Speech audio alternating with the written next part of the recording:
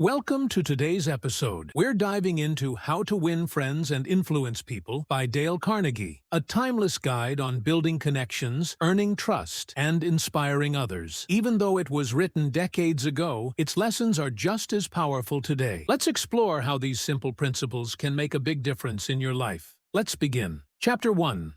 If you want to gather honey, don't kick over the beehive. On May 7, 1931, the most sensational manhunt New York City had ever known had come to its climax. After weeks of search, Two-Gun Crowley, the killer, the gunman who didn't smoke or drink, was at bay, trapped in his sweetheart's apartment on West End Avenue. 150 policemen and detectives laid siege to his top-floor hideaway. They chopped holes in the roof. They tried to smoke out Crowley, the cop killer, with tear gas. Then they mounted their machine guns on surrounding buildings, and for more than an hour, one of New York's fine residential areas reverberated with the crack of pistol fire and the rat-tat-tat of machine guns. Crowley, crouching behind an overstuffed chair, fired incessantly at the police. 10,000 excited people watched the battle. Nothing like it had ever been seen before on the sidewalks of New York. When Crowley was captured, Police Commissioner E.P. Mulrooney declared that the two-gun desperado was one of the most dangerous criminals ever encountered in the history of New York. "He will kill," said the commissioner, "at the drop of a feather." But how did Two-Gun Crowley regard himself? We know, because while the police were firing into his apartment, he wrote a letter addressed to whom it may concern. And, as he wrote, the blood flowing from his wounds left a crimson trail on the paper. In this letter, Crowley said, "Under my coat is a weary heart, but a kind one that would do nobody any harm." A short time before this, Crowley had been having a necking party with his girlfriend on a country road out on Long Island. Suddenly, a policeman walked up to the car and said, "Let me see your license." Without saying a word, Crowley drew his gun and cut the policeman down with a shower of lead. As the dying officer fell, Crowley leaped out of the car, grabbed the officer's revolver, and fired another bullet into the prostrate body. And that was the killer who said, "Under my coat is a weary heart, but a kind one that would do nobody any harm." Crowley was sentenced to the electric chair. When he arrived at the death house in Sing Sing, did he say, "This is what I get for killing people"? No, he said, "This is what I get for defending myself." The point of the story is this: Two-Gun Crowley didn't blame himself for anything. Is that an unusual attitude among criminals? If you think so, listen to this. "I have spent the best years of my life giving people the lighter pleasures, helping them have a good time, and all I get is abuse. The existence of a hunted man." That's Al Capone speaking. Yes, America's most notorious public enemy, the most sinister gang leader who ever shot up Chicago. Capone didn't condemn himself. He actually regarded himself as a public benefactor, an unappreciated and misunderstood public benefactor. And so did Dutch Schultz before he crumpled up under gangster bullets in Newark. Dutch Schultz, one of New York's most notorious rats, said in a newspaper interview that he was a public benefactor, and he believed it. I have had some interesting correspondence with Louis Laws, who was warden of New York's infamous Sing Sing prison for many years, on this subject, and he declared that few of the criminals in Sing Sing regard themselves as bad men. They are just as human as you and I. So they rationalize, they explain, they can tell you why they had to crack a safe or be quick on the trigger finger. Most of them attempt by a form of reasoning, fallacious or logical, to justify their antisocial acts even to themselves, consequently, stoutly maintaining that they should never have been imprisoned at all. If Al Capone, Two-Gun Crowley, Dutch Schultz, and the desperate men and women behind prison walls don't blame themselves for anything, what about the people with whom you and I come in contact? John Wanamaker, founder of the American stores that bear his name, once confessed, I learned 30 years ago that it is foolish to scold. I have enough trouble overcoming my own limitations without fretting over the fact that God has not seen fit to distribute evenly the gift of intelligence. Wanamaker learned this lesson early, but I personally had to blunder through this old world for a third of a century before it even began to dawn upon me that 99 times out of 100, people don't criticize themselves for anything, no matter how wrong it may be.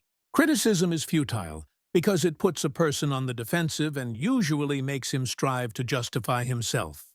Criticism is dangerous because it wounds a person's precious pride, hurts his sense of importance, and arouses resentment. B.F. Skinner, the world-famous psychologist, proved through his experiments that an animal rewarded for good behavior will learn much more rapidly and retain what it learns far more effectively than an animal punished for bad behavior. Later studies have shown that the same applies to humans. By criticizing, we do not make lasting changes and often incur resentment. Hans Selye, another great psychologist, said, "As much as we thirst for approval, we dread condemnation." The resentment that criticism engenders can demoralize employees, family members, and friends, and still not correct the situation that has been condemned. George B. Johnston of Enid, Oklahoma, is the safety coordinator for an engineering company. One of his responsibilities is to see that employees wear their hard hats whenever they are on the job in the field. He reported that whenever he came across workers who were not wearing hard hats, he would tell them with a lot of authority of the regulation and that they must comply. As a result, he would get sullen acceptance, and often after he left, the workers would remove the hats. He decided to try a different approach. The next time he found some of the workers not wearing their hard hat, he asked if the hats were uncomfortable or did not fit properly. Then he reminded the men in a pleasant tone of voice that the hat was designed to protect them from injury, and suggested that it always be worn on the job. The result was increased compliance with the regulation with no resentment or emotional upset. You will find examples of the futility of criticism bristling on 1,000 pages of history. Take, for example, the famous quarrel between Theodore Roosevelt and President Taft, a quarrel that split the Republican Party, put Woodrow Wilson in the White House, and wrote bold, luminous lines across the First World War and altered the flow of history. Let's review the facts quickly. When Theodore Roosevelt stepped out of the White House in 1908, he supported Taft, who was elected president. Then Theodore Roosevelt went off to Africa to shoot lions. When he returned, he exploded. He denounced Taft for his conservatism, tried to secure the nomination for a third term himself, formed the Bull Moose Party, and all but demolished the GOP. In the election that followed, William Howard Taft and the Republican Party carried only 2 states, Vermont and Utah. The most disastrous defeat the party had ever known. Theodore Roosevelt blamed Taft, but did President Taft blame himself? Of course not. With tears in his eyes, Taft said, "I don't see how I could have done any differently from what I have." Who was to blame? Roosevelt or Taft? Frankly, I don't know, and I don't care. The point I am trying to make is that all of Theodore Roosevelt's criticism didn't persuade Taft that he was wrong. It merely made Taft strive to justify himself and to reiterate with tears in his eyes, "I don't see how I could have done any differently from what I have." Or, take the Teapot Dome oil scandal. It kept the newspapers ringing with indignation in the early 1920s. It rocked the nation. Within the memory of living men, nothing like it had ever happened before in American public life. Here are the bare facts of the scandal. Albert B. Fall, Secretary of the Interior in Harding's cabinet, was entrusted with the leasing of government oil reserves at Elk Hill and Teapot Dome. Oil reserves that had been set aside for the future use of the Navy. Did Secretary Fall permit competitive bidding? No, sir. He handed the fat, juicy contract outright to his friend Edward L. Doheny. And what did Doheny do? He gave Secretary Fall what he was pleased to call a loan of $100,000. Then, in a high-handed manner, Secretary Fall ordered United States Marines into the district to drive off competitors whose adjacent wells were sapping oil out of the Elk Hill reserves. These competitors, driven off their ground at the ends of guns and bayonets, rushed into court and blew the lid off the Teapot Dome scandal. A stench arose so vile that it ruined the Harding administration, nauseated an entire nation, threatened to wreck the Republican Party, and put Albert B. Fall behind prison bars. Fall was condemned viciously, condemned as few men in public life have ever been. Did he repent? Never. Years later, Herbert Hoover intimated in a public speech that President Harding's death had been due to mental anxiety and worry because a friend had betrayed him. When Mrs. Fall heard that, she sprang from her chair. She wept. She shook her fists at fate and screamed, "What? Harding betrayed by Fall? No. My husband never betrayed anyone. This whole house full of gold would not tempt my husband to do wrong. He is the one who has been betrayed and led to the slaughter and crucified." There you are. Human nature in action, wrongdoers, blaming everybody but themselves. We are all like that. So when you and I are tempted to criticize someone tomorrow, let's remember Al Capone, 2 Gun Crowley, and Albert Fall. Let's realize that criticisms are like homing pigeons. They always return home. Let's realize that the person we are going to correct and condemn will probably justify himself or herself and condemn us in return.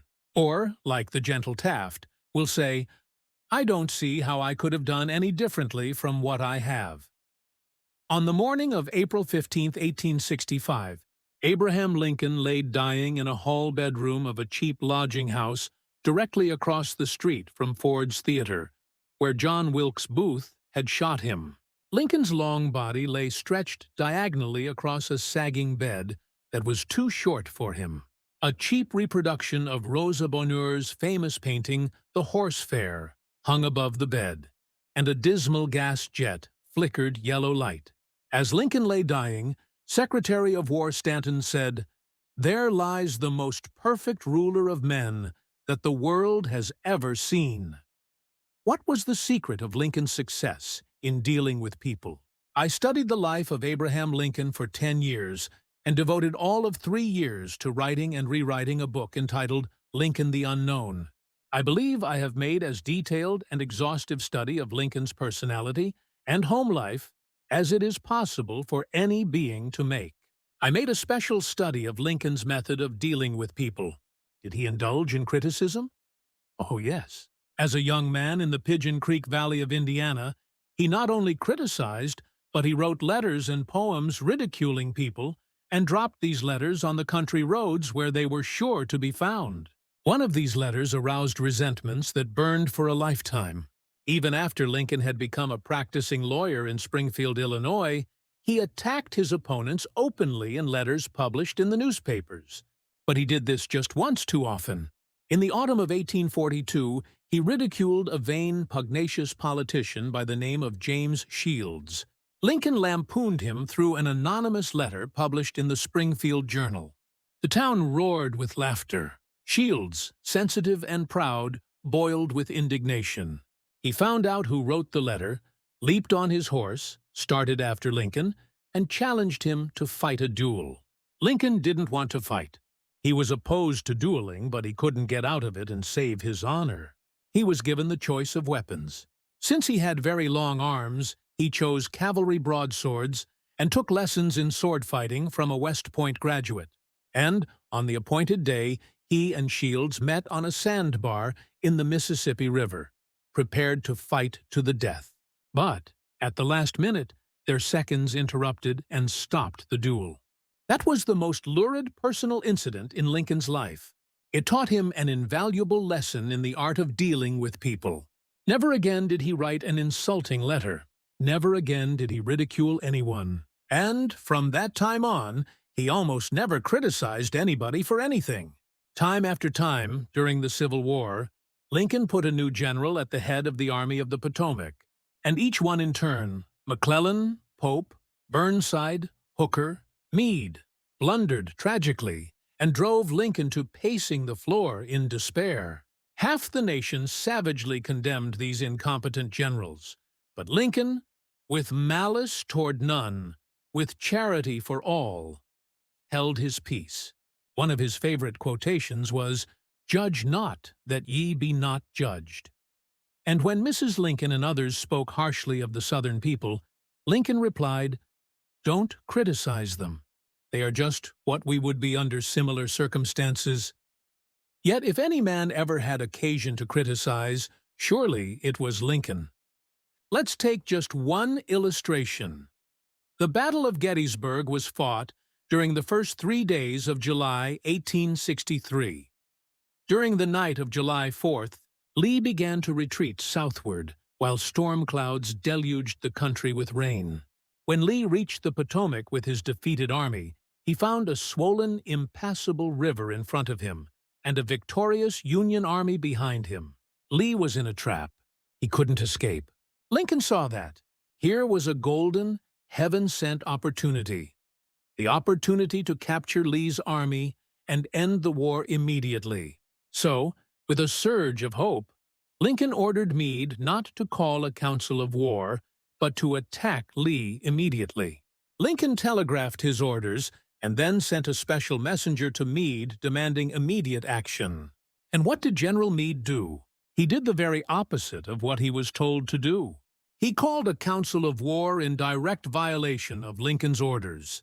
He hesitated. He procrastinated. He telegraphed all manner of excuses. He refused point-blank to attack Lee. Finally, the waters receded, and Lee escaped over the Potomac with his forces. Lincoln was furious. "What does this mean?" Lincoln cried to his son Robert. "Great God! What does this mean? We had them within our grasp, and had only to stretch forth our hands, and they were ours. Yet nothing that I could say or do could make the army move. Under the circumstances, almost any general could have defeated Lee. If I had gone up there, I could have whipped him myself." In bitter disappointment, Lincoln sat down and wrote Meade this letter. And remember, at this period of his life, Lincoln was extremely conservative and restrained in his phraseology. So this letter coming from Lincoln in 1863 was tantamount to the severest rebuke. "My dear General, I do not believe you appreciate the magnitude of the misfortune involved in Lee's escape. He was within our easy grasp, and to have closed upon him would, in connection with our other late successes, have ended the war. As it is, the war will be prolonged indefinitely. If you could not safely attack Lee last Monday, how can you possibly do so south of the river, when you can take with you very few, no more than 2/3 of the force you then had in hand? It would be unreasonable to expect, and I do not expect, that you can now effect much. Your golden opportunity is gone, and I am distressed immeasurably because of it." What do you suppose Meade did when he read the letter? Meade never saw that letter. Lincoln never mailed it. It was found among his papers after his death. My guess is, and this is only a guess, that after writing that letter, Lincoln looked out of the window and said to himself, "Just a minute, maybe I ought not to be so hasty. It is easy enough for me to sit here in the quiet of the White House and order Meade to attack. But if I had been up at Gettysburg, and if I had seen as much blood as Meade has seen during the last week, and if my ears had been pierced with the screams and shrieks of the wounded and dying, maybe I wouldn't be so anxious to attack either. If I had Meade's timid temperament, perhaps I would have done just what he had done. Anyhow, it is water under the bridge now. If I send this letter, it will relieve my feelings, but it will make Meade try to justify himself. It will make him condemn me. It will arouse hard feelings, impair all his further usefulness as a commander, and perhaps force him to resign from the army." So, as I have already said, Lincoln put the letter aside, for he had learned by bitter experience that sharp criticisms and rebukes almost invariably end in futility. Theodore Roosevelt said that when he, as president, was confronted with a perplexing problem, he used to lean back and look up at a large painting of Lincoln which hung above his desk in the White House and ask himself, What would Lincoln do if he were in my shoes? How would he solve this problem? Mark Twain lost his temper occasionally and wrote letters that turned the paper brown. For example, he once wrote to a man who had aroused his ire. "The thing for you is a burial permit. You have only to speak, and I will see that you get it." On another occasion, he wrote to an editor about a proofreader's attempts to improve my spelling and punctuation. He ordered, "Set the matter according to my copy hereafter, and see that the proofreader retains his suggestions in the mush of his decayed brain." The writing of these stinging letters made Mark Twain feel better. They allowed him to blow off steam, and the letters didn't do any real harm because Mark's wife secretly lifted them out of the mail. They were never sent. Do you know someone you would like to change and regulate and improve? Good. That is fine. I am all in favor of it. But why not begin on yourself? From a purely selfish standpoint, that is a lot more profitable than trying to improve others. Yes, and a lot less dangerous. "Don't complain about the snow on your neighbor's roof," said Confucius, "when your own doorstep is unclean." When I was still young and trying to impress people, I wrote a foolish letter to Richard Harding Davis, an author who once loomed large on the literary horizon of America. I was preparing a magazine article about authors, and I asked Davis to tell me about his method of work. A few weeks earlier, I had received a letter from someone with this notation at the bottom: "Dictated, but not read." I was quite impressed.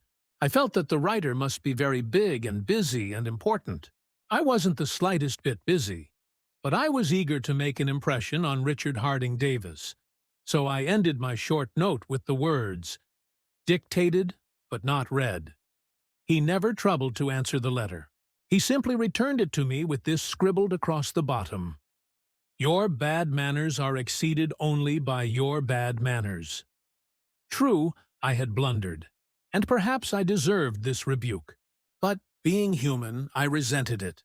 I resented it so sharply that when I read of the death of Richard Harding Davis 10 years later, the one thought that still persisted in my mind, I am ashamed to admit, was the hurt he had given me. If you and I want to stir up a resentment tomorrow that may rankle across the decades and endure until death, just let us indulge in a little stinging criticism, no matter how certain we are that it is justified. When dealing with people, let us remember we are not dealing with creatures of logic. We are dealing with creatures of emotion, creatures bristling with prejudices and motivated by pride and vanity. Bitter criticism caused the sensitive Thomas Hardy, one of the finest novelists ever to enrich English literature, to give up forever the writing of fiction. Criticism drove Thomas Chatterton, the English poet, to suicide. Benjamin Franklin, tactless in his youth, became so diplomatic, so adroit at handling people, that he was made American ambassador to France. The secret of his success? "I will speak ill of no man," he said, "and speak all the good I know of everybody." Any fool can criticize, condemn, and complain, and most fools do. But it takes character and self-control to be understanding and forgiving. "A great man shows his greatness," said Carlyle, "by the way he treats little men." Bob Hoover, a famous test pilot and frequent performer at air shows, was returning to his home in Los Angeles from an air show in San Diego. As described in the magazine Flight Operations, at 300 feet in the air, both engines suddenly stopped. By deft maneuvering, he managed to land the plane, but it was badly damaged, although nobody was hurt. Hoover's first act after the emergency landing was to inspect the aeroplane's fuel. Just as he suspected, the World War II propeller plane he had been flying had been fueled with jet fuel rather than gasoline. Upon returning to the airport, he asked to see the mechanic who had serviced his aeroplane. The young man was sick with the agony of his mistake. Tears streamed down his face as Hoover approached. He had just caused the loss of a very expensive plane and could have caused the loss of 3 lives as well. You can imagine Hoover's anger. One could anticipate the tongue-lashing that this proud and precise pilot would unleash for that carelessness. But Hoover didn't scold the mechanic. He didn't even criticize him. Instead, he put his big arm around the man's shoulder and said, "To show you I'm sure that you'll never do this again, I want you to service my F-51 tomorrow." Often parents are tempted to criticize their children. You would expect me to say, "Don't," but I will not. I am merely going to say, before you criticize them, read one of the classics of American journalism, Father Forgets. It originally appeared as an editorial in the People's Home Journal. We are reprinting it here with the author's permission, as condensed in the Reader's Digest. Father Forgets is one of those little pieces which, dashed off in a moment of sincere feeling, strikes an echoing chord in so many readers as to become a perennial reprint favorite. Since its first appearance, Father Forgets has been reproduced, writes the author, W. Livingstone Larned, in hundreds of magazines and house organs, and in newspapers the country over. It has been reprinted almost as extensively in many foreign languages. I have given personal permission to thousands who wish to read it from school, church, and lecture platforms. It has been on the air on countless occasions and programs. Oddly enough, college periodicals have used it, and high school magazines. Sometimes a little piece seems mysteriously to click. This one certainly did. Father Forgets W.D. Taberdo Yaribu.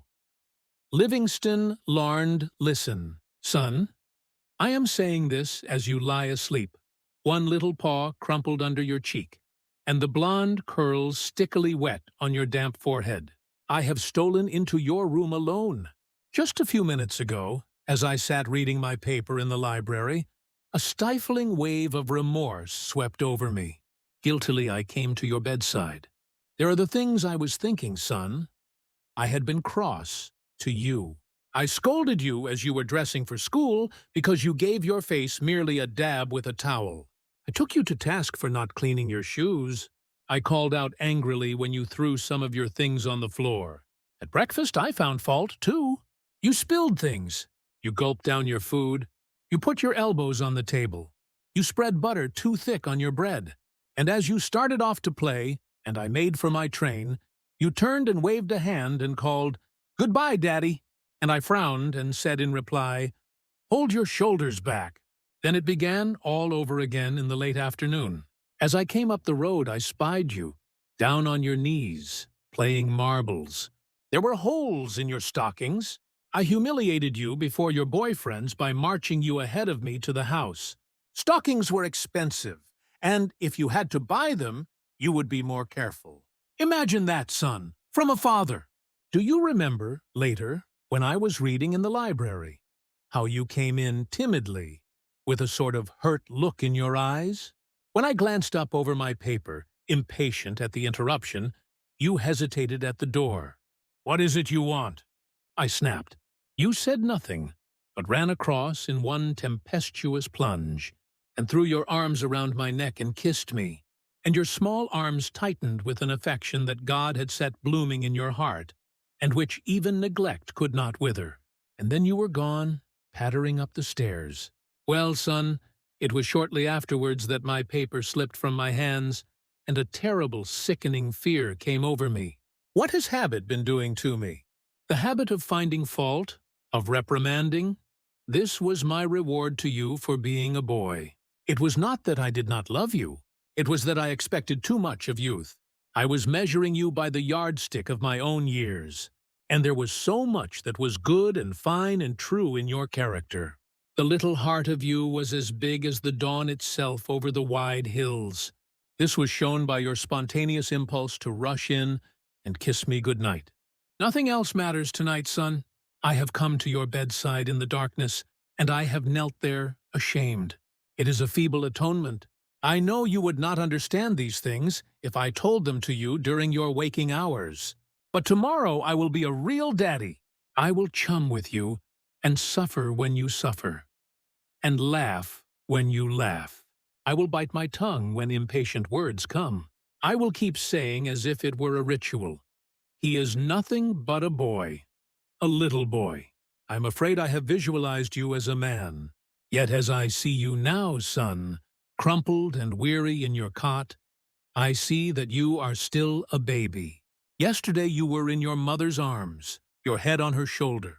I have asked too much, too much. Instead of condemning people, let's try to understand them. Let's try to figure out why they do what they do.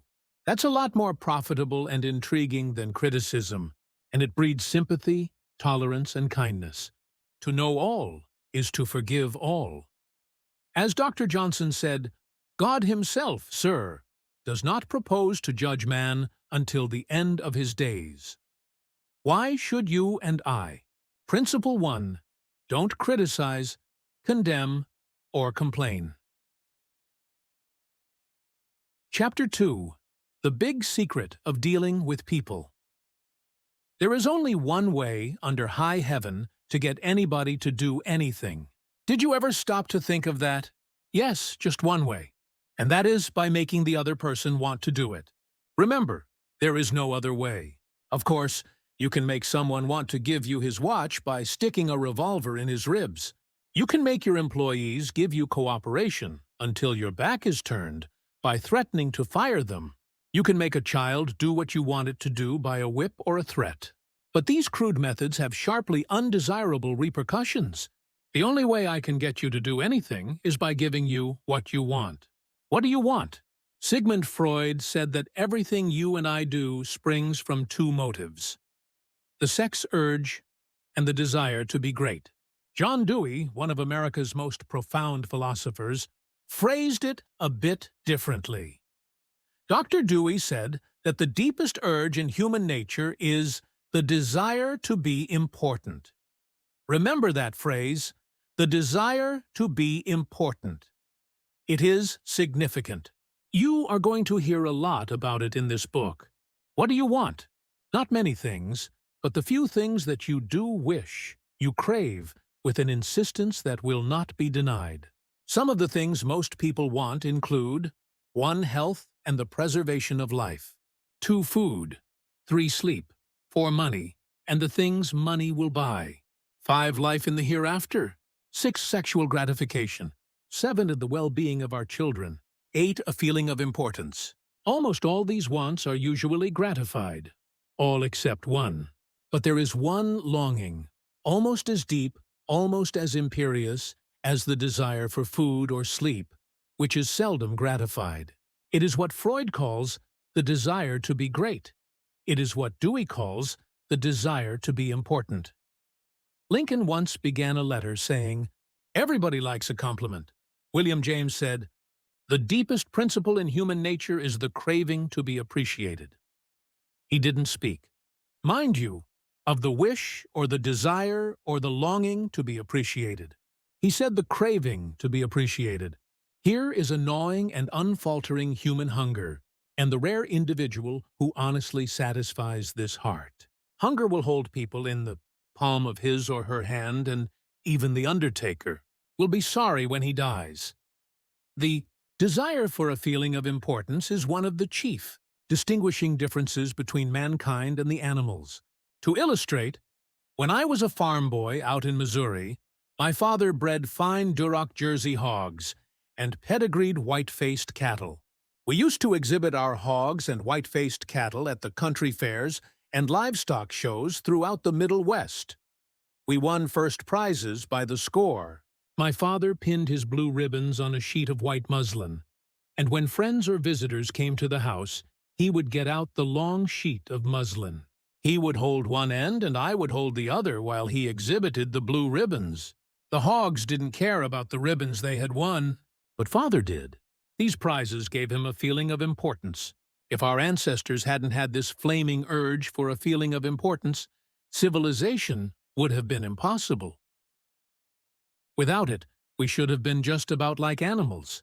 It was this desire for a feeling of importance that led an uneducated, poverty-stricken grocery clerk to study some law books he found in the bottom of a barrel of household plunder that he had bought for 50 cents. You have probably heard of this grocery clerk. His name was Lincoln. It was this desire for a feeling of importance that inspired Dickens to write his immortal novels. This desire inspired Sir Christopher Wren to design his symphonies in stone. This desire made Rockefeller amass millions that he never spent. And this same desire made the richest family in your town build a house far too large for its requirements. This desire makes you want to wear the latest styles, drive the latest cars, and talk about your brilliant children. It is this desire that lures many boys and girls into joining gangs and engaging in criminal activities. The average young criminal, according to E.P. Mulrooney, one-time police commissioner of New York, is filled with ego, and his first request after arrest is for those lurid newspapers that make him out a hero. The disagreeable prospect of serving time seems remote, so long as he can gloat over his likeness sharing space with pictures of sports figures, movie and TV stars, and politicians. If you tell me how you get your feeling of importance, I'll tell you what you are. That determines your character. That is the most significant thing about you. For example, John D. Rockefeller got his feeling of importance by giving money to erect a modern hospital in Peking, China, to care for millions of poor people whom he had never seen and never would see. Dillinger, on the other hand, got his feeling of importance by being a bandit, a bank robber, and killer. When the FBI agents were hunting him, he dashed into a farmhouse up in Minnesota and said, "I'm Dillinger." He was proud of the fact that he was public enemy number one. "I'm not going to hurt you, but I'm Dillinger," he said. Yes, the one significant difference between Dillinger and Rockefeller is how they got their feeling of importance. History sparkles with amusing examples of famous people struggling for a feeling of importance. Even George Washington wanted to be called His Mightiness, the President of the United States, and Columbus pleaded for the title Admiral of the Ocean and Viceroy of India. Catherine the Great refused to open letters that were not addressed to Her Imperial Majesty, and Mrs. Lincoln, in the White House, turned upon Mrs. Grant like a tigress and shouted, "How dare you be seated in my presence until I invite you?" Our millionaires helped finance Admiral Byrd's expedition to the Antarctic in 1928 with the understanding that ranges of icy mountains would be named after them. And Victor Hugo aspired to have nothing less than the city of Paris renamed in his honor. Even Shakespeare, mightiest of the mighty, tried to add luster to his name by procuring a coat of arms for his family. People sometimes became invalids in order to win sympathy and attention and get a feeling of importance. For example, take Mrs. McKinley. She got a feeling of importance by forcing her husband, the President of the United States, to neglect important affairs of state while he reclined on the bed beside her for hours at a time, his arm about her, soothing her to sleep. She fed her gnawing desire for attention by insisting that he remain with her while she was having her teeth fixed, and once created a stormy scene when he had to leave her alone with the dentist while he kept an appointment with John Hay, his Secretary of State. The writer Mary Roberts Rinehart once told me of a bright, vigorous young woman who became an invalid in order to get a feeling of importance. "One day," said Mrs. Rinehart, "this woman had been obliged to face something, her age, perhaps. The lonely years were stretching ahead, and there was little left for her to anticipate. She took to her bed, and for 10 years her old mother traveled to the 3rd floor and back, carrying trays, nursing her. Then one day the old mother, weary with service, lay down and died. For some weeks the invalid languished. Then she got up, put on her clothing, and resumed living again." Some authorities declare that people may actually go insane in order to find, in the dreamland of insanity, the feeling of importance that has been denied them in the harsh world of reality. There are more patients suffering from mental diseases in the United States than from all other diseases combined. What is the cause of insanity? Nobody can answer such a sweeping question, but we know that certain diseases, such as syphilis, break down and destroy the brain cells and result in insanity. In fact, about 1/2 of all mental diseases can be attributed to such physical causes as brain lesions, alcohol, toxins, and injuries. But the other half, and this is the appalling part of the story, the other half of the people who go insane apparently have nothing organically wrong with their brain cells. In post-mortem examinations, when their brain tissues are studied under the highest-powered microscopes, these tissues are found to be apparently just as healthy as yours and mine. Why do these people go insane? I put that question to the head physician of one of our most important psychiatric hospitals. This doctor, who has received the highest honors and the most coveted awards for his knowledge of this subject, told me frankly that he didn't know why people went insane. Nobody knows for sure. But he did say that many people who go insane find in insanity a feeling of importance that they were unable to achieve in the world of reality. Then he told me this story. I have a patient right now whose marriage proved to be a tragedy. She wanted love, sexual gratification, children, and social prestige, but life blasted all her hopes. Her husband didn't love her. He refused even to eat with her and forced her to serve his meals in his room upstairs. She had no children, no social standing. She went insane, and, in her imagination, she divorced her husband and resumed her maiden name. She now believes she has married into English aristocracy, and she insists on being called Lady Smith. And as for children, she imagines now that she has had a new child every night. Each time I call on her, she says, "Doctor, I had a baby last night." Life once wrecked all her dream ships on the sharp rocks of reality. But in the sunny fantasy isles of insanity, all her barkentines race into port, with canvas billowing and winds winging through the masts. Tragic? Oh, I don't know, her physician said to me.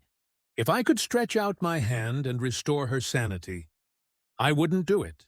She's much happier as she is. If some people are so hungry for a feeling of importance that they actually go insane to get it, imagine what miracle you and I can achieve by giving people honest appreciation this side of insanity. One of the first people in American business to be paid a salary of over $1 million a year, when there was no income tax and a person earning $50 a week was considered well off, was Charles Schwab. He had been picked by Andrew Carnegie to become the first president of the newly formed United States Steel Company in 1921, when Schwab was only 38 years old. Schwab later left U.S. Steel to take over the then-troubled Bethlehem Steel Company, and he rebuilt it into one of the most profitable companies in America. Why did Andrew Carnegie pay $1 million a year, or more than $3,000 a day, to Charles Schwab? Why? Because Schwab was a genius? No. Because he knew more about the manufacture of steel than other people? Nonsense. Charles Schwab told me himself that he had many men working for him who knew more about the manufacture of steel than he did. Schwab says that he was paid this salary largely because of his ability to deal with people. I asked him how he did it. Here is his secret set down in his own words. Words that ought to be cast in eternal bronze and hung in every home and school, every shop and office in the land. Words that children ought to memorize instead of wasting their time memorizing the conjugation of Latin verbs or the amount of the annual rainfall in Brazil. Words that will all but transform your life and mine if we will only live them. I consider my ability to arouse enthusiasm among my people, said Schwab, the greatest asset I possess.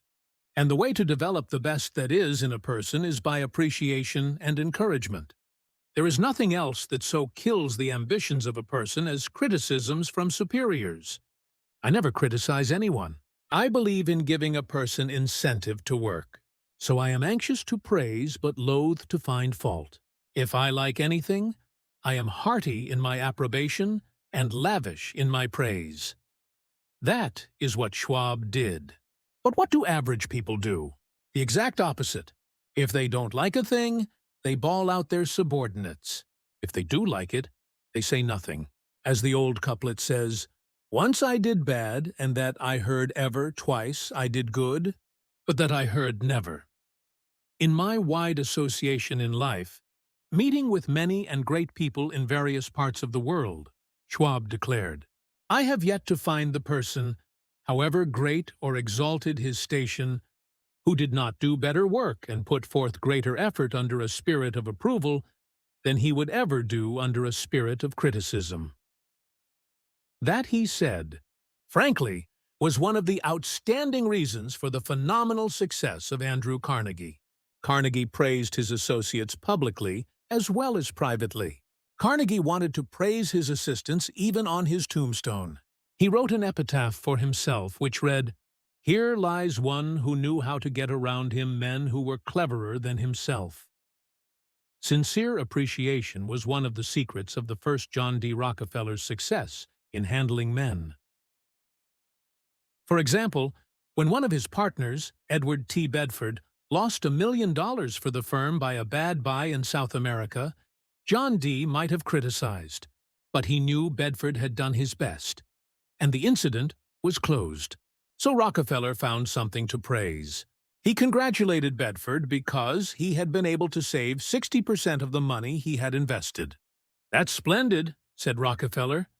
"We don't always do as well as that upstairs."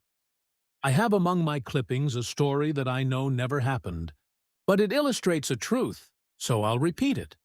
According to this silly story, a farm woman, at the end of a heavy day's work, set before her menfolks a heaping pile of hay, and when they indignantly demanded whether she had gone crazy, she replied, "Why, how did I know you'd notice?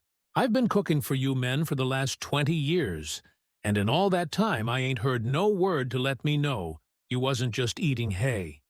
When a study was made a few years ago on runaway wives, what do you think was discovered to be the main reason wives ran away? It was lack of appreciation. And I'd bet that a similar study made of runaway husbands would come out the same way. We often take our spouses so much for granted that we never let them know we appreciate them.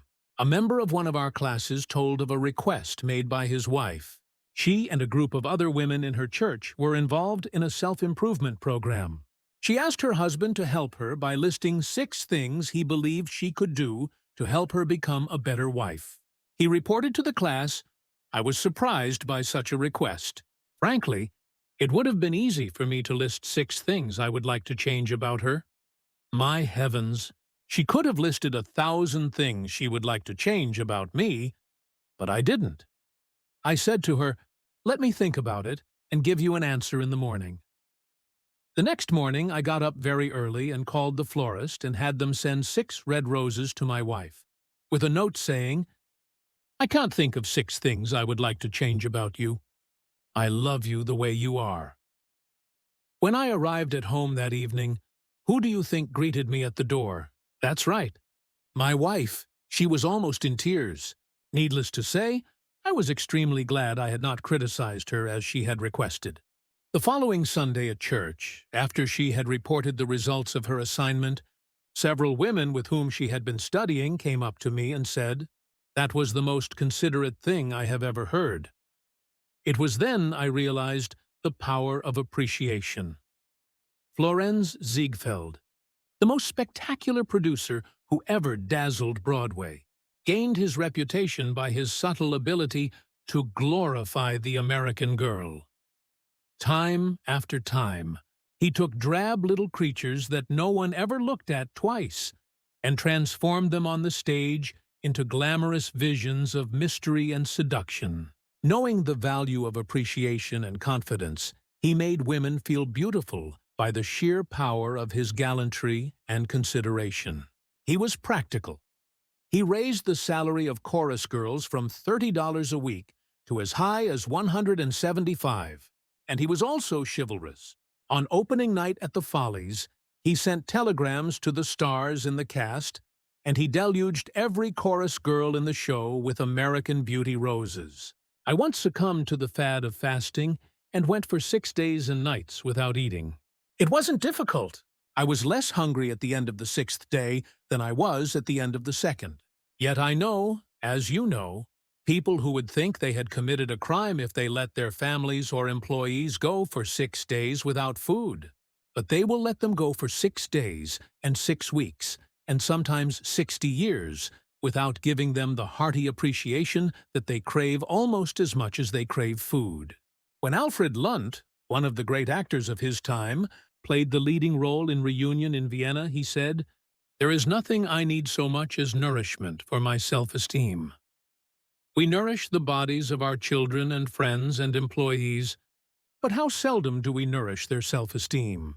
We provide them with roast beef and potatoes to build energy, but we neglect to give them kind words of appreciation that would sing in their memories for years, like the music of the morning stars.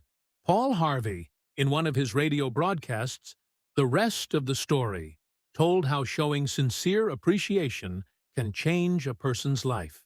He reported that years ago, a teacher in Detroit asked Stevie Morris to help her find a mouse that was lost in the classroom. You see, she appreciated the fact that nature had given Stevie something no one else in the room had. Nature had given Stevie a remarkable pair of ears to compensate for his blind eyes. But this was really the first time Stevie had been shown appreciation for those talented ears. Now, years later, he says that this act of appreciation was the beginning of a new life. You see, from that time on, he developed his gift of hearing and went on to become, under the stage name of Stevie Wonder, one of the great pop singers and songwriters of the 70s. Some readers are saying right now, as they read these lines, "Oh, phooey, flattery, bear oil. I've tried that stuff. It doesn't work. Not with intelligent people." Of course, flattery seldom works with discerning people. It is shallow, selfish, and insincere. It ought to fail, and it usually does. True, some people are so hungry, so thirsty for appreciation that they will swallow anything, just as a starving man will eat grass and fishworms. Even Queen Victoria was susceptible to flattery. Prime Minister Benjamin Disraeli confessed that he put it on thick in dealing with the Queen. To use his exact words, he said he spread it on with a trowel. But Disraeli was one of the most polished, deft and adroit men who ever ruled the far-flung British Empire. He was a genius in his line. What would work for him wouldn't necessarily work for you and me. In the long run, flattery will do you more harm than good. Flattery is counterfeit, and like counterfeit money, it will eventually get you into trouble if you pass it to someone else. The difference between appreciation and flattery? That is simple. One is sincere and the other insincere. One comes from the heart out, the other from the teeth out. One is unselfish, the other selfish. One is universally admired, the other universally condemned. I recently saw a bust of Mexican hero General Alvaro Obregón in the Chapultepec Palace in Mexico City. Below the bust are carved these wise words from General Obregón's philosophy. Don't be afraid of enemies who attack you. Be afraid of the friends who flatter you. No, I am not suggesting flattery. Far from it. I'm talking about a new way of life. Let me repeat. I am talking about a new way of life. King George V had a set of 6 maxims displayed on the walls of his study at Buckingham Palace. One of these maxims said, "Teach me neither to proffer nor receive cheap praise." That's all flattery is, cheap praise. I once read a definition of flattery that may be worth repeating. Flattery is telling the other person precisely what he thinks about himself. Use what language you will, said Ralph Waldo Emerson. You can never say anything but what you are. If all we had to do was flatter, everybody would catch on, and we should all be experts in human relations. When we are not engaged in thinking about some definite problem, we usually spend about 95% of our time thinking about ourselves. Now, if we stop thinking about ourselves for a while and begin to think of the other person's good points, we won't have to resort to flattery so cheap and false that it can be spotted almost before it is out of the mouth. One of the most neglected virtues of our daily existence is appreciation. Somehow, we neglect to praise our son or daughter when he or she brings home a good report card, and we fail to encourage our children when they first succeed in baking a cake or building a birdhouse. Nothing pleases children more than this kind of parental interest and approval. The next time you enjoy filet mignon at the club, send word to the chef that it was excellently prepared. And when a tired salesperson shows you unusual courtesy, please mention it. Every minister, lecturer, and public speaker knows the discouragement of pouring himself or herself out to an audience and not receiving a single ripple of appreciative comment. What applies to professionals applies doubly to workers in offices, shops, and factories, and our families and friends. In our interpersonal relations, we should never forget that all our associates are human beings and hunger for appreciation. It is the legal tender that all souls enjoy. Try leaving a friendly trail of little sparks of gratitude on your daily trips. You will be surprised how they will set small flames of friendship that will be rose beacons on your next visit. Pamela Dunham of New Fairfield, Connecticut, had among her responsibilities on her job the supervision of a janitor who was doing a very poor job. The other employees would jeer at him and litter the hallways to show him what a bad job he was doing. It was so bad, productive time was being lost in the shop. Without success, Pam tried various ways to motivate this person. She noticed that occasionally he did a particularly good piece of work. She made a point to praise him for it in front of the other people. Each day the job he did all around got better, and pretty soon he started doing all his work efficiently. Now he does an excellent job and other people give him appreciation and recognition. Honest appreciation got results where criticism and ridicule failed. Hurting people not only does not change them, it is never called for. There is an old saying that I have cut out and pasted on my mirror where I cannot help but see it every day. I shall pass this way but once. Any good, therefore, that I can do, or any kindness that I can show to any human being, let me do it now. Let me not defer nor neglect it, for I shall not pass this way again. Emerson said, "Every man I meet is my superior in some way. In that, I learn of him."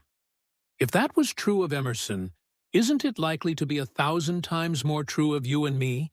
Let's cease thinking of our accomplishments, our wants. Let's try to figure out the other person's good points. Then forget flattery. Give honest, sincere appreciation. Be hearty in your approbation and lavish in your praise. And people will cherish your words and treasure them and repeat them over a lifetime. Repeat them years after you have forgotten them. Principle 2. Give honest and sincere appreciation. Chapter 3. He who can do this has the whole world with him.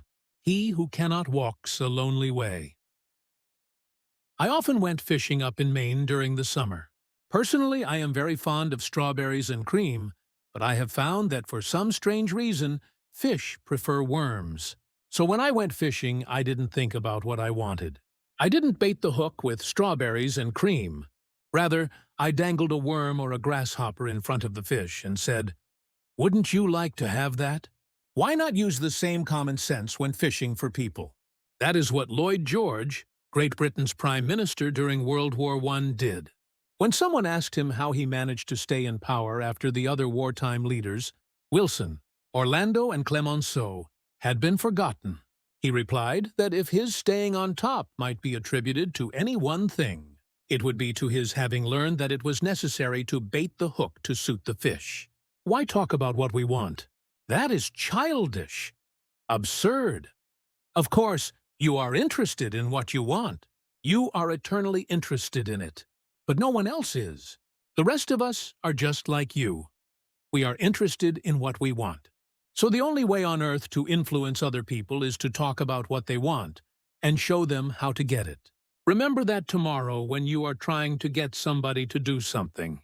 If, for example, you don't want your children to smoke, don't preach at them, and don't talk about what you want, but show them that cigarettes may keep them from making the basketball team or winning the 100-yard dash.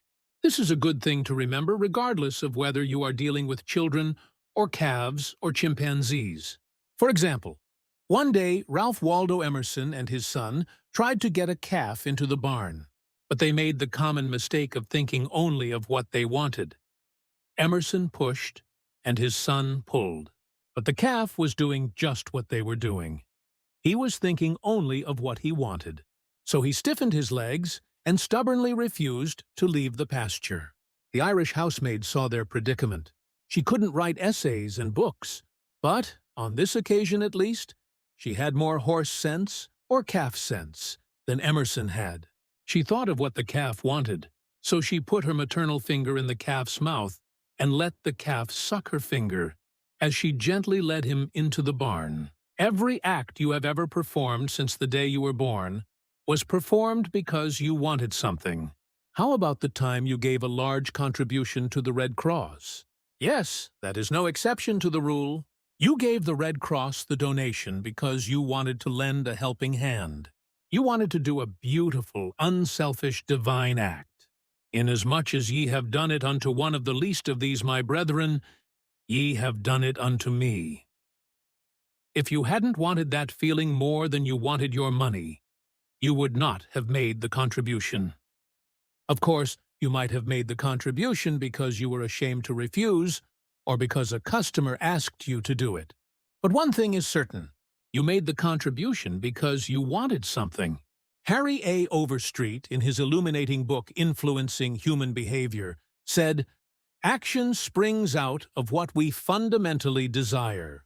And the best piece of advice which can be given to would-be persuaders, whether in business, in the home, in the school, in politics, is, first, arouse in the other person an eager want.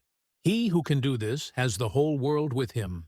He who cannot walks a lonely way. Andrew Carnegie, the poverty-stricken Scotch lad, who started to work at 2 cents an hour and finally gave away $365 million, learned early in life that the only way to influence people is to talk in terms of what the other person wants. He attended school only 4 years, yet he learned how to handle people. To illustrate, his sister-in-law was worried sick over her 2 boys. They were at Yale, and they were so busy with their own affairs that they neglected to write home and paid no attention whatever to their mother's frantic letters. Then Carnegie offered to wager $100 that he could get an answer by return mail without even asking for it. Someone called his bet, so he wrote his nephews a chatty letter, mentioning casually in a postscript that he was sending each one a $5 bill. He neglected, however, to enclose the money. Back came replies by return mail thanking "Dear Uncle Andrew" for his kind note, and you can finish the sentence yourself. Another example of persuading comes from Stan Novak of Cleveland, Ohio, a participant in our course. Stan came home from work one evening to find his youngest son, Tim, kicking and screaming on the living room floor. He was to start kindergarten the next day, and was protesting that he would not go. Stan's normal reaction would have been to banish the child to his room and tell him he'd better make up his mind to go. He had no choice. But tonight, recognizing that this would not really help Tim start kindergarten in the best frame of mind, Stan sat down and thought, if I were Tim, why would I be excited about going to kindergarten? He and his wife made a list of all the fun things Tim would do, such as finger painting, singing songs, making new friends. Then they put them into action. We all started finger painting on the kitchen table. My wife, Lil, my other son, Bob, and myself, all having fun. Soon Tim was peeping around the corner. Next, he was begging to participate. "Oh no! You have to go to kindergarten first to learn how to finger paint." With all the enthusiasm I could muster, I went through the list, talking in terms he could understand, telling him all the fun he would have in kindergarten. The next morning, I thought I was the first one up. I went downstairs and found Tim sitting sound asleep in the living room chair. "What are you doing here?" I asked. "I'm waiting to go to kindergarten. I don't want to be late." The enthusiasm of our entire family had aroused in Tim an eager want that no amount of discussion or threat could have possibly accomplished. Tomorrow, you may want to persuade somebody to do something. Before you speak, pause and ask yourself, how can I make this person want to do it? That question will stop us from rushing into a situation heedlessly, with futile chatter about our desires. At one time, I rented the grand ballroom of a certain New York hotel for 20 nights in each season in order to hold a series of lectures. At the beginning of one season, I was suddenly informed that I should have to pay almost 3 times as much rent as formerly. This news reached me after the tickets had been printed and distributed and all the announcements had been made. Naturally, I didn't want to pay the increase, but what was the use of talking to the hotel about what I wanted? They were only interested in what they wanted. So a couple of days later, I went to see the manager. "I was a bit shocked when I got your letter," I said, "but I don't blame you at all. If I had been in your position, I should probably have written a similar letter myself. Your duty as the manager of the hotel is to make all the profit possible. If you don't do that, you will be fired, and you ought to be fired. Now, let's take a piece of paper and write down the advantages and the disadvantages that will accrue to you, if you insist on this increase in rent." Then I took a letterhead and ran a line through the center and headed, one column, advantages, and the other column, disadvantages. ITA. Wrote down under the head advantages these words, ballroom free. Then I went on to say, you will have the advantage of having the ballroom free to rent for dances and conventions. That is a big advantage, for affairs like that will pay you much more than you can get for a series of lectures. If I tie your ballroom up for 20 nights during the course of the season, it is sure to mean a loss of some very profitable business to you. Now, let's consider the disadvantages. First, instead of increasing your income from me, you are going to decrease it. In fact, you are going to wipe it out because I cannot pay the rent you are asking. I shall be forced to hold these lectures at some other place. There's another disadvantage to you also. These lectures attract crowds of educated and cultured people to your hotel. That is good advertising for you, isn't it? In fact, if you spent $5,000 advertising in the newspapers, you couldn't bring as many people to look at your hotel as I can bring by these lectures. That is worth a lot to a hotel, isn't it? As I talked, I wrote these two disadvantages under the proper heading and handed the sheet of paper to the manager, saying, I wish you would carefully consider both the advantages and disadvantages that are going to accrue to you, and then give me your final decision. I received a letter the next day, informing me that my rent would be increased only 50% instead of 300%. Mind you, I got this reduction without saying a word about what I wanted. I talked all the time about what the other person wanted and how he could get it. Suppose I had done the human, natural thing. Suppose I had stormed into his office and said, "What do you mean by raising my rent 300% when you know the tickets have been printed and the announcements made? 300%! Ridiculous! Absurd! I won't pay it." What would have happened then? An argument would have begun to steam and boil and sputter. And you know how arguments end. Even if I had convinced him that he was wrong, his pride would have made it difficult for him to back down and give in. Here is one of the best bits of advice ever given about the fine art of human relationships. "If there is any one secret of success," said Henry Ford, "it lies in the ability to get the other person's point of view and see things from that person's angle as well as from your own." That is so good. I want to repeat it.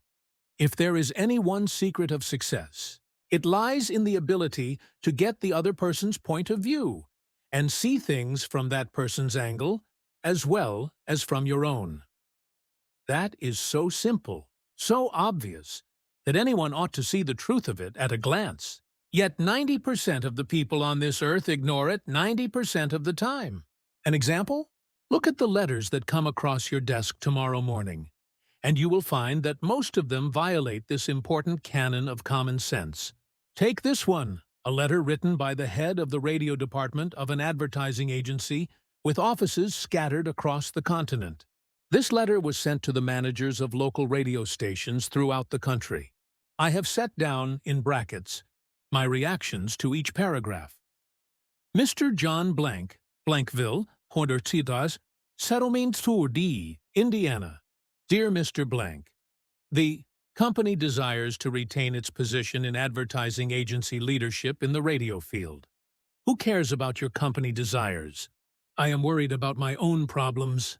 The bank is foreclosing the mortgage on my house. The bugs are destroying the hollyhocks. The stock market tumbled yesterday. I missed the 8:15 this morning.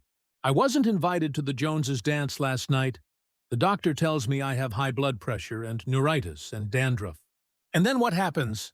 I come down to the office this morning worried, open my mail, and here is some little whippersnapper off in New York yapping about what his company wants. Bah!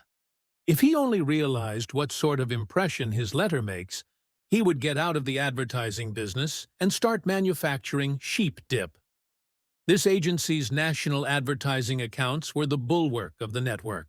Our subsequent clearances of station time have kept us at the top of agencies year after year. You are big and rich and right at the top, are you? So what? I don't give two whoops in Hades if you are as big as General Motors and General Electric and the general staff of the U.S. Army all combined. If you had as much sense as a half-witted hummingbird, you would realize that I am interested in how big I am, not how big you are. All this talk about your enormous success makes me feel small and unimportant. We desire to service our accounts with the last word on radio station information. You desire, you unmitigated ass. I'm not interested in what you desire or what the President of the United States desires. Let me tell you once and for all that I am interested in what I desire, and you haven't said a word about that yet in this absurd letter of yours. Will you, therefore, put the company on your preferred list for weekly station information, every single detail that will be useful to an agency in intelligently booking time? Preferred list. You have your nerve. You make me feel insignificant by your big talk about your company. And then you ask me to put you on a preferred list, and you don't even say please when you ask it. A prompt acknowledgement of this letter, giving us your latest doings, will be mutually helpful. You fool! You mail me a cheap form letter, a letter scattered far and wide like the autumn leaves. And you have the gall to ask me, when I am worried about the mortgage and the hollyhocks and my blood pressure, to sit down and dictate a personal note acknowledging your form letter, and you ask me to do it promptly. What do you mean, promptly? Don't you know I am just as busy as you are? Or, at least, I like to think I am. And while we are on the subject, who gave you the lordly right to order me around? You say it will be mutually helpful. At last, you have begun to see my viewpoint. But you are vague about how it will be to my advantage. Very truly yours. John Doe, Manager, Radio Department, P.S. The enclosed reprint from the Blankville Journal will be of interest to you, and you may want to broadcast it over your station. Finally, down here in the postscript, you mentioned something that may help me solve one of my problems. Why didn't you begin your letter with, "But what's the use?"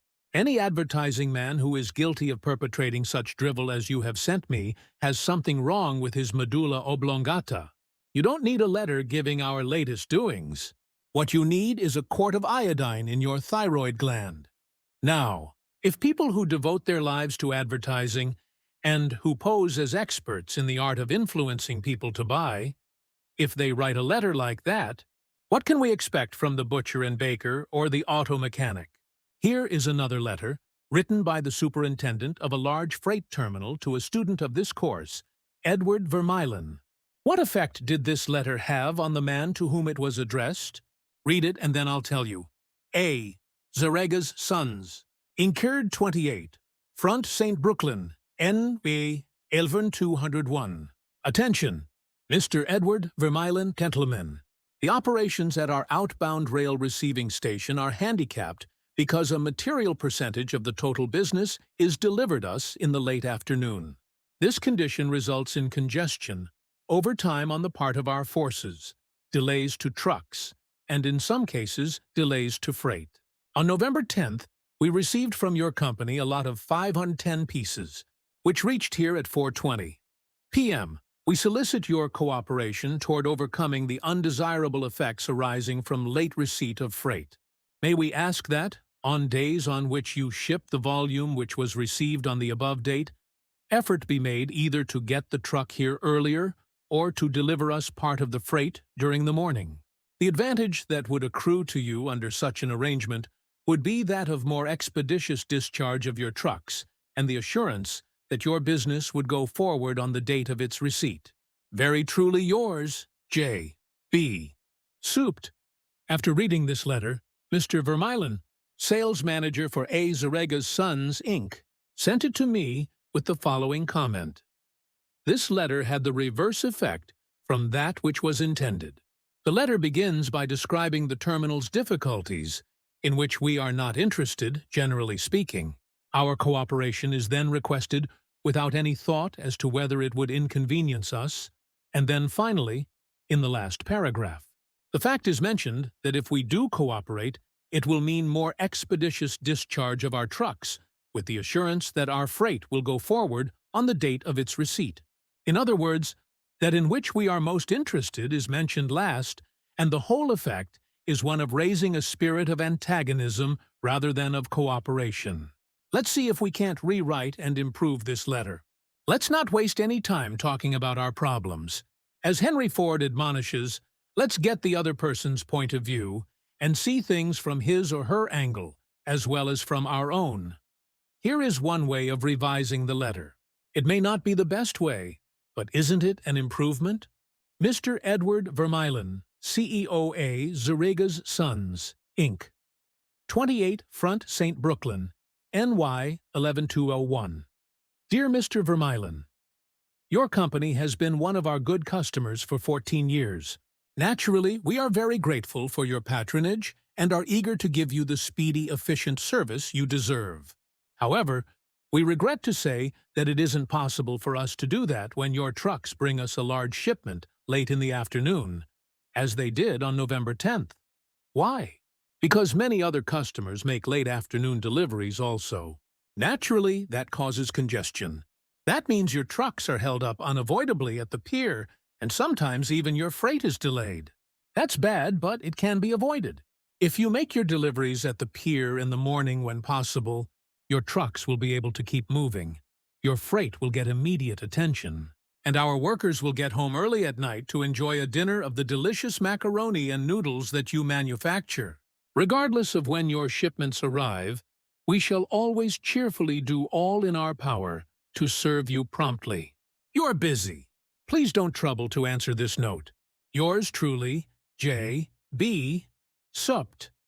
Barbara Anderson, who worked in a bank in New York, desired to move to Phoenix, Arizona, because of the health of her son. Using the principles she had learned in our course, she wrote the following letter to 12 banks in Phoenix. Dear Sir, my 10 years of bank experience should be of interest to a rapidly growing bank like yours. In various capacities in bank operations with the Bankers Trust Company in New York, leading to my present assignment as branch manager, I have acquired skills in all phases of banking, including depositor relations, credits, loans, and administration. I will be relocating to Phoenix in May, and I am sure I can contribute to your growth and profit. I will be in Phoenix the week of April 3 and would appreciate the opportunity to show you how I can help your bank meet its goals. Sincerely, Barbara L. Anderson. Do you think Mrs. Anderson received any response from that letter? 11 of the 12 banks invited her to be interviewed, and she had a choice of which banks offered to accept. Why? Mrs. Anderson did not state what she wanted, but wrote in the letter how she could help them, and focused on their wants, not her own. Thousands of salespeople are pounding the pavements today, tired, discouraged, and underpaid. Why? Because they are always thinking only of what they want. They don't realize that neither you nor I want to buy anything. If we did, we would go out and buy it. But both of us are eternally interested in solving our problems. And if salespeople can show us how their services or merchandise will help us solve our problems, they won't need to sell us. We'll buy. And customers like to feel that they are buying, not being sold. Yet many salespeople spend a lifetime in selling without seeing things from the customer's angle. For example, for many years I lived in Forest Hills, a little community of private homes in the center of Greater New York. One day, as I was rushing to the station, I chanced to meet a real estate operator who had bought and sold property in that area for many years. He knew Forest Hills well, so I hurriedly asked him whether or not my stucco house was built with metal lath or hollow tile. He said he didn't know, and told me what I already knew, that I could find out by calling the Forest Hills Garden Association. The following morning, I received a letter from him. Did he give me the information I wanted? He could have gotten it in 60 seconds by a telephone call, but he didn't. He told me again that I could get it by telephoning, and then asked me to let him handle my insurance. He was not interested in helping me. He was interested only in helping himself.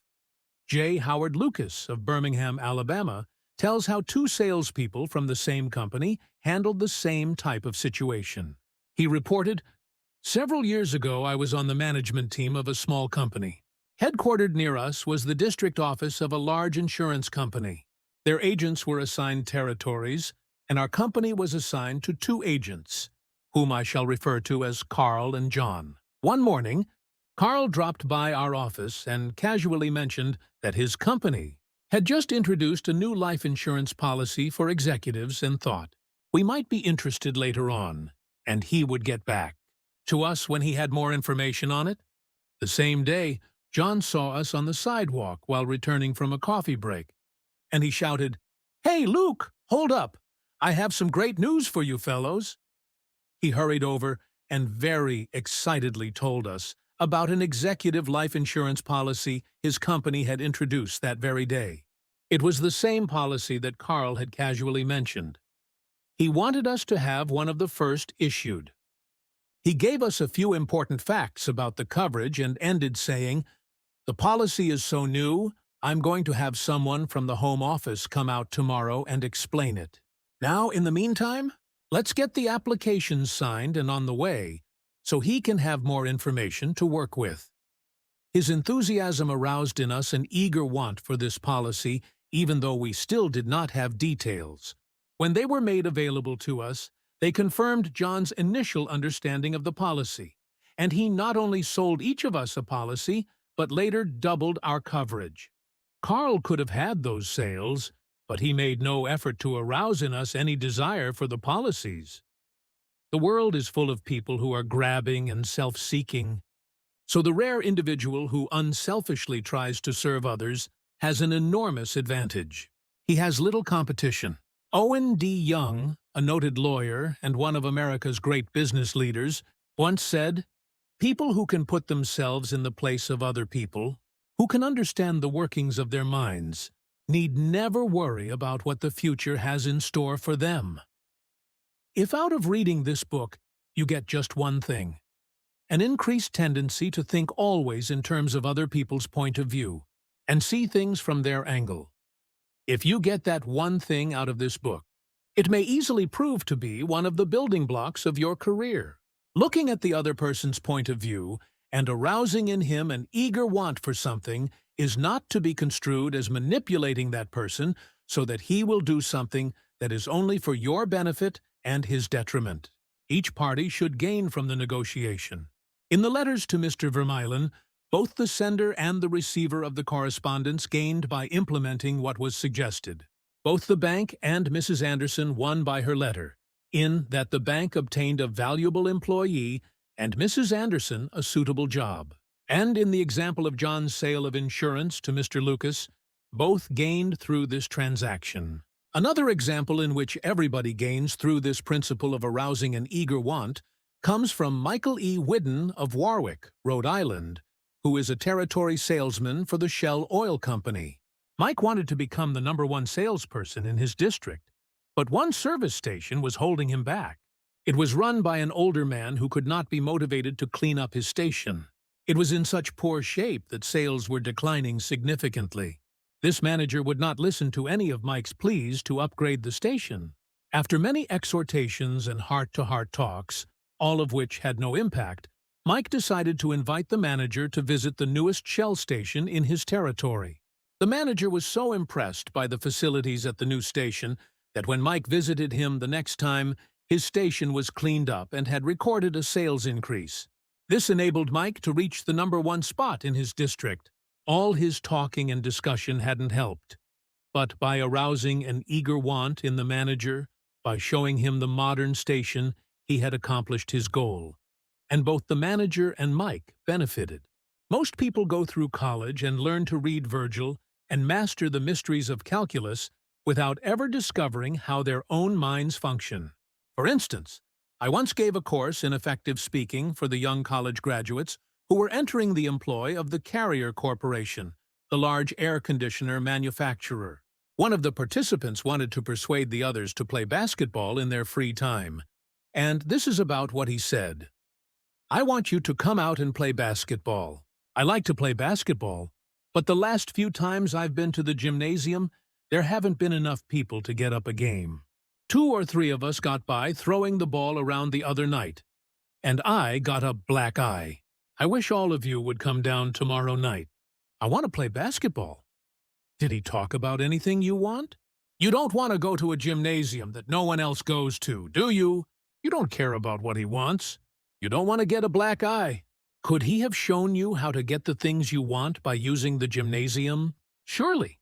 More pep, keener edge to the appetite, clearer brain, fun, games, basketball. To repeat Professor Overstreet's wise advice, first, arouse in the other person an eager want. He who can do this has the whole world with him. He who cannot walks a lonely way. One of the students in the author's training course was worried about his little boy. The child was underweight and refused to eat properly. His parents used the usual method. They scolded and nagged. Mother wants you to eat this and that. Father wants you to grow up to be a big man. Did the boy pay any attention to these pleas? Just about as much as you pay to one fleck of sand on a sandy beach. No one with a trace of horse sense would expect a child 3 years old to react to the viewpoint of a father 30 years old. Yet that was precisely what that father had expected. It was absurd. He finally saw that. So he said to himself, "What does that boy want? How can I tie up what I want to what he wants?" It was easy for the father when he started thinking about it. His boy had a tricycle that he loved to ride up and down the sidewalk in front of the house in Brolkin. A few doors down the street lived a bully, a bigger boy who would pull the little boy off his tricycle and ride it himself. Naturally, the little boy would run screaming to his mother, and she would have to come out and take the bully off the tricycle and put her little boy on again. This happened almost every day. What did the little boy want? It didn't take a Sherlock Holmes to answer that one.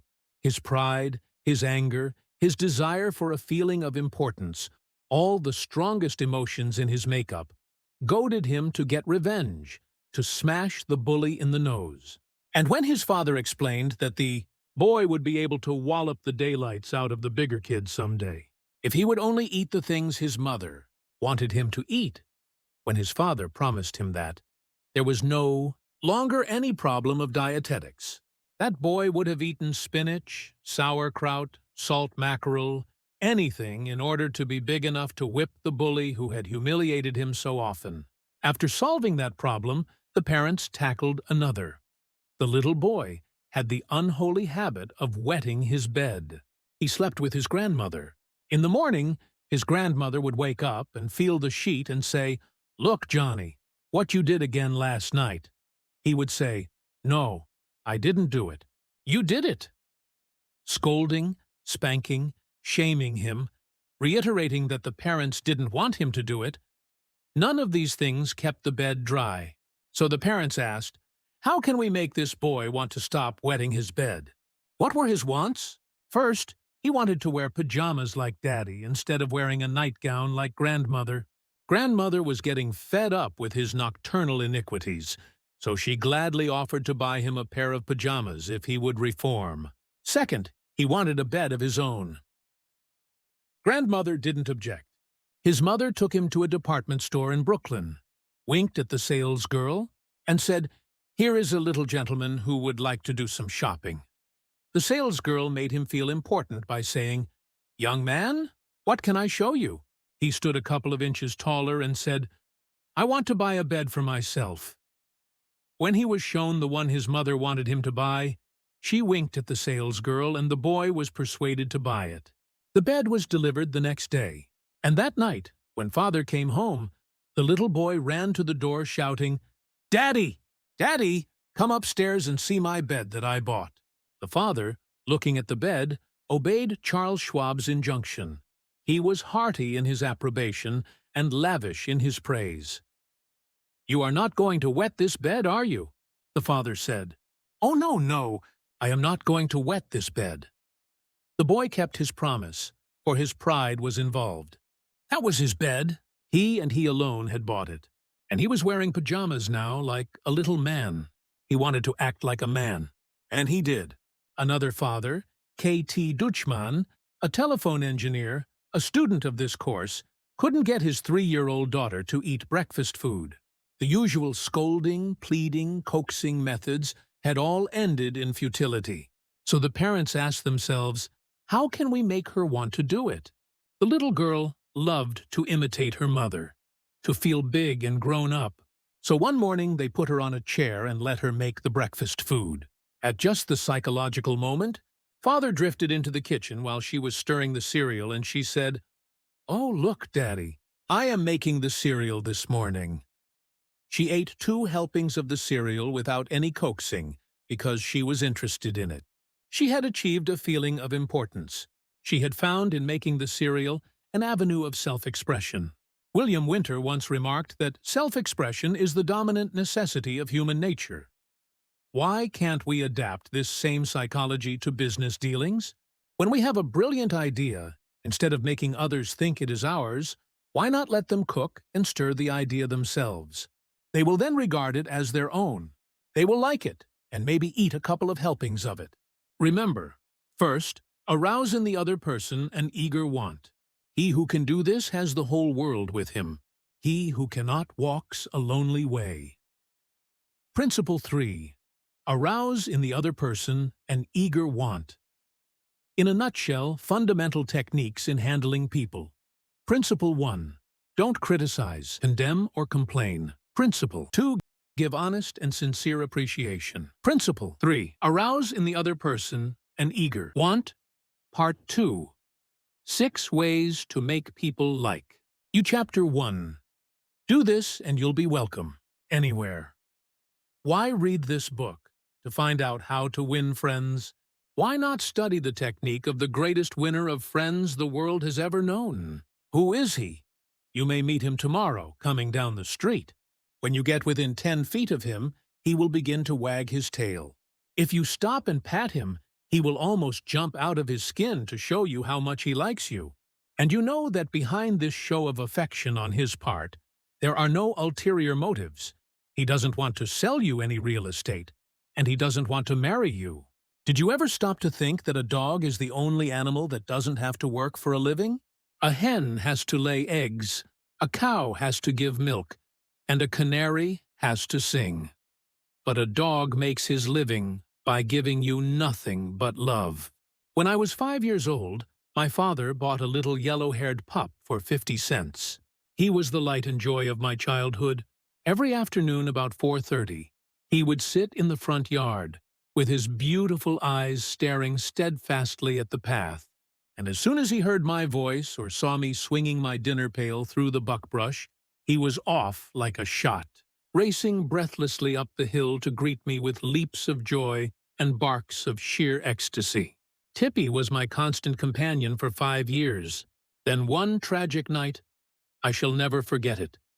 He was killed within 10 feet of my head, killed by lightning.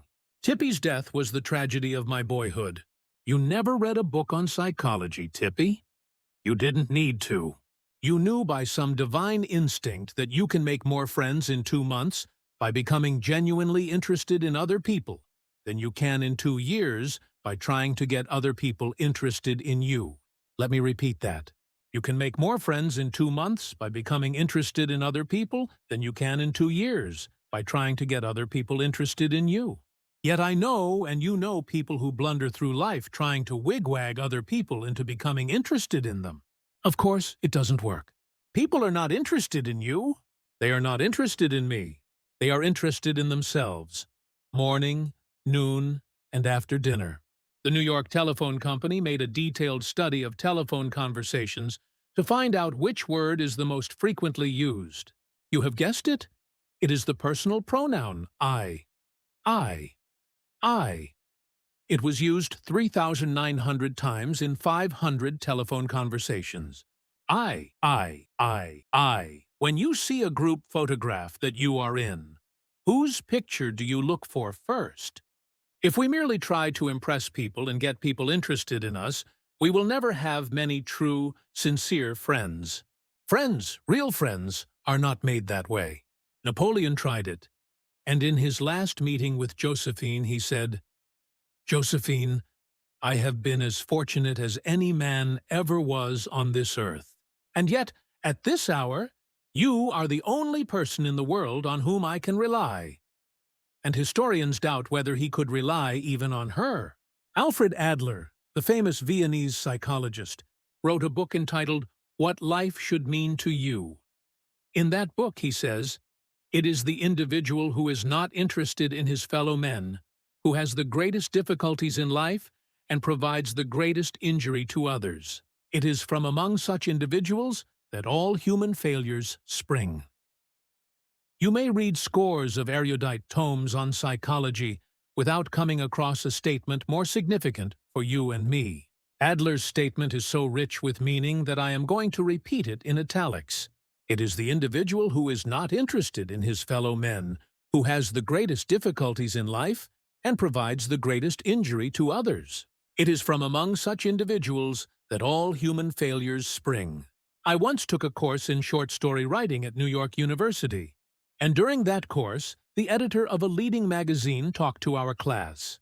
He said he could pick up any one of the dozens of stories that drifted across his desk every day, and after reading a few paragraphs, he could feel whether or not the author liked people. If the author doesn't like people, he said, people won't like his or her stories. This hard-boiled editor stopped twice in the course of his talk on fiction writing and apologized for preaching a sermon. "I am telling you," he said, "the same things your preacher would tell you. But remember, you have to be interested in people if you want to be a successful writer of stories." If that is true of writing fiction, you can be sure it is true of dealing with people face to face. I spent an evening in the dressing room of Howard Thurston the last time he appeared on Broadway. Thurston was the acknowledged dean of magicians. For 40 years he had traveled all over the world, time and again, creating illusions, mystifying audiences, and making people gasp with astonishment. More than 60 million people had paid admission to his show, and he had made almost $2 million in profit. I asked Mr. Thurston to tell me the secret of his success. His schooling certainly had nothing to do with it, for he ran away from home as a small boy, became a hobo, rode in boxcars, slept in haystacks, begged his food from door to door, and learned to read by looking out of boxcars at signs along the railway. Did he have a superior knowledge of magic? No. He told me hundreds of books had been written about legerdemain, and scores of people knew as much about it as he did. But he had two things that the others didn't have. First, he had the ability to put his personality across the footlights. He was a master showman. He knew human nature. Everything he did, every gesture, every intonation of his voice, every lifting of an eyebrow, had been carefully rehearsed in advance, and his actions were timed to split seconds. But, in addition to that, Thurston had a genuine interest in people. He told me that many magicians would look at the audience and say to themselves, "Well, there is a bunch of suckers out there, a bunch of hicks. I'll fool them all right." But Thurston's method was totally different. He told me that every time he went on stage, he said to himself, "I am grateful because these people come to see me. They make it possible for me to make my living in a very agreeable way. I'm going to give them the very best I possibly can." He declared he never stepped in front of the footlights without first saying to himself over and over, "I love my audience. I love my audience. Ridiculous? Absurd? You are privileged to think anything you like. I am merely passing it on to you without comment as a recipe used by one of the most famous magicians of all time.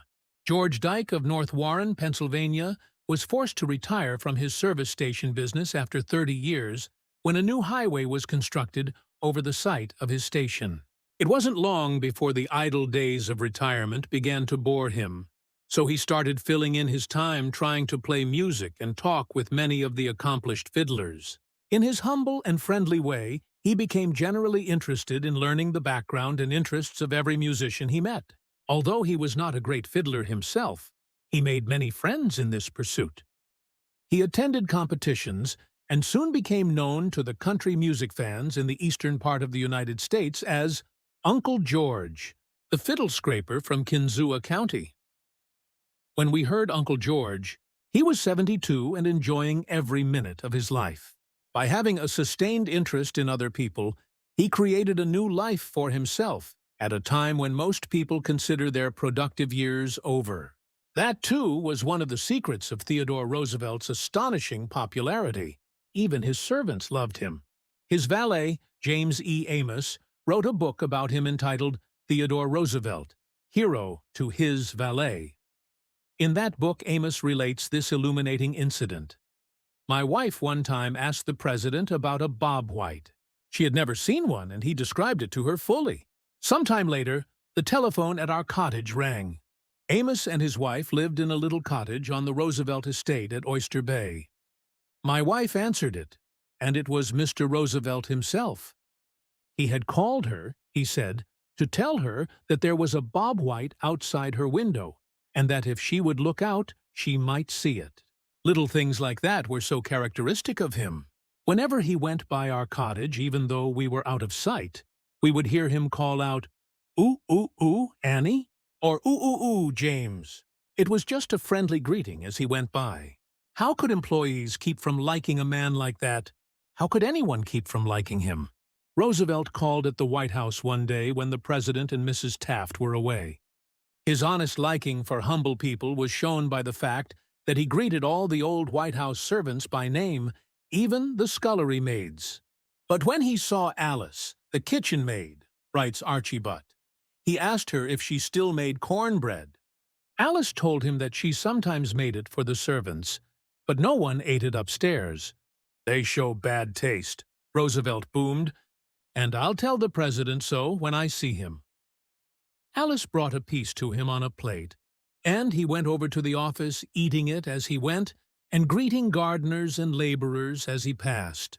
He addressed each person just as he had addressed them in the past.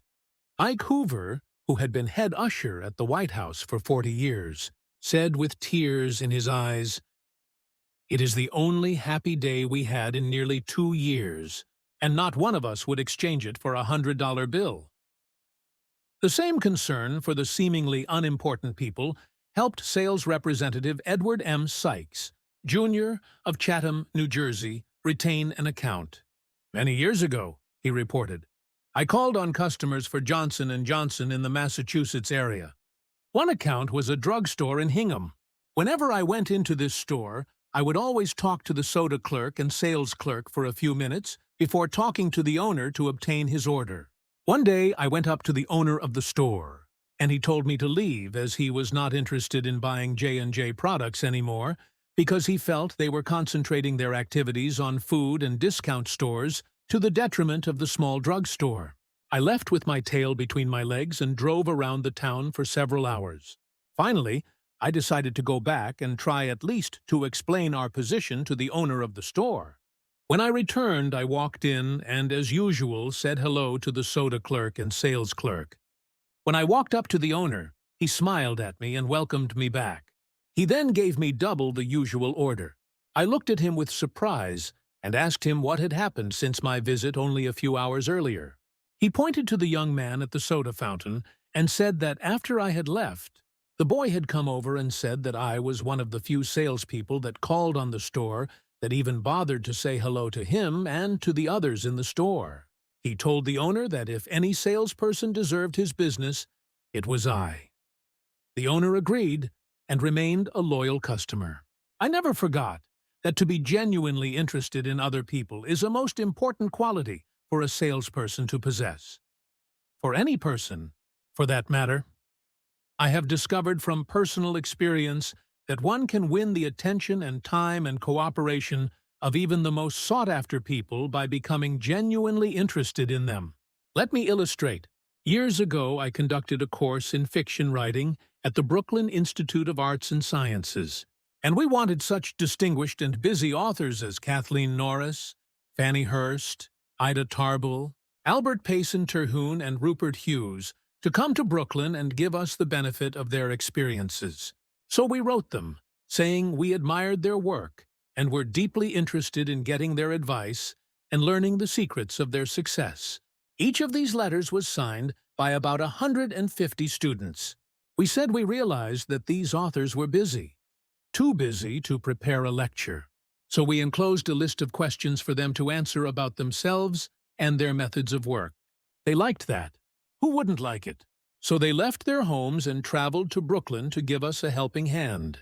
By using the same method, I persuaded Leslie M. Shaw, Secretary of the Treasury in Theodore Roosevelt's cabinet, George W. Wickersham, Attorney General in Taft's cabinet, William Jennings Bryan, Franklin D. Roosevelt, and many other prominent men to come to talk to the students of my courses in public speaking. All of us, be we workers in a factory, clerks in an office, or even a king upon his throne. All of us like people who admire us. Take the German Kaiser, for example. At the close of World War I, he was probably the most savagely and universally despised man on this earth. Even his own nation turned against him when he fled over into Holland to save his neck.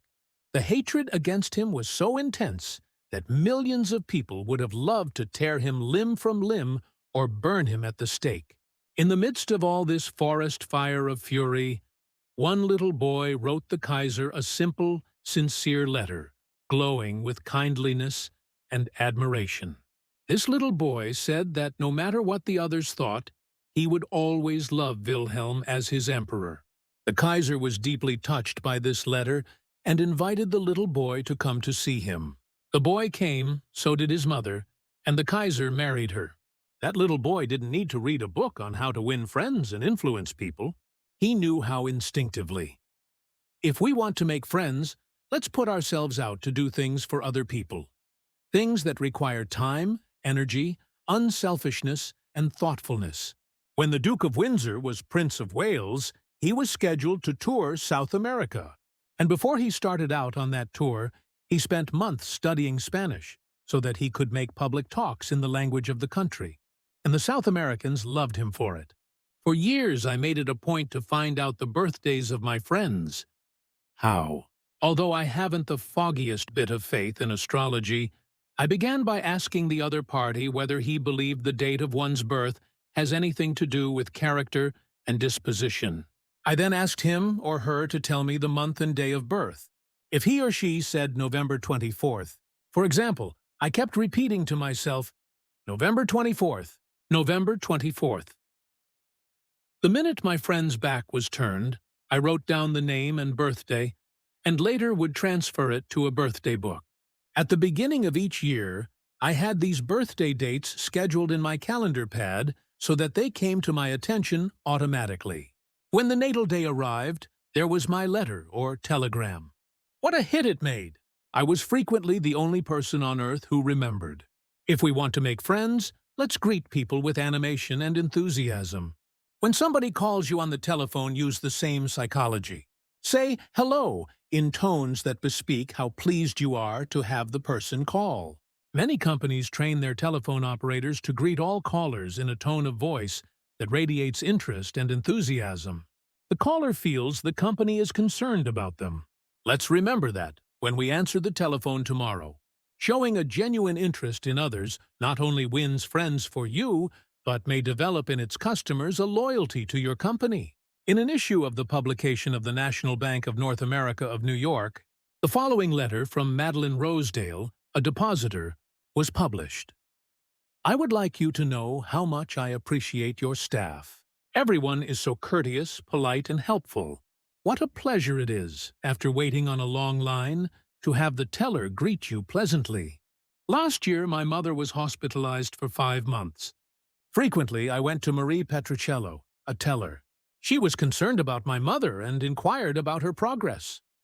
Is there any doubt that Mrs. Rosedale will continue to use this bank? Charles R. Walters, of one of the large banks in New York City, was assigned to prepare a confidential report on a certain corporation. He knew of only one person who possessed the facts he needed so urgently.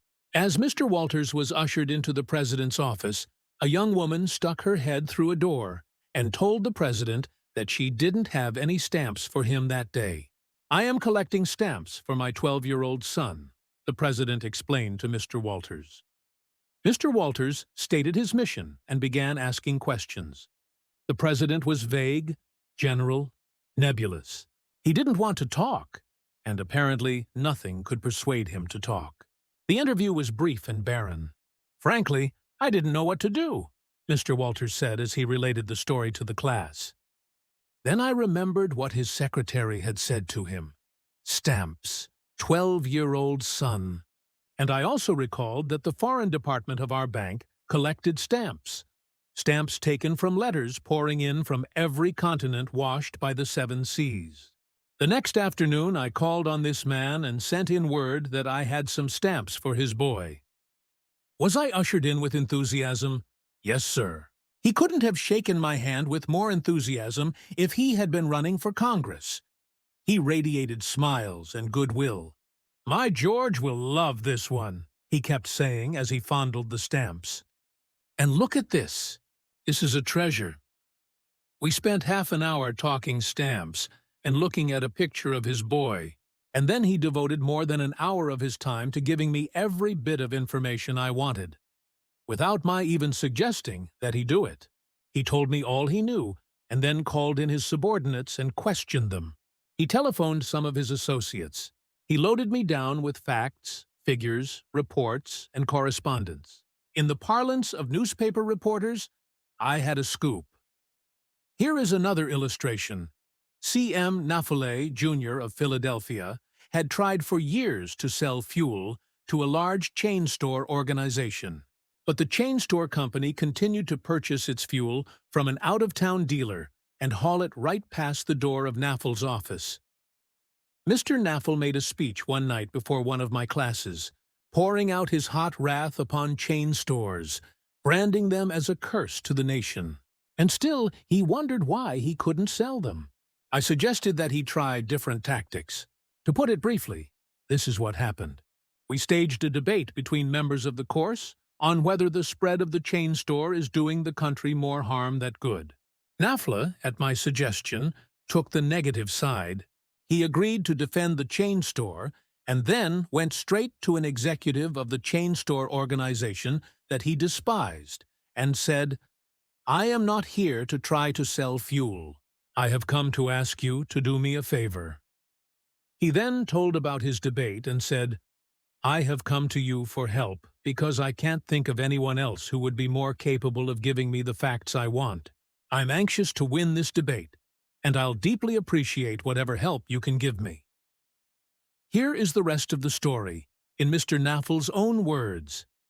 I had asked this man for precisely 1 minute of his time. It was with that understanding that he consented to see me. After I had stated my case, he motioned me to a chair and talked to me for exactly 1 hour and 47 minutes. He called in another executive who had written a book on chain stores. He wrote to the National Chain Store Association and secured for me a copy of a debate on the subject. He feels that the chain store is rendering a real service to humanity. He is proud of what he is doing for hundreds of communities. His eyes fairly glowed as he talked, and I must confess that he opened my eyes to things I had never even dreamed of. He changed my whole mental attitude.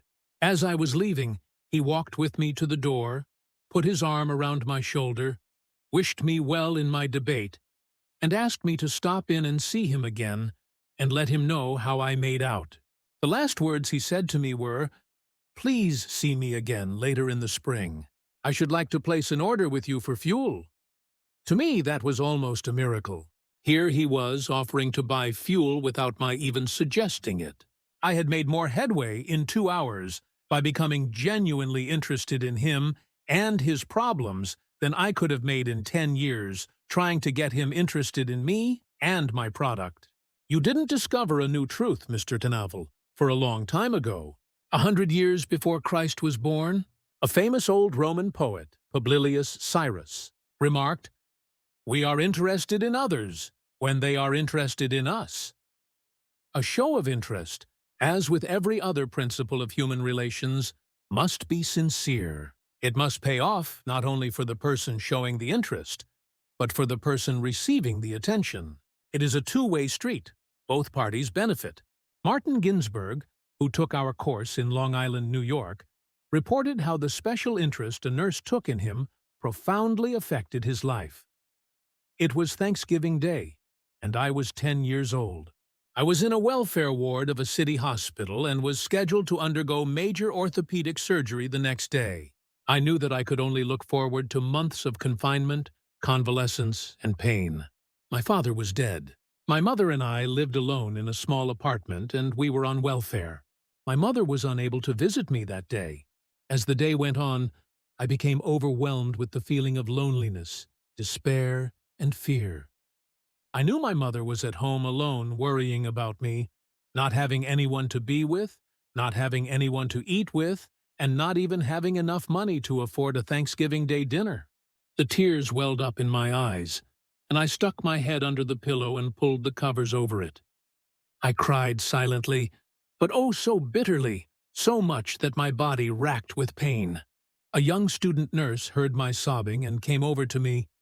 She took the covers off my face and started wiping my tears. She told me how lonely she was, having to work that day and not being able to be with her family. She asked me whether I would have dinner with her. She brought 2 trays of food, sliced turkey, mashed potatoes, cranberry sauce, and ice cream for dessert. She talked to me and tried to calm my fears. Even though she was scheduled to go off duty at 4 p.m., she stayed on her own time until almost 11 p.m. She played games with me, talked to me, and stayed with me until I finally fell asleep. Many Thanksgivings have come and gone since I was 10, but one never passes without me remembering that particular one, and my feelings of frustration, fear, loneliness, and the warmth and tenderness of the stranger that somehow made it all bearable. If you want others to like you, if you want to develop real friendships, if you want to help others at the same time as you help yourself, keep this principle in mind. Principle 1. Become genuinely interested in other people. Chapter 2. A simple way to make a good impression. At a dinner party in New York, one of the guests, a woman who had inherited money, was eager to make a pleasing impression on everyone. She had squandered a modest fortune on sables, diamonds, and pearls, but she hadn't done anything whatever about her face. It radiated sourness and selfishness. She didn't realize what everyone knows, namely, that the expression one wears on one's face is far more important than the clothes one wears on one's back. Charles Schwab told me his smile had been worth $1 million, and he was probably understating the truth. For Schwab's personality, his charm, his ability to make people like him were almost wholly responsible for his extraordinary success. And one of the most delightful factors in his personality was his captivating smile. Actions speak louder than words, and a smile says, "I like you. You make me happy. I am glad to see you." That is why dogs make such a hit. They are so glad to see us that they almost jump out of their skins. So naturally, we are glad to see them. A baby's smile has the same effect. Have you ever been in a doctor's waiting room and looked around at all the glum faces waiting impatiently to be seen? Dr. Stephen K. Sproul, a veterinarian in Raytown, Missouri, told of a typical spring day when his waiting room was full of clients waiting to have their pets inoculated. No one was talking to anyone else, and all were probably thinking of a dozen other things they would rather be doing than wasting time sitting in that office. He told one of our classes, "There were 6 or 7 clients waiting when a young woman came in with a 9-month-old baby and a kitten. As luck would have it, she sat down next to a gentleman who was more than a little distraught about the long wait for service. The next thing he knew, the baby just looked up at him with that great big smile that is so characteristic of babies. What did that gentleman do? Just what you and I would do, of course. He smiled back at the baby. Soon he struck up a conversation with the woman about her baby and his grandchildren, and soon the entire reception room joined in, and the boredom and tension were converted into a pleasant and enjoyable experience. An insincere grin? No, that doesn't fool anybody. We know it is mechanical, and we resent it. I am talking about a real smile, a heartwarming smile, a smile that comes from within, the kind of smile that will bring a good price in the marketplace. Professor James V. McConnell, a psychologist at the University of Michigan, expressed his feelings about a smile. People who smile, he said, tend to manage, teach, and sell more effectively, and to raise happier children. There's far more information in a smile than a frown. That's why encouragement is a much more effective teaching device than punishment.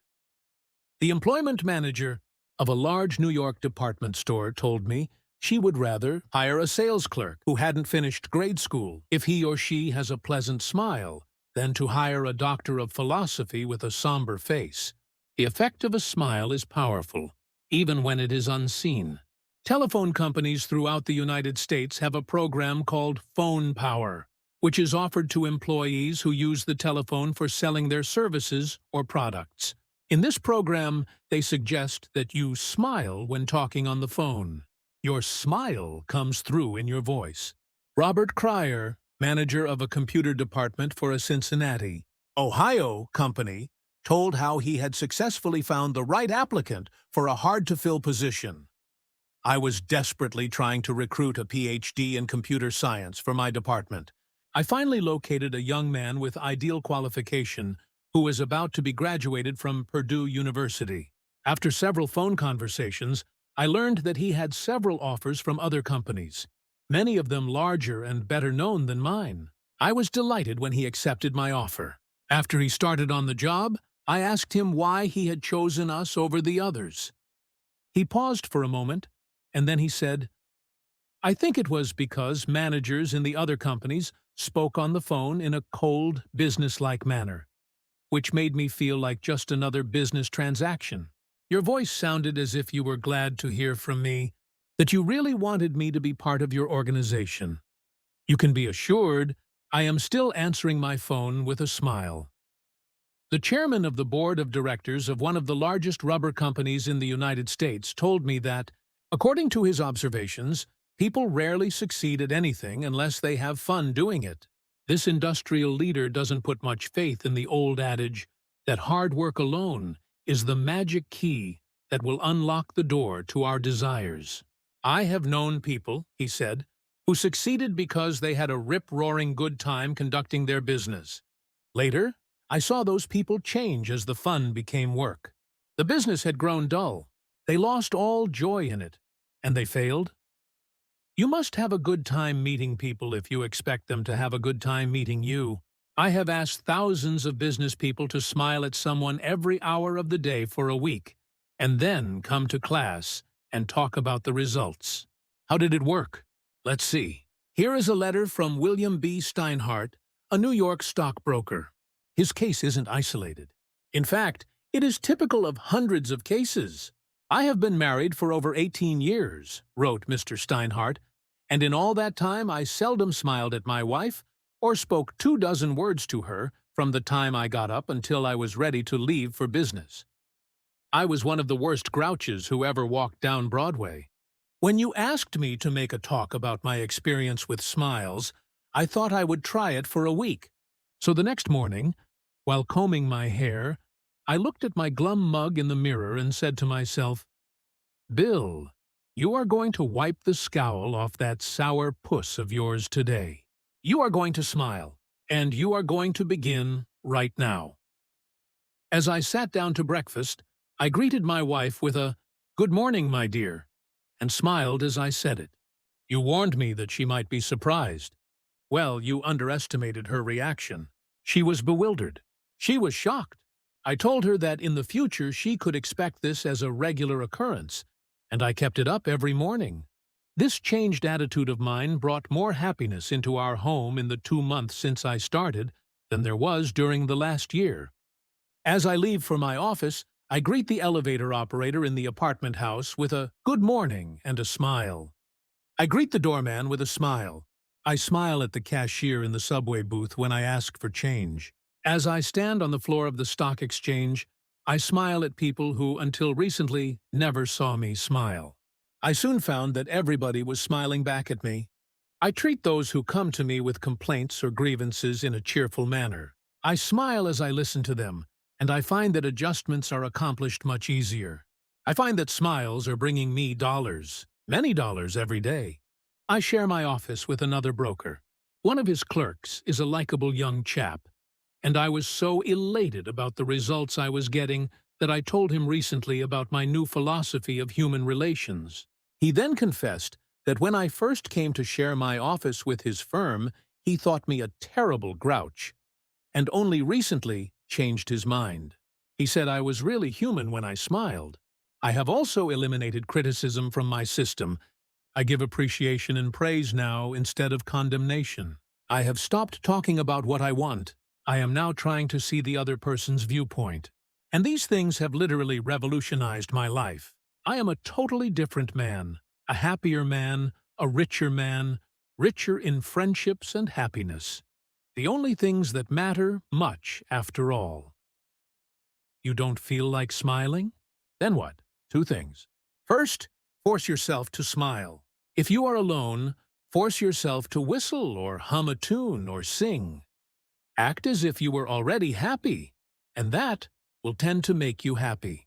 Here is the way the psychologist and philosopher William James put it. Action seems to follow feeling, but really, action and feeling go together. And, by regulating the action, which is under the more direct control of the will, we can indirectly regulate the feeling, which is not.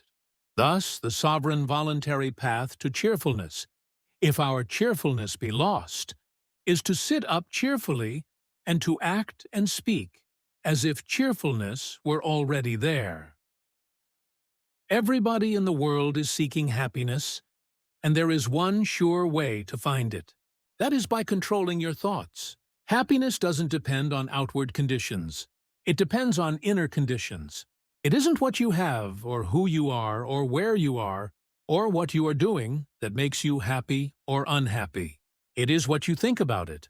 For example, two people may be in the same place, doing the same thing. Both may have about an equal amount of money and prestige, and yet one may be miserable and the other happy. Why? Because of a different mental attitude. I have seen just as many happy faces among the poor peasants toiling with their primitive tools in the devastating heat of the tropics as I have seen in air-conditioned offices in New York, Chicago, or Los Angeles.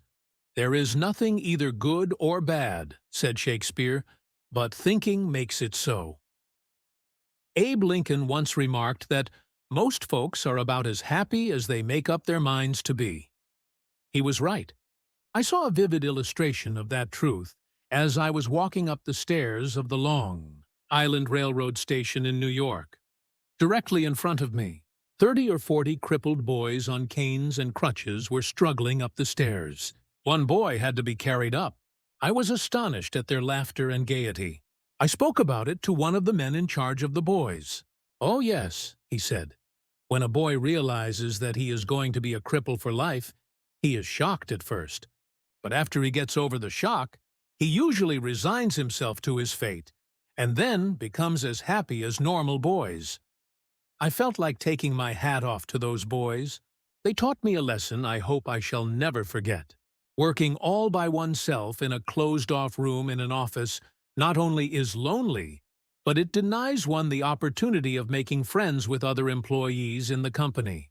Señora Maria Gonzalez of Guadalajara, Mexico, had such a job. She envied the shared comradeship of other people in the company as she heard their chatter and laughter. As she passed them in the hall during the first weeks of her employment, she shyly looked the other way. After a few weeks, she said to herself, "Maria, you can't expect those women to come to you. You have to go out and meet them." The next time she walked to the water cooler, she put on her brightest smile and said, "Hi, how are you today?" to each of the people she met. The effect was immediate. Smiles and hellos were returned. The hallway seemed brighter, the job friendlier. Acquaintanceships developed, and some ripened into friendships. Her job and her life became more pleasant and interesting.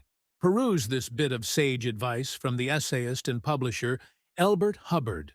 But remember, perusing, it won't do you any good unless you apply it. Whenever you go out of doors, draw the chin in, carry the crown of the head high, and fill the lungs to the utmost. Drink in the sunshine, greet your friends with a smile, and put soul into every hand clasp. Do not fear being misunderstood, and do not waste a minute thinking about your enemies. Try to fix firmly in your mind what you would like to do, and then, without veering off direction, you will move straight to the goal. Keep your mind on the great and splendid things you would like to do. And then, as the days go gliding away, you will find yourself unconsciously seizing upon the opportunities that are required for the fulfillment of your desire, just as the coral insect takes from the running tide the element it needs. Picture in your mind the able, earnest, useful person you desire to be, and the thought you hold is hourly transforming you into that particular individual. Thought is supreme.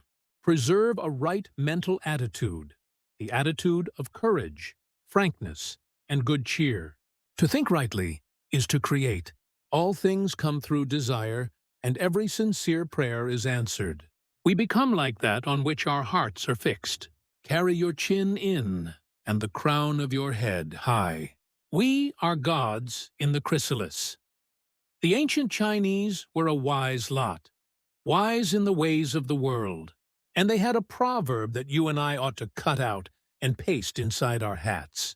It goes like this: a man without a smiling face must not open a shop. Your smile is a messenger of your goodwill. Your smile brightens the lives of all who see it. To someone who has seen a dozen people frown, scowl, or turn their faces away, your smile is like the sun breaking through the clouds, especially when that someone is under pressure from his bosses, his customers, his teachers or parents or children. A smile can help him realize that all is not hopeless, that there is joy in the world. Some years ago, a department store in New York City, in recognition of the pressures its sales clerks were under during the Christmas rush, presented the readers of its advertisements with the following homely philosophy: the value of a smile at Christmas. It costs nothing, but creates much. It enriches those who receive, without impoverishing those who give. It happens in a flash, and the memory of it sometimes lasts forever. None are so rich they can get along without it, and none so poor but are richer for its benefits. It creates happiness in the home, fosters goodwill in a business, and is the countersign of friends. It is rest to the weary, daylight to the discouraged, sunshine to the sad, and nature's best antidote for trouble. Yet it cannot be bought, begged, borrowed, or stolen, for it is something that is no earthly good to anybody till it is given away. And if in the last-minute rush of Christmas, buying some of our salespeople should be too tired to give you a smile, may we ask you to leave one of yours? For nobody needs a smile so much as those who have none left to give. Principle 2. Smile. Chapter 3. If you don't do this, you are headed for trouble. Back in 1898, a tragic thing happened in Rockland County, New York. A child had died, and on this particular day, the neighbors were preparing to go to the funeral. Jim Farley went out to the barn to hitch up his horse. The ground was covered with snow. The air was cold and snappy. The horse hadn't been exercised for days, and as he was led out to the watering trough, he wheeled playfully, kicked both his heels high in the air, and killed Jim Farley. So the little village of Stony Point had 2 funerals that week instead of 1. Jim Farley left behind him a widow and 3 boys, and a few $100s in insurance. His oldest boy, Jim, was 10, and he went to work in a brickyard, wheeling sand and pouring it into the molds and turning the brick on edge to be dried by the sun. This boy Jim never had a chance to get much education, But with his natural geniality, he had a flair for making people like him. So he went into politics, and as the years went by, he developed an uncanny ability for remembering people's names. He never saw the inside of a high school. But before he was 46 years of age, 4 colleges had honored him with degrees, and he had become chairman of the Democratic National Committee and Postmaster General of the United States. I once interviewed Jim Farley and asked him the secret of his success. He said, "Hard work." And I said, "Don't be funny." He then asked me what I thought was the reason for his success. I replied, "I understand you can call 10,000 people by their first names." "No, you are wrong," he said. "I can call 50,000 people by their first names." Make no mistake about it. That ability helped Mr. Farley put Franklin D. Roosevelt in the White House when he managed Roosevelt's campaign in 1932. During the years that Jim Farley traveled as a salesman for a gypsum concern, and during the years that he held office as town clerk in Stony Point, he built up a system for remembering names. In the beginning, it was a very simple one. Whenever he met a new acquaintance, he found out his or her complete name and some facts about his or her family, business, and political opinions.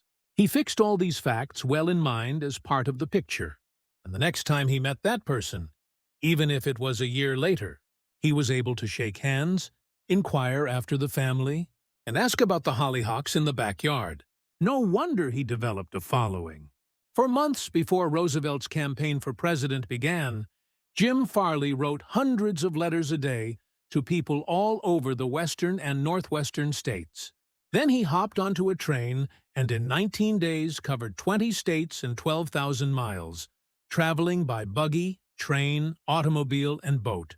He would drop into town to meet his people at lunch or breakfast, tea or dinner, and give them a heart-to-heart talk.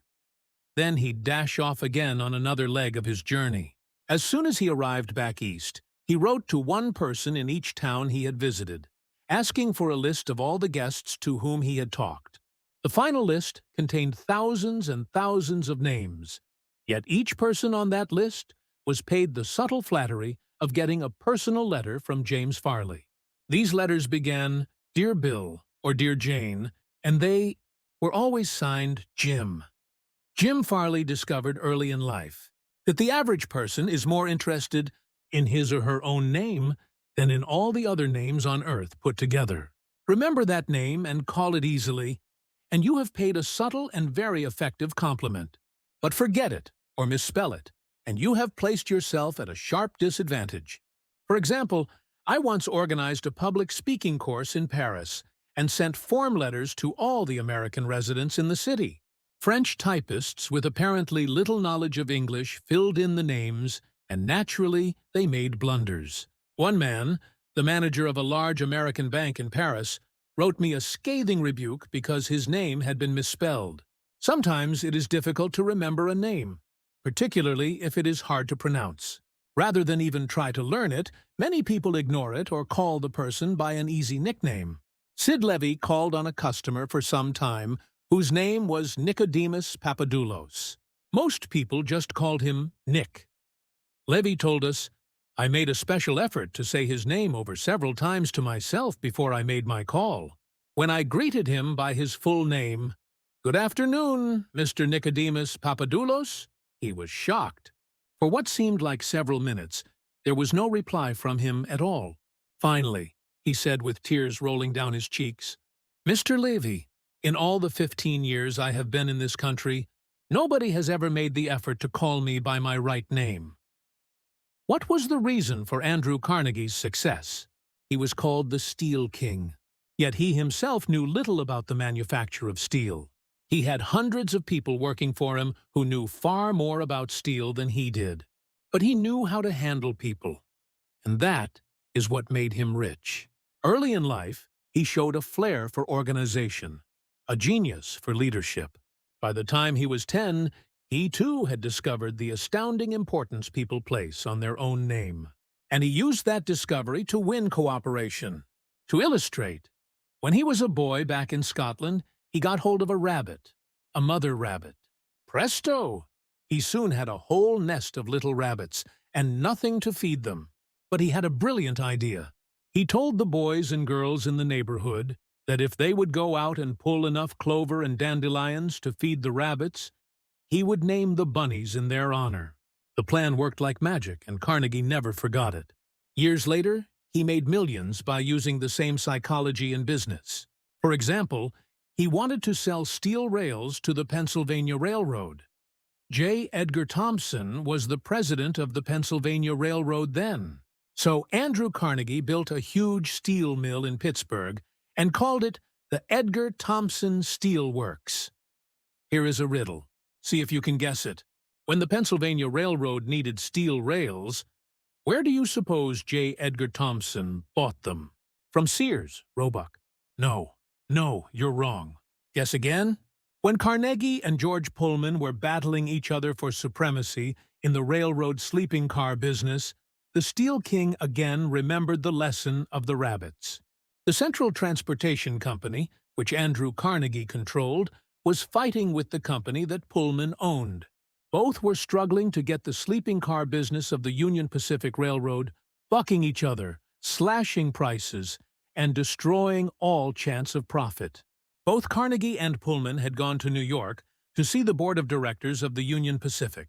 Meeting one evening in the St. Nicholas Hotel, Carnegie said, "Good evening, Mr. Pullman. Aren't we making a couple of fools of ourselves?" "What do you mean?" Pullman demanded. Then Carnegie expressed what he had on his mind. A merger of their two interests. He pictured in glowing terms the mutual advantages of working with, instead of against, each other. Pullman listened attentively, but he was not wholly convinced.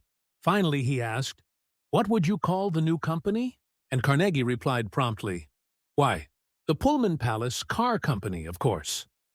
Pullman's face brightened. "Come into my room," he said. "Let's talk it over." That talk made industrial history.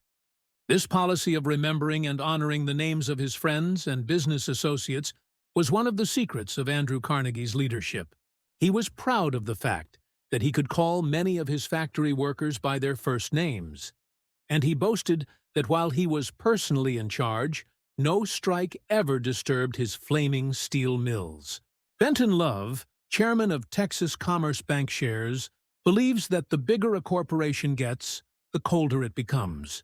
One way to warm it up, he said, is to remember people's names. The executive who tells me he can't remember names is at the same time telling me he can't remember a significant part of his business and is operating on quicksand. Karen Kirsch of Rancho Palos Verdes, California, a flight attendant for TWA, made it a practice to learn the names of as many passengers in her cabin as possible and use the name when serving them. This resulted in many compliments on her service expressed both to her directly and to the airline. One passenger wrote, "I haven't flown TWA for some time, but I'm going to start flying nothing but TWA from now on. You make me feel that your airline has become a very personalized airline, and that is important to me. People are so proud of their names that they strive to perpetuate them at any cost."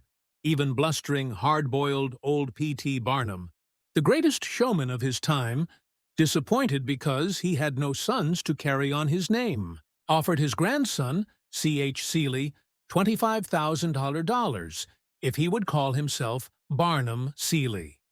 For many centuries, nobles and magnates supported artists, musicians, and authors so that their creative works would be dedicated to them. Libraries and museums owe their richest collections to people who cannot bear to think that their names might perish from the memory of the race. The New York Public Library has its Astor and Lenox collections. The Metropolitan Museum perpetuates the names of Benjamin Altman and J.P. Morgan. And nearly every church is beautified by stained glass windows commemorating the names of their donors. Many of the buildings on the campus of most universities bear the names of donors who contributed large sums of money for this honor. Most people don't remember names, for the simple reason that they don't take the time and energy necessary to concentrate and repeat and fix names indelibly in their minds. They make excuses for themselves. They are too busy. But they were probably no busier than Franklin D. Roosevelt, And he took time to remember and recall even the names of mechanics with whom he came into contact. To illustrate, the Chrysler organization built a special car for Mr. Roosevelt, who could not use a standard car because his legs were paralyzed. W.F. Chamberlain and a mechanic delivered it to the White House.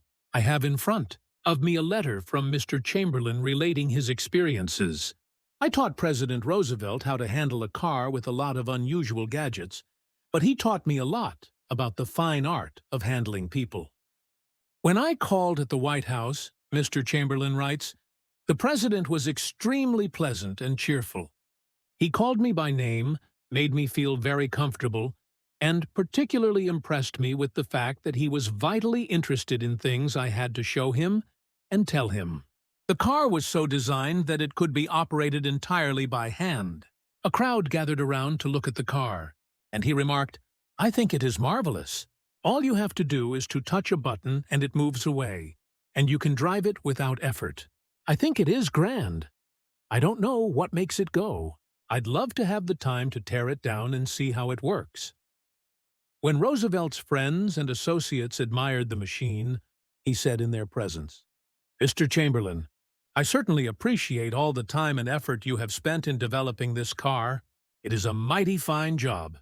He admired the radiator, the special rear vision mirror and clock, the special spotlight, the kind of upholstery, the sitting position of the driver's seat, the special suitcases in the trunk, with his monogram on each suitcase.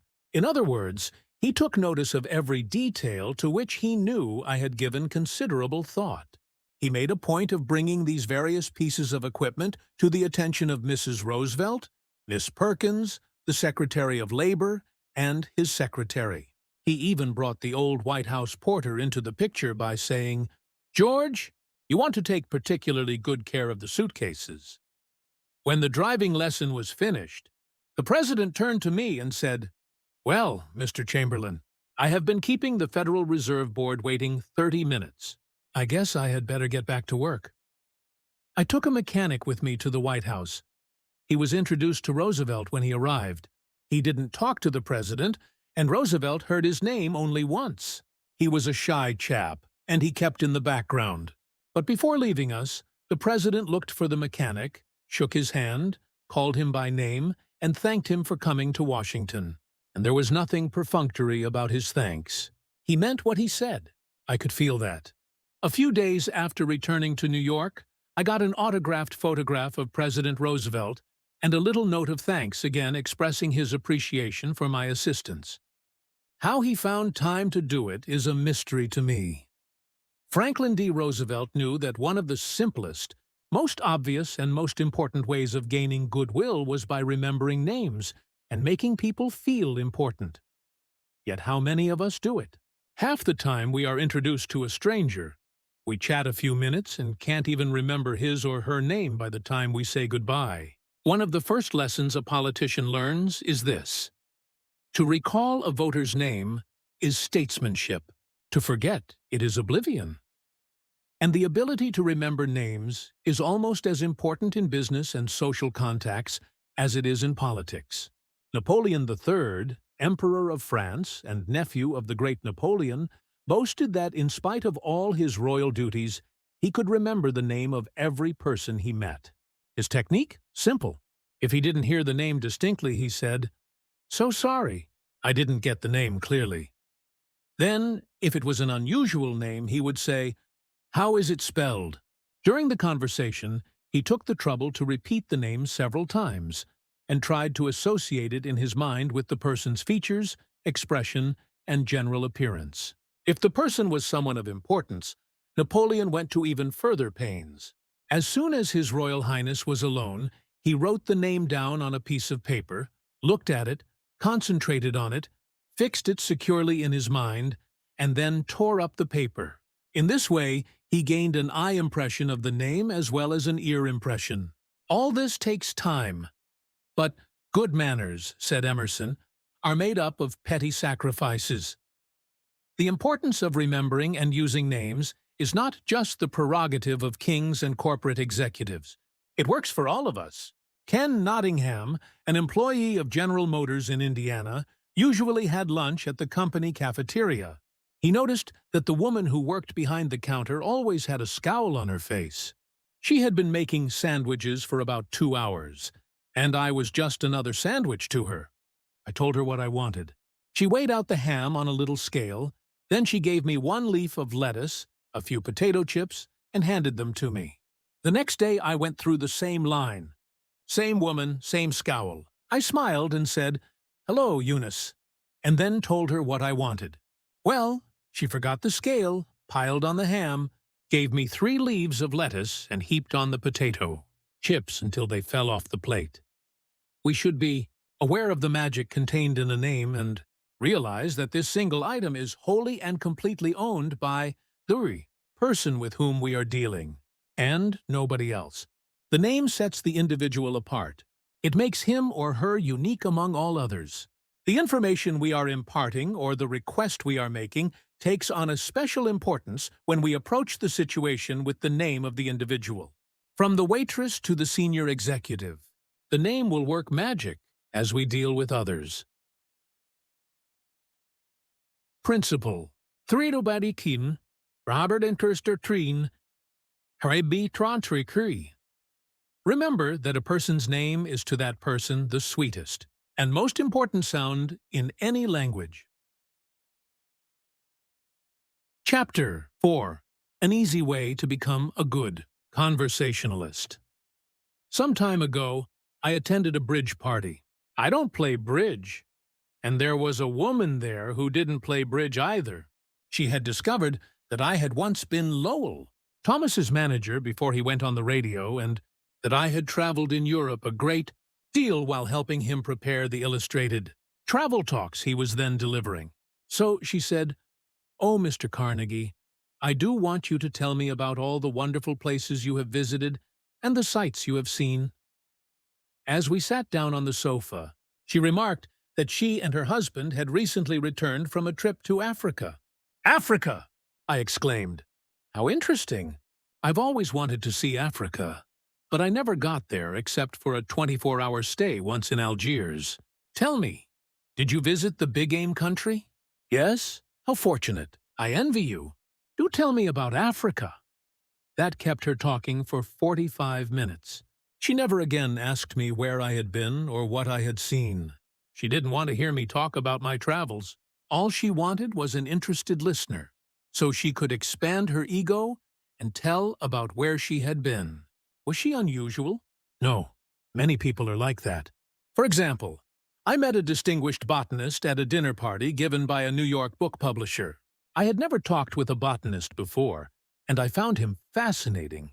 I literally sat on the edge of my chair and listened while he spoke of exotic plants and experiments in developing new forms of plant life and indoor gardens, and even told me astonishing facts about the humble potato. I had a small indoor garden of my own, and he was good enough to tell me how to solve some of my problems. As I said, we were at a dinner party. There must have been a dozen other guests, but I violated all the canons of courtesy, ignored everyone else, and talked for hours to the botanist. Midnight came. I said goodnight to everyone and departed. The botanist then turned to our host and paid me several flattering compliments. I was most stimulating. I was this, and I was that. And he ended by saying I was a most interesting conversationalist. An interesting conversationalist? Why, I had said hardly anything at all. I couldn't have said anything if I had wanted to without changing the subject, for I didn't know any more about botany than I knew about the anatomy of a penguin. But I had done this. I had listened intently. I had listened because I was genuinely interested, and he felt it. Naturally, that pleased him. That kind of listening is one of the highest compliments we can pay anyone. Few human beings, wrote Jack Woodford in Strangers in Love, few human beings are proof against the implied flattery of rapt attention. I went even further than giving him rapt attention. I was hearty in my approbation and lavish in my praise. I told him that I had been immensely entertained and instructed, and I had. I told him I wished I had his knowledge, and I did. I told him that I should love to wander the fields with him, and I have. I told him I must see him again, and I did. And so I had him thinking of me as a good conversationalist, when, in reality, I had been merely a good listener and had encouraged him to talk. What is the secret, the mystery of a successful business interview? Well, according to former Harvard President Charles W. Eliot, there is no mystery about successful business intercourse. Exclusive attention to the person who is speaking to you is very important. Nothing else is so flattering as that. Eliot himself was a past master of the art of listening. Henry James, one of America's first great novelists, recalled, Dr. Eliot's listening was not mere silence, but a form of activity. Sitting very erect on the end of his spine with hands joined in his lap, making no movement except that he revolved his thumbs around each other faster or slower. He faced his interlocutor and seemed to be hearing with his eyes as well as his ears. He listened with his mind and attentively considered what you had to say while you said it. At the end of an interview, the person who had talked to him felt that he had had his say. Self-evident, isn't it? You don't have to study for 4 years in Harvard to discover that. Yet I know, and you know, department store owners who will rent expensive space, buy their goods economically, dress their windows appealingly, spend thousands of dollars in advertising, and then hire clerks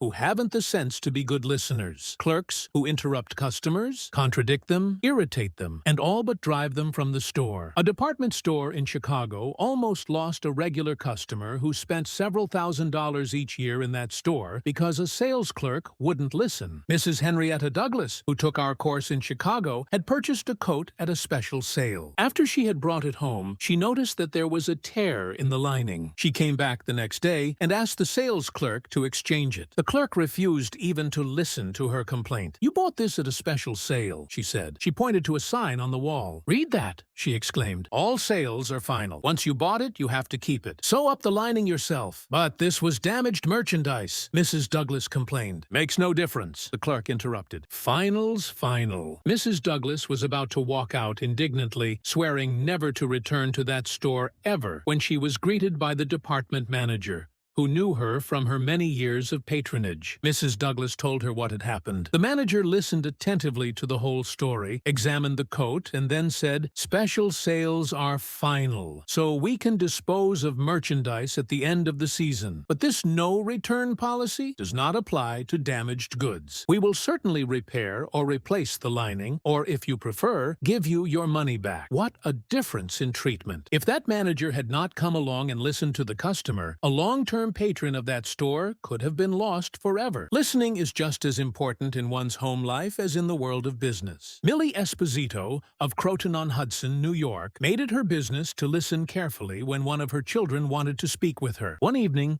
she was sitting in the kitchen with her son, Robert, and after a brief discussion of something that was on his mind, Robert said, Mom, I know that you love me very much. Mrs. Esposito was touched and said, Of course I love you very much. Did you doubt it? Robert responded, No, but I really know you love me, because whenever I want to talk to you about something, you stop whatever you are doing and listen to me. The chronic kicker, even the most violent critic, will frequently soften and be subdued in the presence of a patient, sympathetic listener, a listener who will be silent while the irate fault-finder dilates like a king cobra and spews the poison out of his system. To illustrate, the New York Telephone Company discovered a few years ago that it had to deal with one of the most vicious customers who ever cursed a customer service representative. And he did curse. He raved. He threatened to tear the phone out by its roots. He refused to pay certain charges that he declared were false. He wrote letters to the newspapers. He filed innumerable complaints with the Public Service Commission, and he started several suits against the telephone company. At last, one of the company's most skillful troubleshooters was sent to interview this stormy petrel. This troubleshooter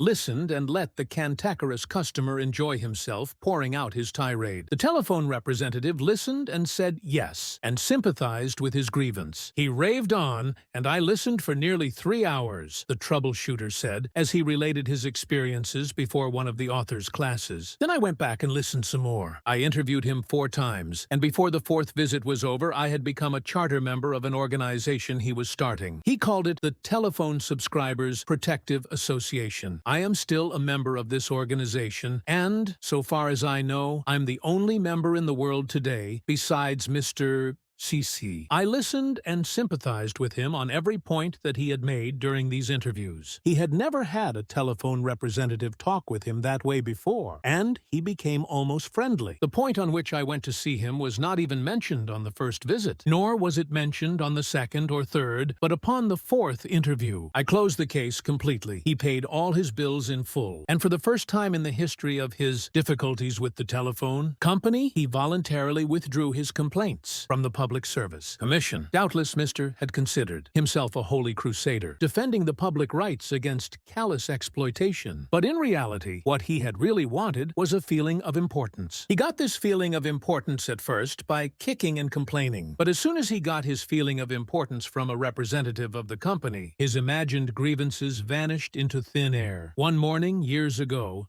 an angry customer stormed into the office of Julian F. Detmer, founder of the Detmer Woolen Company, which later became the world's largest distributor of woolens to the tailoring trade. This man owed us a small sum of money. Mr. Detmer explained to me. The customer denied it, but we knew he was wrong, so our credit department had insisted that he pay. After getting a number of letters from our credit department, he packed his grip, made a trip to Chicago, and hurried into my office to inform me not only that he was not going to pay that bill, but that he was never going to buy another dollar's worth of goods from the Detmer Woolen Company. I listened patiently to all he had to say. I was tempted to interrupt, but I realized that would be bad policy, so I let him talk himself out. When he finally simmered down and got in a receptive mood, I said quietly, "I want to thank you for coming to Chicago to tell me about this. You have done me a great favor, for if our credit department has annoyed you, it may annoy other good customers, and that would be just too bad. Believe me, I am far more eager to hear this than you are to tell it." That was the last thing in the world he expected me to say. I think he was a trifle disappointed, because he had come to Chicago to tell me a thing or two, but here I was thanking him instead of scrapping with him. I assured him we would wipe the charge off the books and forget it, because he was a very careful man with only one account to look after, while our clerks had to look after thousands. Therefore, he was less likely to be wrong than we were. I told him that I understood exactly how he felt, and that if I were in his shoes, I should undoubtedly feel precisely as he did. Since he wasn't going to buy from us anymore, I recommended some other woolen houses. In the past, we had usually lunched together when he came to Chicago, so I invited him to have lunch with me this day. He accepted reluctantly, but when we came back to the office, he placed a larger order than ever before. He returned home in a softened mood and, wanting to be just as fair with us as we had been with him, looked over his bills, found one had been mislaid, and sent us a check with his apologies. Later, when his wife presented him with a baby boy, he gave his son the middle name of Detmer, and he remained a friend and customer of the house until his death 22 years afterwards. Years ago, a poor Dutch immigrant boy washed the windows of a bakery shop after school to help support his family. His people were so poor that, in addition, he used to go out in the street with a basket every day and collect stray bits of coal that had fallen in the gutter where the coal wagons had delivered fuel. That boy, Edward Bach, never got more than 6 years of schooling in his life. Yet eventually he made himself one of the most successful magazine editors in the history of American journalism. How did he do it? That is a long story, but how he got his start can be told briefly. He got his start by using the principles in this chapter. He left school when he was 13 and became an office boy for Western Union, but he didn't for one moment give up the idea of an education. Instead, he started to educate himself. He saved his car fares and went without lunch until he had enough money to buy an encyclopedia of American biography. And then he did an unheard of thing. He read the lives of famous people and wrote them asking for additional information about their childhoods. He was a good listener. He asked famous people to tell him more about themselves. He wrote General James A. Garfield, who was then running for president, and asked if it was true that he was once a tow boy on a canal. And Garfield replied. He wrote General Grant asking about a certain battle, and Grant drew a map for him and invited this 14-year-old boy to dinner and spent the evening talking to him. Soon, our Western Union messenger boy was corresponding with many of the most famous people in the nation: Ralph Waldo Emerson, Oliver Wendell Holmes, Longfellow, Mrs. Abraham Lincoln, Louisa May Alcott, General Sherman, and Jefferson Davis. Not only did he correspond with these distinguished distinguished people, but as soon as he got a vacation, he visited many of them as a welcome guest in their homes. This experience imbued him with a confidence that was invaluable. These men and women fired him with a vision and ambition that shaped his life. And all this, let me repeat, was made possible solely by the application of the principles we are discussing here. Isaac F. Marcusson, a journalist who interviewed hundreds of celebrities, declared that many people fail to make a favorable impression because they don't listen attentively. They have been so much concerned with what they are going to say next that they do not keep their ears open. Very important people have told me that they prefer good listeners to good talkers, but the ability to listen seems rarer than almost any other good trait. And not only important personages crave a good listener, but ordinary folk do too. As the Reader's Digest once said, many persons call a doctor when all they want is an audience. During the darkest hours of the Civil War, Lincoln wrote to an old friend in Springfield, Illinois, asking him to come to Washington. Lincoln said he had some problems he wanted to discuss with him. The old neighbor called at the White House, and Lincoln talked to him for hours about the advisability of issuing a proclamation freeing the slaves. Lincoln went over all the arguments for and against such a move, and then read letters and newspaper articles, some denouncing him for not freeing the slaves, and others denouncing him for fear he was going to free them. After talking for hours, Lincoln shook hands with his old neighbor, said good night, and sent him back to Illinois without even asking for his opinion. Lincoln had done all the talking himself. That seemed to clarify his mind. He seemed to feel easier after that talk, the old friend said. Lincoln hadn't wanted advice. He had wanted merely a friendly, sympathetic listener to whom he could unburden himself. That's what we all want when we are in trouble. That is frequently all the irritated customer wants, and the dissatisfied employee or the hurt friend. One of the great listeners of modern times was Sigmund Freud. A man who met Freud described his manner of listening. It struck me so forcibly that I shall never forget him. He had qualities which I had never seen in any other man. Never had I seen such concentrated attention. There was none of the piercing, soul-penetrating gaze business. His eyes were mild and genial. His voice was low and kind. His gestures were few. But the attention he gave me, his appreciation of what I said, even when I said it badly, was extraordinary. You've no idea what it meant to be listened to like that. If you want to know how to make people shun you and laugh at you behind your back, and even despise you, here is the recipe. Never listen to anyone for long. Talk incessantly about yourself. If you have an idea while the other person is talking, don't wait for him or her to finish. Bust right in and interrupt in the middle of a sentence. Do you know people like that? I do, unfortunately. And the astonishing part of it is that some of them are prominent. Bores, that is all they are. Bores intoxicated with their own egos, drunk with a sense of their own importance. People who talk only of themselves, think only of themselves. And those people who think only of themselves, Dr. Nicholas Murray Butley, longtime president of Columbia University, said, are hopelessly uneducated. They are not educated, said Dr. Butler, no matter how instructed they may be. So if you aspire to be a good conversationalist, be an attentive listener. To be interesting, be interested. Ask questions that other persons will enjoy answering. Encourage them to talk about themselves and their accomplishments. Remember that the people you are talking to are 100 times more interested in themselves and their wants and problems than they are in you and your problems. A person's toothache means more to that person than a famine in China which kills 1 million people. A boil on one's neck interests one more than 40 earthquakes in Africa. Think of that the next time you start a conversation. Principle 4. Be a good listener. Encourage others to talk about themselves. Chapter 5. How to Interest People.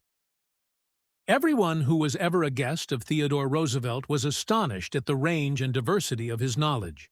Whether his visitor was a cowboy or a rough rider, a New York politician or a diplomat, Roosevelt knew what to say. And how was it done? The answer was simple. Whenever Roosevelt expected a visitor, he sat up late the night before, reading up on the subject in which he knew his guest was particularly interested. For Roosevelt knew, as all leaders know, that the royal road to a person's heart is to talk about the things he or she treasures most. The genial William Lyon Phelps, essayist and professor of literature at Yale, learned this lesson early in life. When I was 8 years old and was spending a weekend visiting my Aunt Libby Lindsley at her home in Stratford on the Housatonic, he wrote in his essay on human nature, a middle-aged man called one evening, and after a polite skirmish with my aunt, he devoted his attention to me. At that time, I happened to be excited about boats, and the visitor discussed the subject in a way that seemed particularly interesting. After he left, I spoke of him with enthusiasm. What a man! My aunt informed me he was a New York lawyer, that he cared nothing whatever about boats, that he took not the slightest interest in the subject. But why then did he talk all the time about boats? Because he is a gentleman. He saw you were interested in boats, and he talked about the things he knew would interest and please you. He made himself agreeable. And William Lyon Phelps added, I never forgot my aunt's remark. As I write this chapter, I have before me a letter from Edward L. Chalif, who was active in Boy Scout work. One day, I found I needed a favor, wrote Mr. Chalif. A big Scout jamboree was coming off in Europe, and I wanted the president of one of the largest corporations in America to pay the expenses of one of my boys for the trip. Fortunately, just before I went to see this man, I heard that he had drawn a check for $1 million, and that after it was canceled, he had it framed. So the first thing I did when I entered his office was to ask to see the check. A check for $1 million! I told him I never knew that anybody had ever written such a check, and that I wanted to tell my boys that I had actually seen a check for $1 million. He gladly showed it to me. I admired it, and asked him to tell me all about how it happened to be drawn. You notice, don't you, that Mr. Chalif didn't begin by talking about the Boy Scouts, or the jamboree in Europe, or what it was he wanted. He talked in terms of what interested the other man. Here's the result. Presently, the man I was interviewing said, Oh, by the way, what was it you wanted to see me about? So I told him. To my vast surprise, Mr. Chalif continues, he not only granted immediately what I asked for, but much more. I had asked him to send only one boy to Europe, but he sent 5 boys and myself, gave me a letter of credit for $1,000, and told us to stay in Europe for 7 weeks. He also gave me letters of introduction to his branch presidents, putting them at our service, and he himself met us in Paris and showed us the town. Since then, he has given jobs to some of the boys whose parents were in want, and he is still active in our group. Yet, I know if I hadn't found out what he was interested in and got him warmed up first, I wouldn't have found him 1/10 as easy to approach. Is this a valuable technique to use in business? Is it? Let's see. Take Henry G. Duvernoy of Duvernoy & Sons, a wholesale baking firm in New York. Mr. Duvernoy had been trying to sell bread to a certain New York hotel. He had called on the manager every week for 4 years. He went to the same social affairs the manager attended. He even took rooms in the hotel and lived there in order to get the business. But he failed. Then, said Mr. Duvernoy, after studying human relations, I resolved to change my tactics. I decided to find out what interested this man, what caught his enthusiasm. I discovered he belonged to a society of hotel executives called the Hotel Greeters of America. He not only belonged, but his bubbling enthusiasm had made him president of the organization and the president of the International Greeters. No matter where its conventions were held, he would be there. So when I saw him the next day, I began talking about the greeters. What a response I got! What a response! He talked to me for half an hour about the greeters, his tones vibrant with enthusiasm. I could plainly see that this society was not only his hobby, it was the passion of his life. Before I left his office, he had sold me a membership in his organization. In the meantime, I had said nothing about bread. But a few days later, the steward of his hotel phoned me to come over with samples and prices. I don't know what you did to the old boy, the steward greeted me, "but he sure is sold on you." Think of it! I had been drumming at that man for 4 years, trying to get his business, and I'd still be drumming at him if I hadn't finally taken the trouble to find out what he was interested in and what he enjoyed talking about. Edward E. Harriman of Hagerstown, Maryland, chose to live in the beautiful Cumberland Valley of Maryland after he completed his military service. Unfortunately, at that time, there were few jobs available in the area. A little research uncovered the fact that a number of companies in the area were either owned or controlled by an unusual business maverick, R.J. Funkhauser, whose rise from poverty to riches intrigued Mr. Harriman. However, he was known for being inaccessible to job seekers. Mr. Harriman wrote, "I interviewed a number of people and found that his major interest was anchored in his drive for power and money. Since he protected himself from people like me by use of a dedicated and stern secretary, I studied her interests and goals, and only then I paid an unannounced visit at her office. She had been Mr. Funkhauser's orbiting satellite for about 15 years. When I told her I had a proposition for him which might translate itself into financial and political success for him, she became enthused. I also conversed with her about her constructive participation in his success. After this conversation, she arranged for me to meet Mr. Funkhauser. I entered his huge and impressive office, determined not to ask directly for a job. He was seated behind a large carved desk and thundered at me. "How about it, young man?" I said, "Mr. Funkhauser, I believe I can make money for you." He immediately rose and invited me to sit in one of the large upholstered chairs. I enumerated my ideas and the qualifications I had to realize these ideas, as well as how they would contribute to his personal success and that of his businesses. R.J., as he became known to me, hired me at once, and for over 20 years I have grown in his enterprises, and we both have prospered. Talking in terms of the other person's interests pays off for both parties. Howard Z. Herzig, a leader in the field of employee communications, has always followed this principle. When asked what reward he got from it, Mr. Herzig responded that he not only received a different reward from each person, but that in general, the reward had been an enlargement of his life each time he spoke to someone. Principle Chapter 5. Talk in terms of the other person's interests.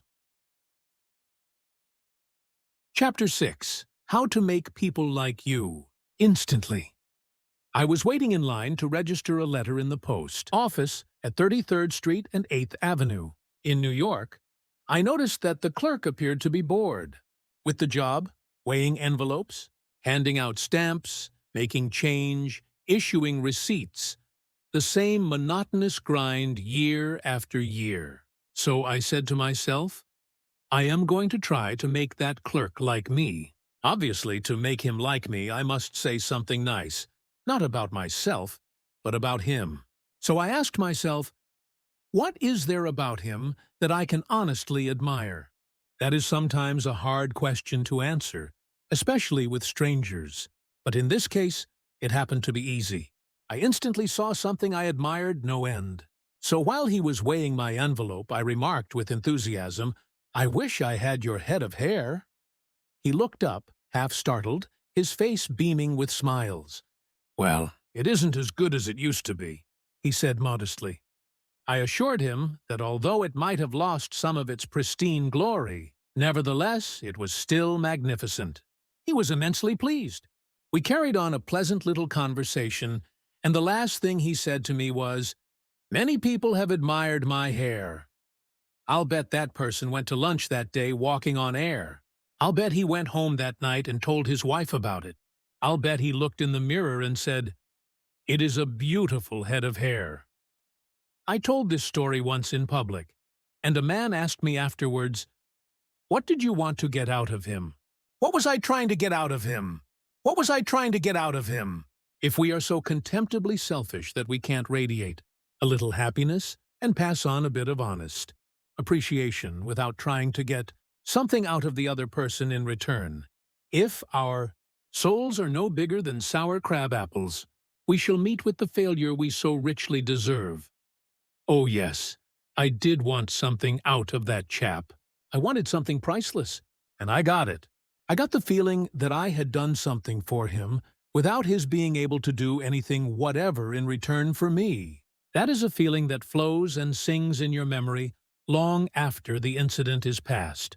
There is one all-important law of human conduct. If we obey that law, we shall almost never get into trouble. In fact, that law, if obeyed, will bring us countless friends and constant happiness.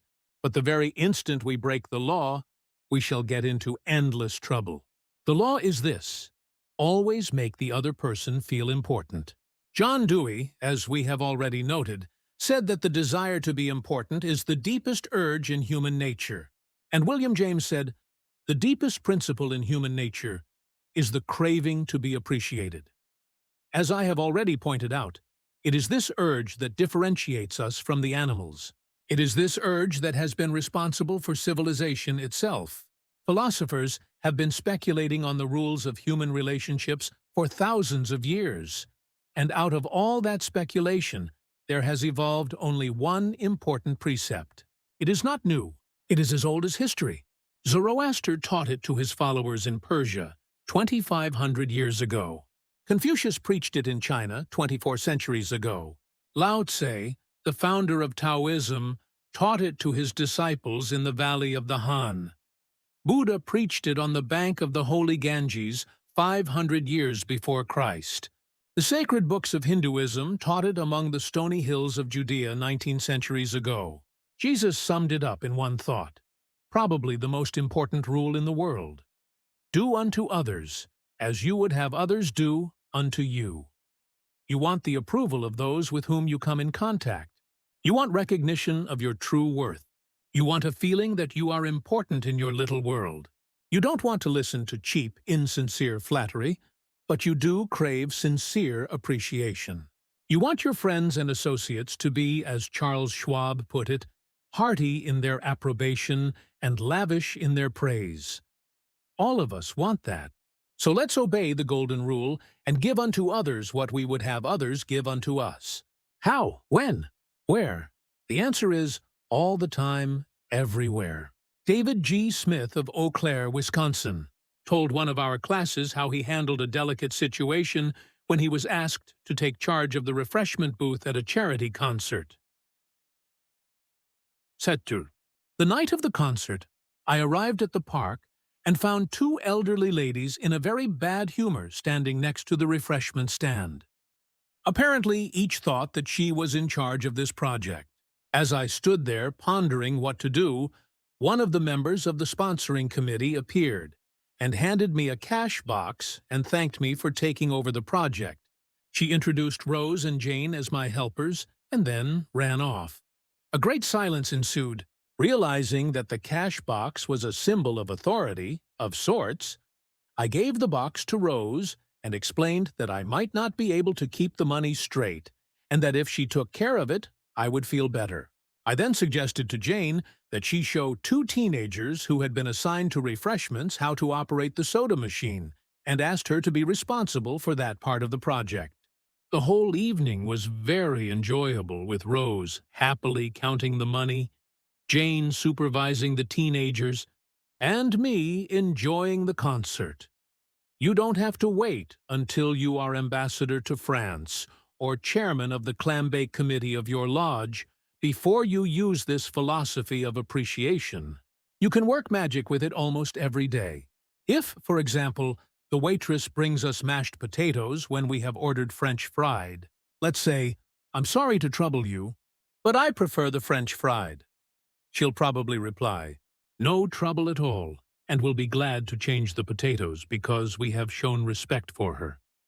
Little phrases such as, "I'm sorry to trouble you," "Would you be so kind as to ace? Won't you please? Would you mind? Thank you." Little courtesies like these oil the cogs of the monotonous grind of everyday life. And incidentally, they are the hallmark of good breeding. Let's take another illustration. Hall Caine's novels The Christian, the Deemster, the Manxman, among them, were all bestsellers in the early part of this century, 20th. Millions of people read his novels, countless millions. He was the son of a blacksmith. He never had more than 8 years' schooling in his life. Yet when he died, he was the richest literary man of his time. The story goes like this. Hall Caine loved sonnets and ballads, so he devoured all of Dante Gabriel Rossetti's poetry. He even wrote a lecture chanting the praises of Rossetti's artistic achievement, and sent a copy to Rossetti himself. Rossetti was delighted. Any young man who has such an exalted opinion of my ability, Rossetti probably said to himself, must be brilliant. So Rossetti invited this blacksmith's son to come to London and act as his secretary.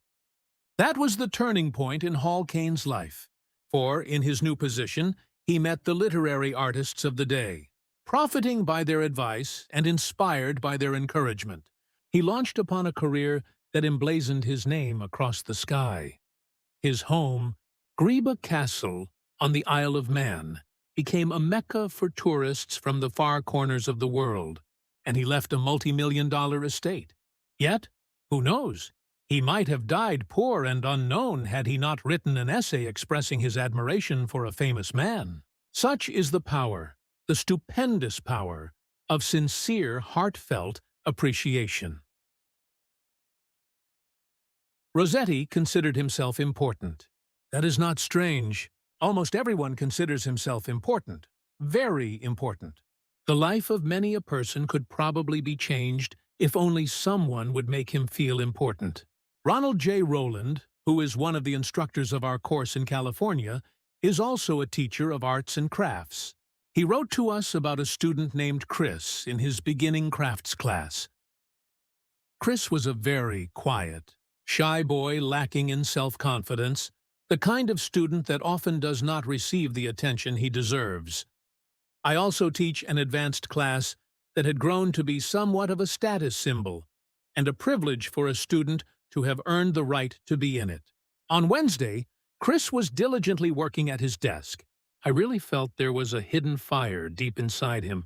I asked Chris if he would like to be in the advanced class.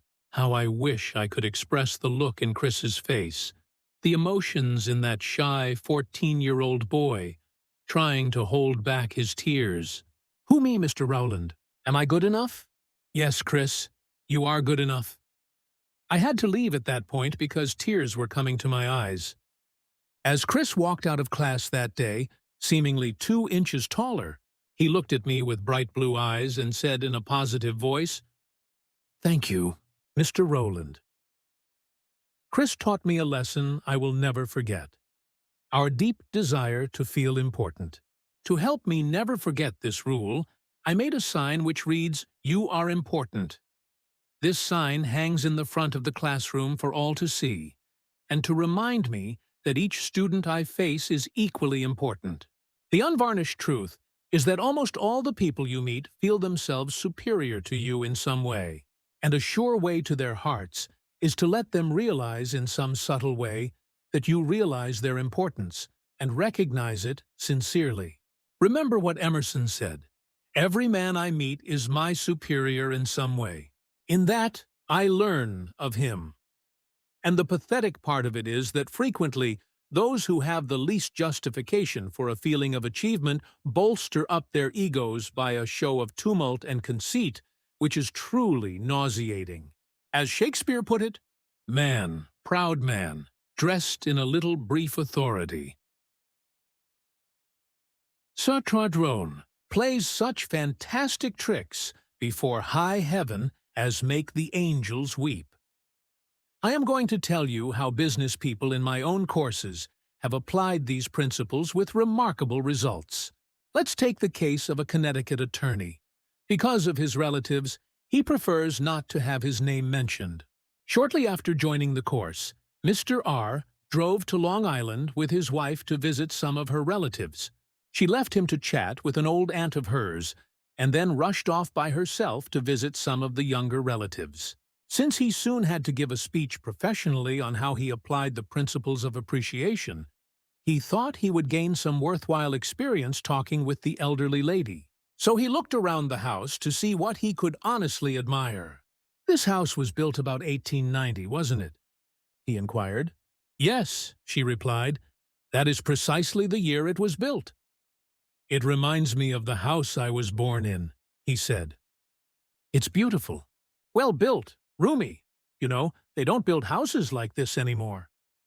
"You're right," the old lady agreed. "The young folks nowadays don't care for beautiful homes. All they want is a small apartment, and then they go gadding about in their automobiles." "This is a dream house," she said, in a voice vibrating with tender memories. "This house was built with love. My husband and I dreamed about it for years before we built it. We didn't have an architect. We planned it all ourselves." She showed Mr. R. about the house, and he expressed his hearty admiration for the beautiful treasures she had picked up in her travels and cherished over a lifetime.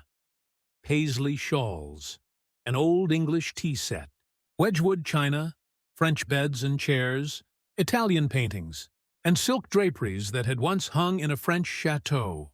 After showing Mr. R. through the house, she took him out to the garage. There, jacked up on blocks, was a Packard car, in mint condition. "My husband bought that car for me shortly before he passed on," she said softly. "I have never ridden in it since his death. You appreciate nice things, and I'm going to give this car to you." "Why, Auntie?" he said. "You overwhelm me. I appreciate your generosity, of course, but I couldn't possibly accept it. I'm not even a relative of yours. I have a new car, and you have many relatives that would like to have that Packard." "Relatives!" she exclaimed. "Yes, I have relatives who are just waiting till I die so they can get that car, but they are not going to get it. If you don't want to give it to them, you can very easily sell it to a second-hand dealer," he told her. "Sell it!" she cried. "Do you think I would sell this car? Do you think I could stand to see strangers riding up and down the street in that car? That car that my husband bought for me? I wouldn't dream of selling it. I'm going to give it to you. You appreciate beautiful things." He tried to get out of accepting the car, but he couldn't without hurting her feelings. This lady, left all alone in a big house with her Paisley shawls, her French antiques, and her memories, was starving for a little recognition. She had once been young and beautiful and sought after. She had once built a house warm with love, and had collected things from all over Europe to make it beautiful. Now, in the isolated loneliness of old age, she craved a little human warmth, a little genuine appreciation, and no one gave it to her. And when she found it, like a spring in the desert, her gratitude couldn't adequately express itself with anything less than the gift of her cherished Packard. Let's take another case. Donald M. McMahon, who was superintendent of Lewis and Valentine, nurserymen and landscape architects in Rye, New York, related this incident. Shortly after I attended the talk on How to Win Friends and Influence People, I was landscaping the estate of a famous attorney. The owner came out to give me a few instructions about where he wished to plant a mass of rhododendrons and azaleas. I said, "Judge, you have a lovely hobby. I've been admiring your beautiful dogs. I understand you win a lot of blue ribbons every year at the show in Madison Square Garden." The effect of this little expression of appreciation was striking. "Yes," the judge replied, "I do have a lot of fun with my dogs. Would you like to see my kennel?" He spent almost an hour showing me his dogs and the prizes they had won. He even brought out their pedigrees and explained about the bloodlines responsible for such beauty and intelligence. Finally, turning to me, he asked, "Do you have any small children?" "Yes, I do," I replied. "I have a son." "Well, wouldn't he like a puppy?" the judge inquired. "Oh, yes, he'd be tickled pink." "All right, I'm going to give him one," the judge announced. He started to tell me how to feed the puppy. Then he paused. "You'll forget it if I tell you. I'll write it out." So the judge went in the house, typed out the pedigree and feeding instructions, and gave me a puppy worth several $100s and 1 hour and 15 minutes of his valuable time, largely because I had expressed my honest admiration for his hobby and achievements. George Eastman, of Kodak fame, invented the transparent film that made motion pictures possible, amassed a fortune of $100 million, and made himself one of the most famous businessmen on Earth. Yet in spite of all these tremendous accomplishments, he craved little recognitions, even as you and I. To illustrate, when Eastman was building the Eastman School of Music and also Kilbourne Hall in Rochester, James Adamson, then president of the Superior Seating Company of New York, wanted to get the order to supply the theater chairs for these buildings. Phoning the architect, Mr. Adamson made an appointment to see Mr. Eastman in Rochester. When Adamson arrived, the architect said, "I know you want to get this order, but I can tell you right now that you won't stand a ghost of a show if you take more than 5 minutes of George Eastman's time. He is a strict disciplinarian. He is very busy. So tell your story quickly and get out." Adamson was prepared to do just that. When he was ushered into the room, he saw Mr. Eastman bending over a pile of papers at his desk. Presently, Mr. Eastman looked up, removed his glasses, and walked toward the architect and Mr. Adamson, saying, "Good morning, gentlemen. What can I do for you?" The architect introduced them, and then Mr. Adamson said, "While we've been waiting for you, Mr. Eastman, I've been admiring your office. I wouldn't mind working in a room like this myself. I'm in the interior woodworking business, and I never saw a more beautiful office in all my life." George Eastman replied, "You remind me of something I had almost forgotten. It is beautiful, isn't it? I enjoyed it a great deal when it was first built. But I come down here now with a lot of other things on my mind, and sometimes don't even see the room for weeks at a time." Adamson walked over and rubbed his hand across a panel. "This is English oak, isn't it? A little different texture from the Italian oak?" "Yes," Eastman replied. "Imported English oak. It was selected for me by a friend who specializes in fine woods." Then Eastman showed him about the room, commenting on the proportions, the coloring, the hand-carving and other effects he had helped to plan and execute. While drifting about the room, admiring the woodwork, they paused before a window, and George Eastman, in his modest, soft-spoken way, pointed out some of the institutions through which he was trying to help humanity. The University of Rochester, the General Hospital, the Homeopathic Hospital, the Friendly Home, the Children's Hospital. Mr. Adamson congratulated him warmly on the idealistic way he was using his wealth to alleviate the sufferings of humanity. Presently, George Eastman unlocked a glass case and pulled out the first camera he had ever owned, an invention he had bought from an Englishman. Adamson questioned him at length about his early struggles to get started in business, and Mr. Eastman spoke with real feeling about the poverty of his childhood, telling how his widowed mother had kept a boarding house while he clerked in an insurance office. The terror of poverty haunted him day and night, and he resolved to make enough money so that his mother wouldn't have to work. Mr. Adamson drew him out with further questions and listened, absorbed, while he related the story of his experiments with dry photographic plates. He told how he had worked in an office all day and sometimes experimented all night, taking only brief naps while the chemicals were working, sometimes working and sleeping in his clothes for 72 hours at a stretch. James Adamson had been ushered into Eastman's office at 10:15 and had been warned that he must not take more than 5 minutes. But an hour had passed, then 2 hours passed, and they were still talking. Finally, George Eastman turned to Adamson and said, "The last time I was in Japan, I bought some chairs, brought them home, and put them in my sun porch. But the sun peeled the paint, so I went downtown the other day and bought some paint and painted the chairs myself. Would you like to see what sort of job I can do painting chairs? All right, come up to my home and have lunch with me and I'll show you." After lunch, Mr. Eastman showed Adamson the chairs he had brought from Japan. They weren't worth more than a few dollars, but George Eastman, now a multimillionaire, was proud of them because he himself had painted them. The order for the seats amounted to $90,000. Who do you suppose got the order? James Adamson or one of his competitors?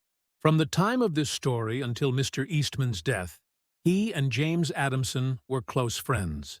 Claude Marais, a restaurant owner in Rouen, France, used this principle and saved his restaurant the loss of a key employee. This woman had been in his employ for 5 years and was a vital link between Monsieur Marais and his staff of 21 people. He was shocked to receive a registered letter from her advising him of her resignation. Monsieur Marais reported, "I was very surprised and even more disappointed because I was under the impression that I had been fair to her and receptive to her needs. Inasmuch as she was a friend as well as an employee, I probably had taken her too much for granted and maybe was even more demanding of her than of other employees. I could not, of course, accept this resignation without some explanation. I took her aside and said, 'Paulette, you must understand that I cannot accept your resignation. You mean a great deal to me and to this company, and you are as important to the success of this restaurant as I am.' I repeated this in front of the entire staff, and I invited her to my home and reiterated my confidence in her with my family present. Paulette withdrew her resignation, and today I can rely on her as never before. I frequently reinforce this by expressing my appreciation for what she does and showing her how important she is to me and to the restaurant." "Talk to people about themselves," said Disraeli, one of the shrewdest men who ever ruled the British Empire. "Talk to people about themselves, and they will listen for hours." Principle 6. Make the other person feel important, and do it sincerely. In a nutshell, 6 ways to make people like you. Principle 1. Become genuinely interested in other people. Principle 2. Smile. Principle 3. Remember that a person's name is to that person the sweetest and most important sound in any language. Principle 4. Be a good listener. Encourage others to talk about themselves. Principle 5. Talk in terms of the other person's interests. Principle 6. Make the other person feel important, and do it sincerely. Part 3. How to win people to your way of thinking. Chapter 1. You can't win an argument. Shortly after the close of World War I learned an invaluable lesson one night in London. I was manager at the time for Sir Ross Smith. During the war, Sir Ross had been the Australian ace out in Palestine, and shortly after peace was declared, he astonished the world by flying halfway around it in 30 days. No such feat had ever been attempted before. It created a tremendous sensation. The Australian government awarded him $50,000. The King of England knighted him, and, for a while, he was the most talked-about man under the Union Jack. I was attending a banquet one night given in Sir Ross's honor, and during the dinner, the man sitting next to me told a humorous story which hinged on the quotation, "There's a divinity that shapes our ends. Rough hew them how we will." The raconteur mentioned that the quotation was from the Bible. He was wrong. I knew that. I knew it positively. There couldn't be the slightest doubt about it. And so, to get a feeling of importance and display my superiority, I appointed myself as an unsolicited and unwelcome committee of one to correct him. He stuck to his guns. "What? From Shakespeare? Impossible! Absurd!" That quotation was from the Bible, and he knew it. The storyteller was sitting on my right, and Frank Gammond, an old friend of mine, was seated at my left. Mr. Gammond had devoted years to the study of Shakespeare, so the storyteller and I agreed to submit the question to Mr. Gammond. Mr. Gammond listened, kicked me under the table, and then said, "Dale, you are wrong. The gentleman is right. It is from the Bible." On our way home that night, I said to Mr. Gammond, "Frank, you knew that quotation was from Shakespeare." "Yes." "Of course," he replied. "Hamlet, Act 5, Scene 2. But we were guests at a festive occasion. My dear Dale, why prove to a man he is wrong? Is that going to make him like you? Why not let him save his face? He didn't ask for your opinion. He didn't want it. Why argue with him? Always avoid the acute angle. The man who said that taught me a lesson I'll never forget. I not only had made the storyteller uncomfortable, but had put my friend in an embarrassing situation. How much better it would have been had I not become argumentative. It was a sorely needed lesson because I had been an inveterate arguer. During my youth, I had argued with my brother about everything under the Milky Way. When I went to college, I studied logic and argumentation and went in for debating contests. Talk about being from Missouri. I was born there. I had to be shown. Later, I taught debating and argumentation in New York. And once, I am ashamed to admit, I planned to write a book on the subject. Since then, I have listened to, engaged in, and watched the effect of thousands of arguments. As a result of all this, I have come to the conclusion that there is only one way under high heaven to get the best of an argument, and that is to avoid it. Avoid it as you would avoid rattlesnakes and earthquakes. 9 times out of 10, an argument ends with each of the contestants more firmly convinced than ever that he is absolutely right. You can't win an argument. You can't, because if you lose it, you lose it. And if you win it, you lose it. Why? Well, suppose you triumph over the other man and shoot his argument full of holes and prove that he is non compos mentis. Then what? You will feel fine. But what about him? You have made him feel inferior. You have hurt his pride. He will resent your triumph. And a man convinced against his will is of the same opinion still. Years ago, Patrick J. O'Hare joined one of my classes. He had had little education, and how he loved a scrap. He had once been a chauffeur, and he came to me because he had been trying, without much success, to sell trucks. A little questioning brought out the fact that he was continually scrapping with and antagonizing the very people he was trying to do business with. If a prospect said anything derogatory about the trucks he was selling, Pat saw red and was right at the customer's throat. Pat won a lot of arguments in those days. As he said to me afterward, I often walked out of an office saying, I told that bird something. Sure, I had told him something, but I hadn't sold him anything. My first problem was not to teach Patrick J. O'Hare to talk.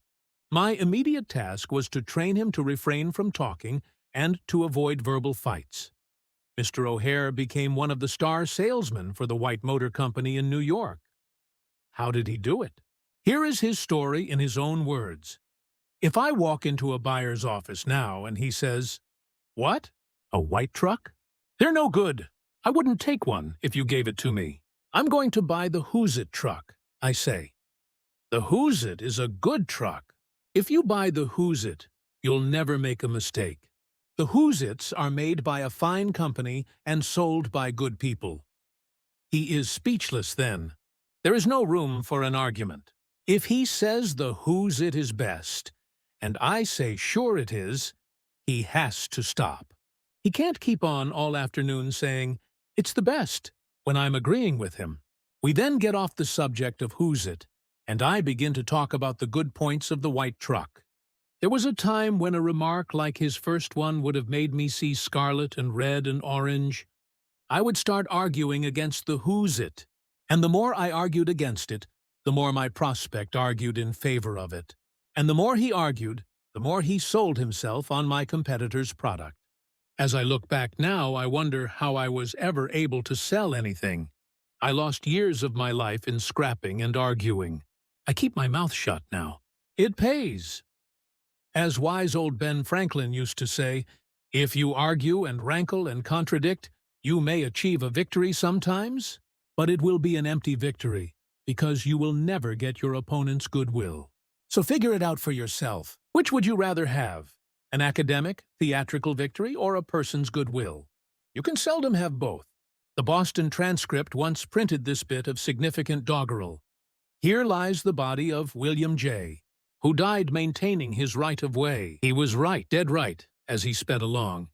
But he's just as dead as if he were wrong. You may be right, dead right, as you speed along in your argument. But as far as changing another's mind is concerned, You will probably be just as futile as if you were wrong. Frederick S. Parsons, an income tax consultant, had been disputing and wrangling for an hour with a government tax inspector. An item of $9,000 was at stake. Mr. Parsons claimed that this $9,000 was in reality a bad debt, that it would never be collected, that it ought not to be taxed. "Bad debt, my eye," retorted the inspector. "It must be taxed." This inspector was cold, arrogant, and stubborn, Mr. Parsons said as he told the story to the class. Reason was wasted, and so were facts. The longer we argued, the more stubborn he became. So I decided to avoid argument, change the subject, and give him appreciation. I said, "I suppose this is a very petty matter in comparison with the really important and difficult decisions you're required to make. I've made a study of taxation myself, but I've had to get my knowledge from books. You are getting yours from the firing line of experience. I sometimes wish I had a job like yours. It would teach me a lot." I meant every word I said. "Well," the inspector straightened up in his chair, leaned back, and talked for a long time about his work, telling me of the clever frauds he had uncovered. His tone gradually became friendly, and presently he was telling me about his children. As he left, he advised me that he would consider my problem further and give me his decision in a few days. He called at my office 3 days later and informed me that he had decided to leave the tax return exactly as it was filed. This tax inspector was demonstrating one of the most common of human frailties. He wanted a feeling of importance, and as long as Mr. Parsons argued with him, he got his feeling of importance by loudly asserting his authority. But as soon as his importance was admitted and the argument stopped, and he was permitted to expand his ego, he became a sympathetic and kindly human being. Buddha said, "Hatred is never ended by hatred but by love, and a misunderstanding is never ended by an argument but by tact, diplomacy, conciliation, and a sympathetic desire to see the other person's viewpoint." Lincoln once reprimanded a young army officer for indulging in a violent controversy with an associate. "No man who is resolved to make the most of himself," said Lincoln, "can spare time for personal contention. Still less can he afford to take the consequences, including the vitiation of his temper and the loss of self-control. Yield larger things to which you show no more than equal rights, and yield lesser ones though clearly your own. Better give your path to a dog than be bitten by him in contesting for the right. Even killing the dog would not cure the bite." In an article in Bits and Pieces, some suggestions are made on how to keep a disagreement from becoming an argument. Welcome the disagreement. Remember the slogan, "When two partners always agree, one of them is not necessary." If there is some point you haven't thought about, be thankful if it is brought to your attention. Perhaps this disagreement is your opportunity to be corrected before you make a serious mistake. Distrust your first instinctive impression. Our first natural reaction in a disagreeable situation is to be defensive. Be careful. Keep calm and watch out for your first reaction. It may be you at your worst, not your best. Control your temper. Remember, you can measure the size of a person by what makes him or her angry. Listen first. Give your opponents a chance to talk. Let them finish. Do not resist, defend, or debate. This only raises barriers. Try to build bridges of understanding. Don't build higher barriers of misunderstanding. Look for areas of agreement. When you have heard your opponents out, dwell first on the points and areas on which you agree. Be honest. Look for areas where you can admit error and say so. Apologize for your mistakes. It will help disarm your opponents and reduce defensiveness. Promise to think over your opponent's ideas and study them carefully. And mean it. Your opponents may be right. It is a lot easier at this stage to agree to think about their points than to move rapidly ahead and find yourself in a position where your opponents can say, "We tried to tell you, but you wouldn't listen." Thank your opponents sincerely for their interest. Anyone who takes the time to disagree with you is interested in the same things you are. Think of them as people who really want to help you, and you may turn your opponents into friends. Postpone action to give both sides time to think through the problem. Suggest that a new meeting be held later that day or the next day, when all the facts may be brought to bear. In preparation for this meeting, ask yourself some hard questions. Could my opponents be right? Partly right? Is there truth or merit in their position or argument? Is my reaction one that will relieve the problem, or will it just relieve any frustration? Will my reaction drive my opponents further away, or draw them closer to me? Will my reaction elevate the estimation good people have of me? Will I win or lose? What price will I have to pay if I win? If I am quiet about it, will the disagreement blow over? Is this difficult situation an opportunity for me?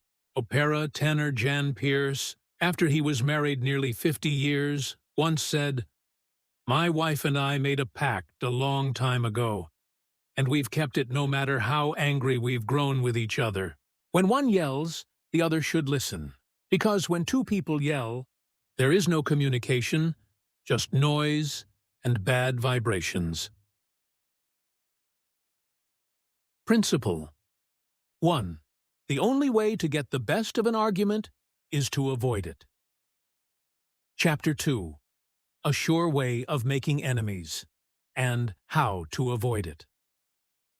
When Theodore Roosevelt was in the White House, he confessed that if he could be right 75% of the time, he would reach the highest measure of his expectation. If that was the highest rating that one of the most distinguished men of the 20th century could hope to obtain, what about you and me? If you can be sure of being right only 55% of the time, you can go down to Wall Street and make $1 million a day. If you can't be sure of being right even 55% of the time, why should you tell other people they are wrong? You can tell people they are wrong by a look or an intonation or a gesture just as eloquently as you can in words. And if you tell them they are wrong, do you make them want to agree with you? Never. For you have struck a direct blow at their intelligence, judgment, pride, and self-respect. That will make them want to strike back, but it will never make them want to change their minds. You may then hurl at them all the logic of a Plato or an Immanuel Kant, but you will not alter their opinions, for you have hurt their feelings. Never begin by announcing, "I am going to prove so-and-so to you." That's bad. That's tantamount to saying, "I'm smarter than you are. I'm going to tell you a thing or two and make you change your mind." That is a challenge. It arouses opposition and makes the listener want to battle with you before you even start. It is difficult, under even the most benign conditions, to change people's minds. So why make it harder? Why handicap yourself? If you are going to prove anything, don't let anybody know it. Do it so subtly, so adroitly, that no one will feel that you are doing it. This was expressed succinctly by Alexander Pope. Men must be taught as if you taught them not, and things unknown proposed as things forgot. Over 300 years ago, Galileo said, "You cannot teach a man anything. You can only help him to find it within himself." As Lord Chesterfield said to his son, "Be wiser than other people if you can, but do not tell them so." Socrates said repeatedly to his followers in Athens, "One thing only I know, and that is that I know nothing." Well, I can't hope to be any smarter than Socrates, so I have quit telling people they are wrong. And I find that it pays.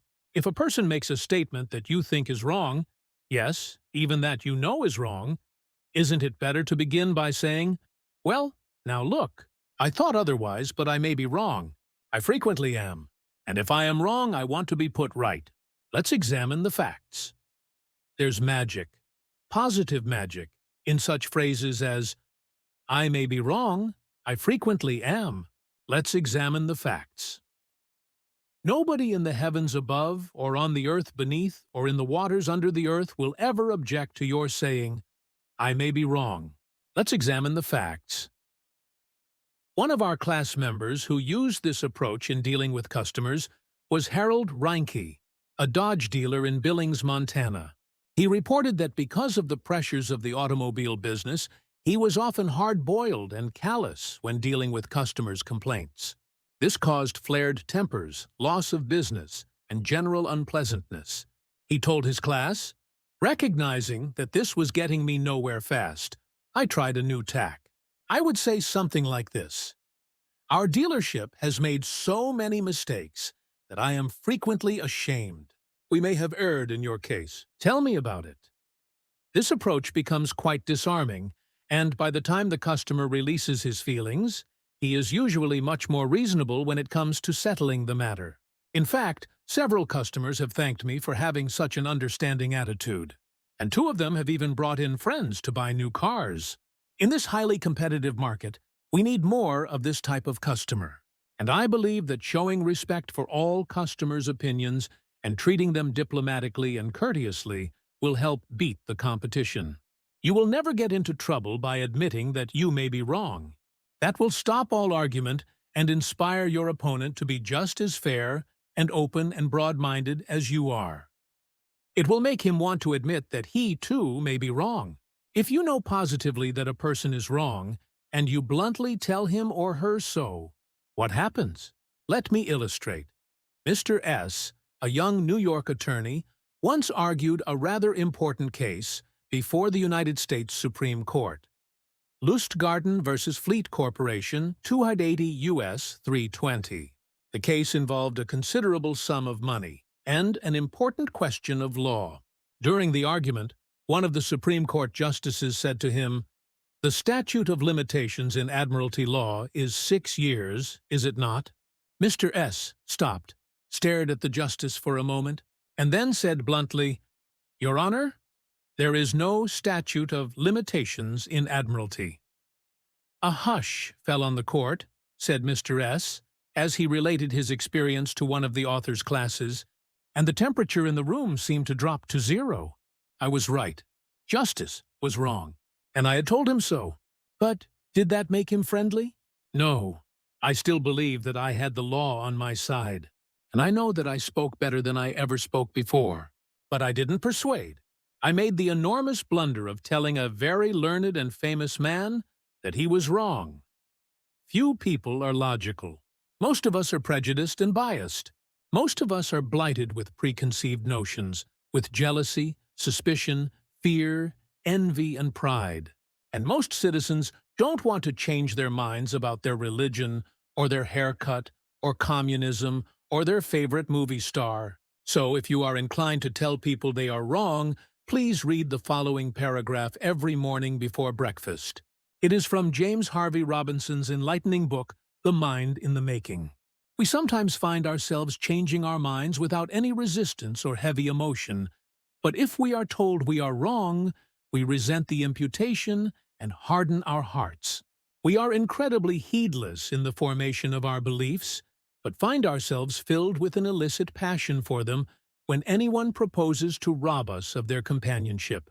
It is obviously not the ideas themselves that are dear to us, but our self-esteem, which is threatened.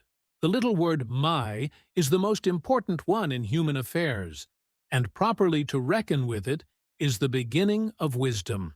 It has the same force whether it is my dinner, my dog, and my house, or my father, my country, and my God. We not only resent the imputation that our watch is wrong, or our car shabby, but that our conception of the canals of Mars, of the pronunciation of Epictetus, of the medicinal value of salicin, or of the date of Sargon, is subject to revision. We like to continue to believe what we have been accustomed to accept as true, and the resentment aroused when doubt is cast upon any of our assumptions leads us to seek every manner of excuse for clinging to it. The result is that most of our so-called reasoning consists in finding arguments for going on believing as we already do. Carl Rogers, the eminent psychologist, wrote in his book on becoming a person, "I have found it of enormous value when I can permit myself to understand the other person." The way in which I have worded this statement may seem strange to you. Is it necessary to permit oneself to understand another? I think it is. Our first reaction to most of the statements, which we hear from other people, is an evaluation or judgment, rather than an understanding of it. When someone expresses some feeling, attitude, or belief, our tendency is almost immediately to feel, "That's right," or "That's stupid," "That's abnormal," "That's unreasonable," "That's incorrect," "That's not nice." Very rarely do we permit ourselves to understand precisely what the meaning of the statement is to the other person. I once employed an interior decorator to make some draperies for my home. When the bill arrived, I was dismayed. A few days later, a friend dropped in and looked at the draperies. The price was mentioned, and she exclaimed with a note of triumph, "What? That's awful. I am afraid he put one over on you?"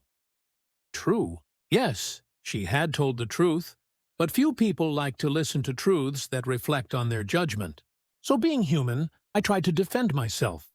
I pointed out that the best is eventually the cheapest, that one can't expect to get quality and artistic taste at bargain basement prices, and so on and on.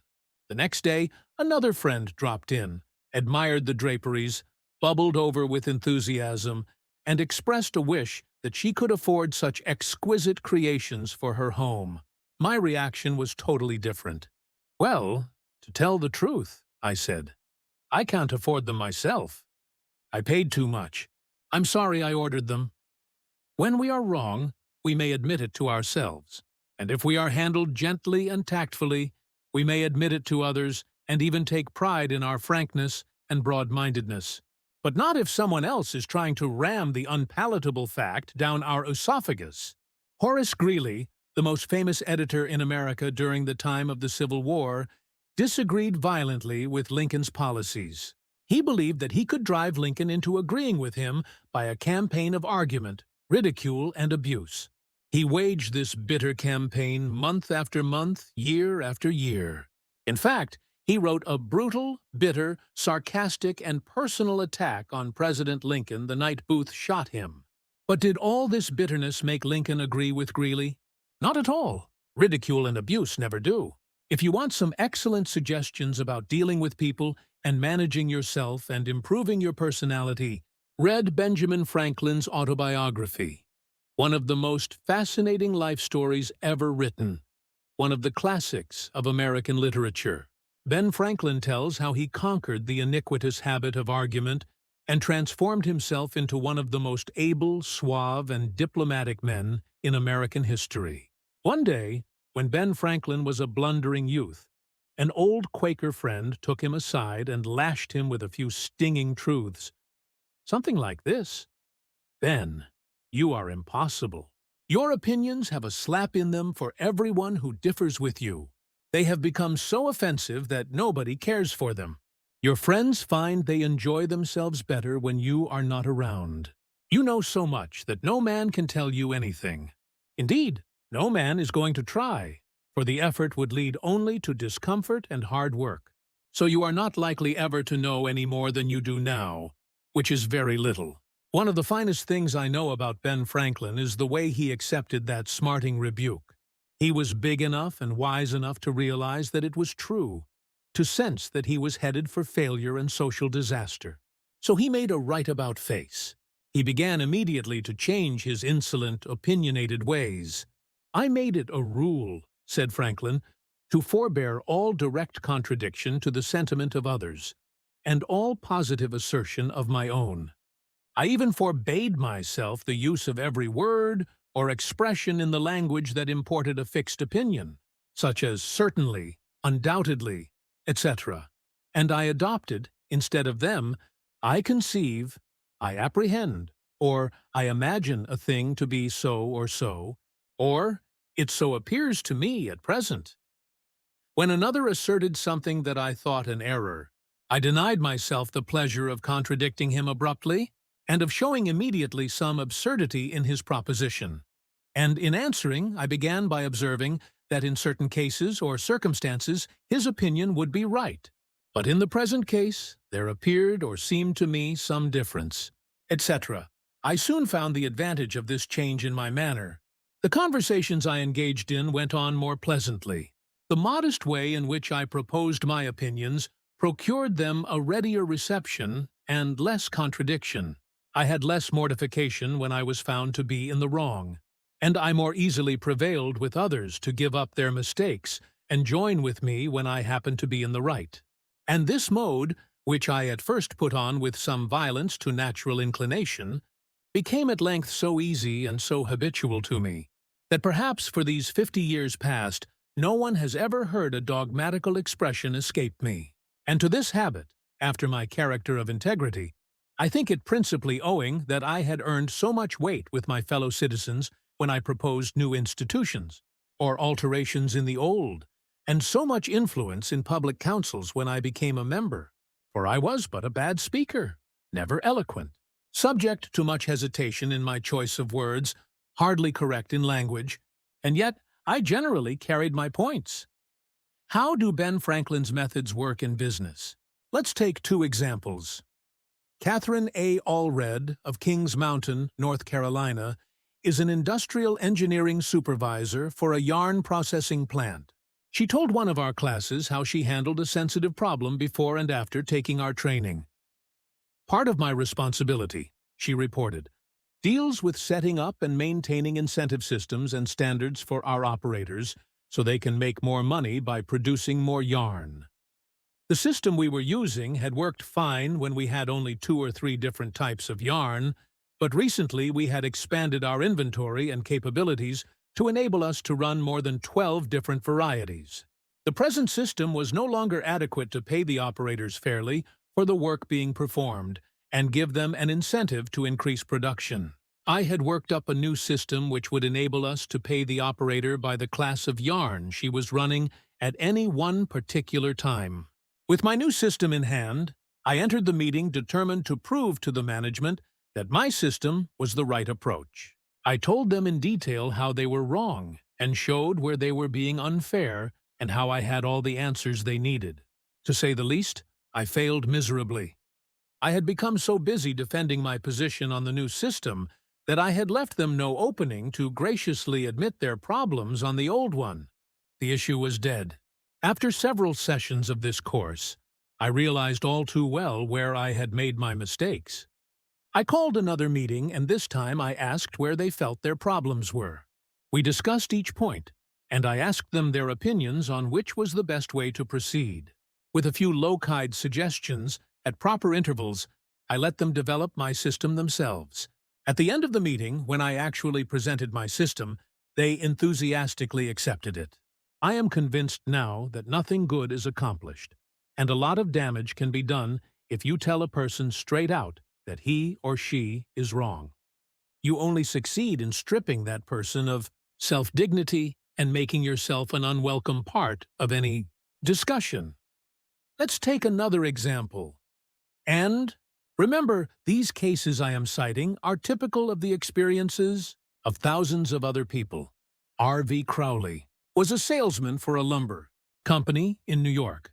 Crowley admitted that he had been telling hard-boiled lumber inspectors for years that they were wrong. And he had won the arguments too, but it hadn't done any good. For these lumber inspectors, said Mr. Crowley, are like baseball umpires. Once they make a decision, they never change it.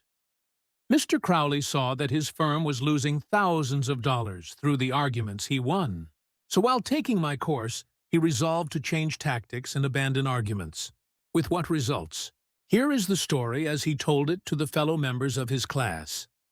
One morning, the phone rang in my office. A hot and bothered person at the other end proceeded to inform me that a car of lumber we had shipped into his plant was entirely unsatisfactory. His firm had stopped unloading and requested that we make immediate arrangements to remove the stock from their yard.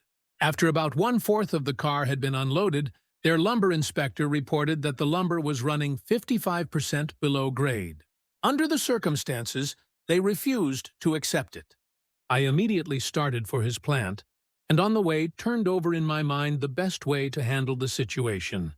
Ordinarily, under such circumstances, I should have quoted grading rules and tried, as a result of my own experience and knowledge as a lumber inspector, to convince the other inspector that the lumber was actually up to grade, and that he was misinterpreting the rules in his inspection. However, I thought I would apply the principles learned in this training.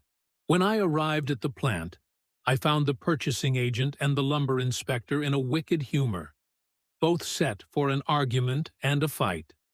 We walked out to the car that was being unloaded, and I requested that they continue to unload so that I could see how things were going. I asked the inspector to go right ahead and lay out the rejects, as he had been doing, and to put the good pieces in another pile. After watching him for a while, it began to dawn on me that his inspection actually was much too strict, and that he was misinterpreting the rules. This particular lumber was white pine, and I knew the inspector was thoroughly schooled in hard woods, but not a competent, experienced inspector on white pine. White pine happened to be my own strong suit, but did I offer any objection to the way he was grading the lumber? None whatever. I kept on watching, and gradually began to ask questions as to why certain pieces were not satisfactory. I didn't for one instant insinuate that the inspector was wrong. I emphasized that my only reason for asking was in order that we could give his firm exactly what they wanted in future shipments, by asking questions in a very friendly, cooperative spirit, and insisting continually that they were right in laying out boards not satisfactory to their purpose. I got him warmed up, and the strained relations between us began to thaw and melt away. An occasional carefully put remark on my part gave birth to the idea in his mind that possibly some of these rejected pieces were actually within the grade that they had bought, and that their requirements demanded a more expensive grade. I was very careful, however, not to let him think I was making an issue of this point. Gradually, his whole attitude changed. He finally admitted to me that he was not experienced on white pine and began to ask me questions about each piece as it came out of the car. I would explain why such a piece came within the grade specified, but kept on insisting that we did not want him to take it if it was unsuitable for their purpose. He finally got to the point where he felt guilty every time he put a piece in the rejected pile, and at last he saw that the mistake was on their part for not having specified as good a grade as they needed. The ultimate outcome was that he went through the entire carload again after I left, accepted the whole lot, and we received a check in full. In that one instance alone, a little tact, and the determination to refrain from telling the other man he was wrong saved my company a substantial amount of cash, and it would be hard to place a money value on the goodwill that was saved. Martin Luther King was asked how, as a pacifist, he could be an admirer of Air Force General Daniel Chappie James, then the nation's highest-ranking black officer. Dr. King replied, "I judge people by their own principles, not by my own." In a similar way, General Robert E. Lee once spoke to the President of the Confederacy, Jefferson Davis, in the most glowing terms about a certain officer under his command. Another officer in attendance was astonished. "General," he said, "do you not know that the man of whom you speak so highly is one of your bitterest enemies, who misses no opportunity to malign you?" "Yes," replied General Lee, "but the President asked my opinion of him. He did not ask for his opinion of me.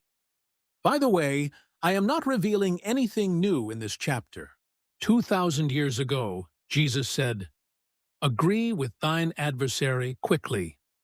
And 2,200 years before Christ was born, King Actoi of Egypt gave his son some shrewd advice that is sorely needed today. 'Be diplomatic,' counseled the king. 'It will help you gain your point.' In other words, don't argue with your customer or your spouse or your adversary. Don't tell them they are wrong. Don't get them stirred up. Use a little diplomacy. Principle 2. Show respect for the other person's opinions. Never say, 'You're wrong.'" Chapter 3. If you're wrong, admit it.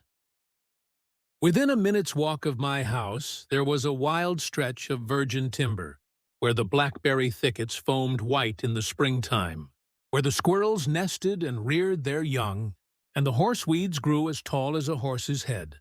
This unspoiled woodland was called Forest Park, and it was a forest, probably not much different in appearance from what it was when Columbus discovered America.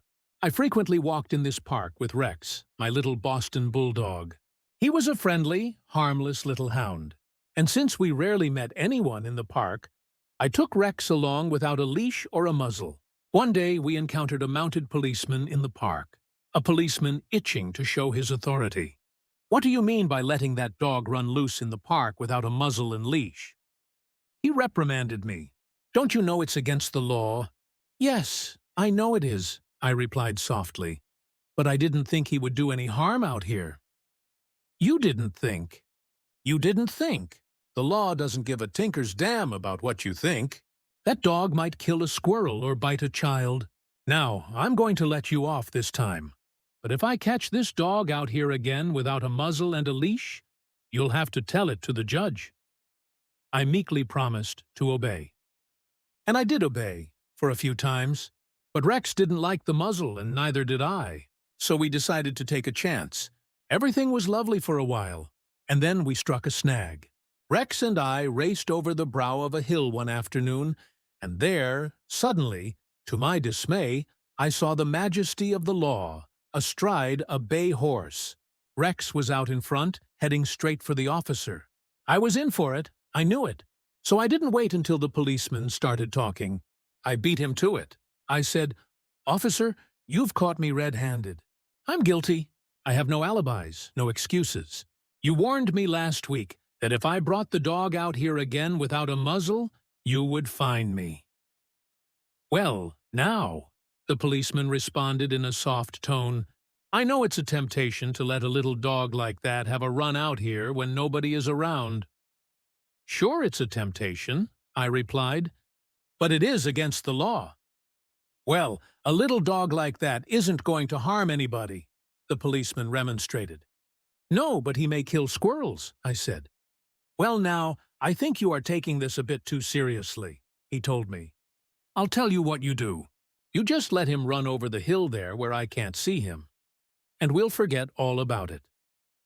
That policeman, being human, wanted a feeling of importance, so when I began to condemn myself, the only way he could nourish his self-esteem was to take the magnanimous attitude of showing mercy.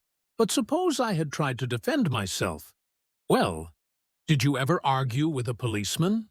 But instead of breaking lances with him, I admitted that he was absolutely right, and I was absolutely wrong.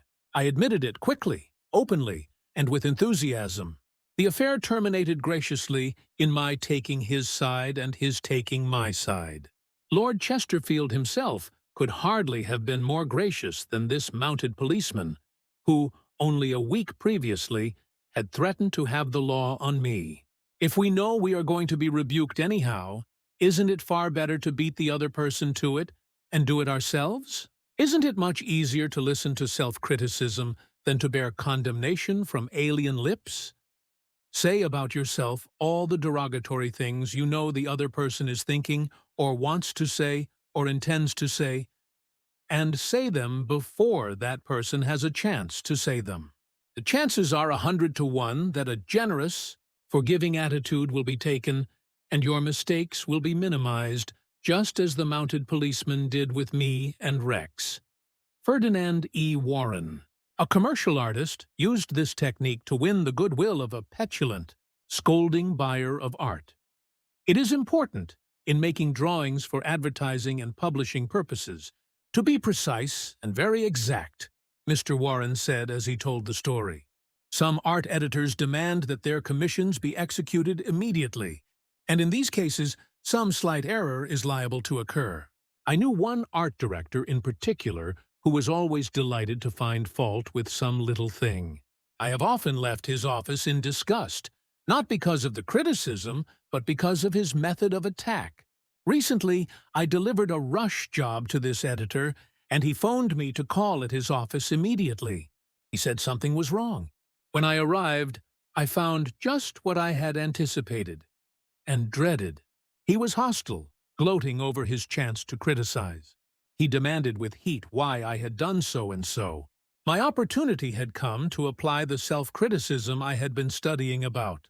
So I said, "Mr. So-and-so, if what you say is true, I am at fault, and there is absolutely no excuse for my blunder.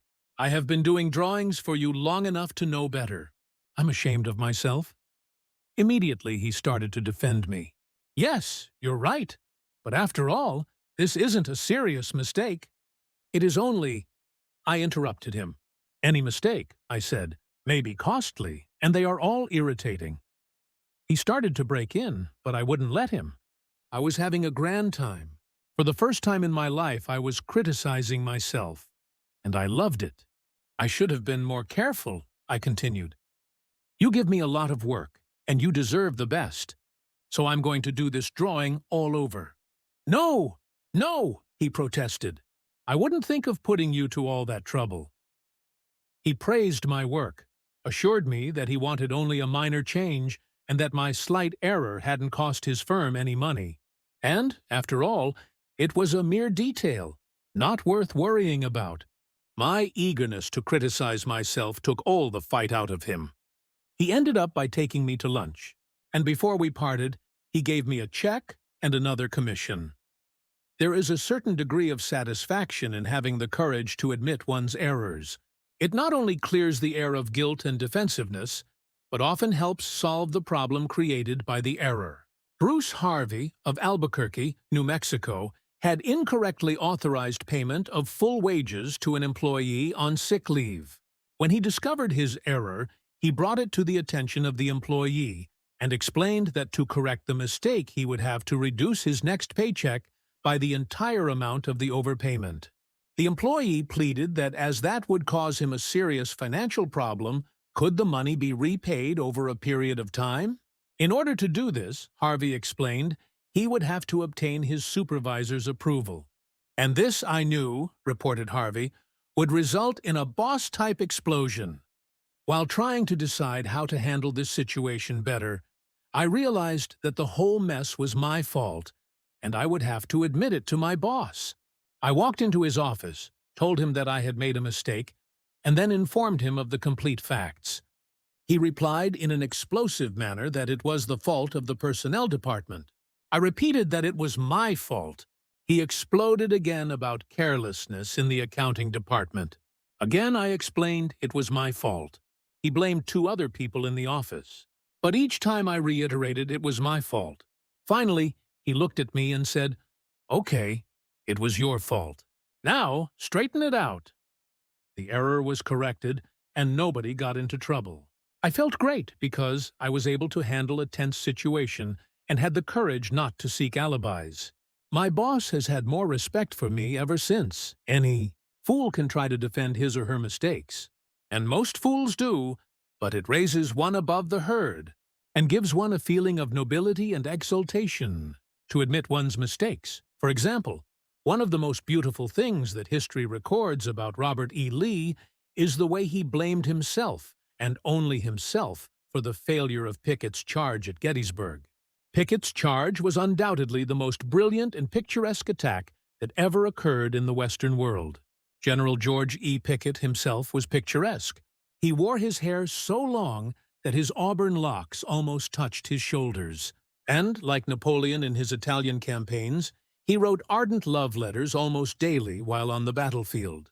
His devoted troops cheered him that tragic July afternoon as he rode off jauntily toward the Union lines, his cap set at a rakish angle over his right ear. They cheered and they followed him, man touching man, rank pressing rank, with banners flying and bayonets gleaming in the sun. It was a gallant sight. Daring. Magnificent. A murmur of admiration ran through the Union lines as they beheld it. Pickett's troops swept forward at an easy trot, through orchard and cornfield, across a meadow and over a ravine. All the time, the enemy's cannon was tearing ghastly holes in their ranks. But on they pressed, grim, irresistible. Suddenly, the Union infantry rose from behind the stone wall on Cemetery Ridge, where they had been hiding, and fired volley after volley into Pickett's onrushing troops. The crest of the hill was a sheet of flame, a slaughterhouse, a blazing volcano. In a few minutes, all of Pickett's brigade commanders except one were down, and 4/5 of his 5,000 men had fallen. General Lewis A. Armistead, leading the troops in the final plunge, ran forward, vaulted over the stone wall, and, waving his cap on the top of his sword, shouted, "Give 'em the steel, boys!" They did. They leaped over the wall, bayoneted their enemies, smashed skulls with clubbed muskets, and planted the battle flags of the South on Cemetery Ridge. The banners waved there only for a moment, but that moment, brief as it was, recorded the high-water mark of the Confederacy. Pickett's charge, brilliant, heroic, was nevertheless the beginning of the end. Lee had failed. He could not penetrate the North, and he knew it. The South was doomed. Lee was so saddened, so shocked, that he sent in his resignation and asked Jefferson Davis, the President of the Confederacy, to appoint a younger and abler man. If Lee had wanted to blame the disastrous failure of Pickett's charge on someone else, he could have found a score of alibis. Some of his division commanders had failed him. The cavalry hadn't arrived in time to support the infantry attack. This had gone wrong and that had gone awry. But Lee was far too noble to blame others. As Pickett's beaten and bloody troops struggled back to the Confederate lines, Robert E. Lee rode out to meet them all alone and greeted them with a self-condemnation that was little short of sublime. "All this has been my fault," he confessed. "I and I alone have lost this battle." Few generals in all history have had the courage and character to admit that. Michael Chung, who teaches our course in Hong Kong, told of how the Chinese culture presents some special problems and how sometimes it is necessary to recognize that the benefit of applying a principle may be more advantageous than maintaining an old tradition. He had one middle-aged class member who had been estranged from his son for many years. The father had been an opium addict, but was now cured. In Chinese tradition, an older person cannot take the first step. The father felt that it was up to his son to take the initiative toward a reconciliation. In an early session, he told the class about the grandchildren he had never seen, and how much he desired to be reunited with his son. His classmates, all Chinese, understood his conflict between his desire and long-established tradition. The father felt that young people should have respect for their elders, and that he was right in not giving in to his desire, but to wait for his son to come to him. Toward the end of the course, the father again addressed his class. "I have pondered this problem," he said. Dale Carnegie says, "If you are wrong, admit it quickly and emphatically." It is too late for me to admit it quickly, but I can admit it emphatically. I wronged my son. He was right in not wanting to see me and to expel me from his life. I may lose face by asking a younger person's forgiveness, but I was at fault, and it is my responsibility to admit this. The class applauded and gave him their full support. At the next class, he told how he went to his son's house, asked for and received forgiveness, and was now embarked on a new relationship with his son, his daughter-in-law, and the grandchildren he had at last met. Elbert Hubbard was one of the most original authors who ever stirred up a nation, and his stinging sentences often aroused fierce resentment. But Hubbard, with his rare skill for handling people frequently, turned his enemies into friends. For example, when some irritated reader wrote in to say that he didn't agree with such and such an article and ended by calling Hubbard this and that, Elbert Hubbard would answer like this: "Come to think it over, I don't entirely agree with it myself. Not everything I wrote yesterday appeals to me today. I am glad to learn what you think on the subject. The next time you are in the neighborhood, you must visit us, and we'll get this subject threshed out for all time. So here is a hand clasp over the miles, and I am yours sincerely." What could you say to a man who treated you like that? When we are right, let's try to win people gently and tactfully to our way of thinking. And when we are wrong, and that will be surprisingly often, if we are honest with ourselves, let's admit our mistakes quickly and with enthusiasm. Not only will that technique produce astonishing results, but, believe it or not, it is a lot more fun under the circumstances than trying to defend oneself. Remember the old proverb, "By fighting, you never get enough, but by yielding, you get more than you expected." Principle 3. If you are wrong, admit it quickly and emphatically. Chapter 4. A Drop of Honey. If your temper is aroused and you tell him a thing or two, you will have a fine time unloading your feelings. But what about the other person? Will he share your pleasure? Will your belligerent tones, your hostile attitude, make it easy for him to agree with you? "If you come at me with your fists doubled," said Woodrow Wilson, "I think I can promise you that mine will double as fast as yours.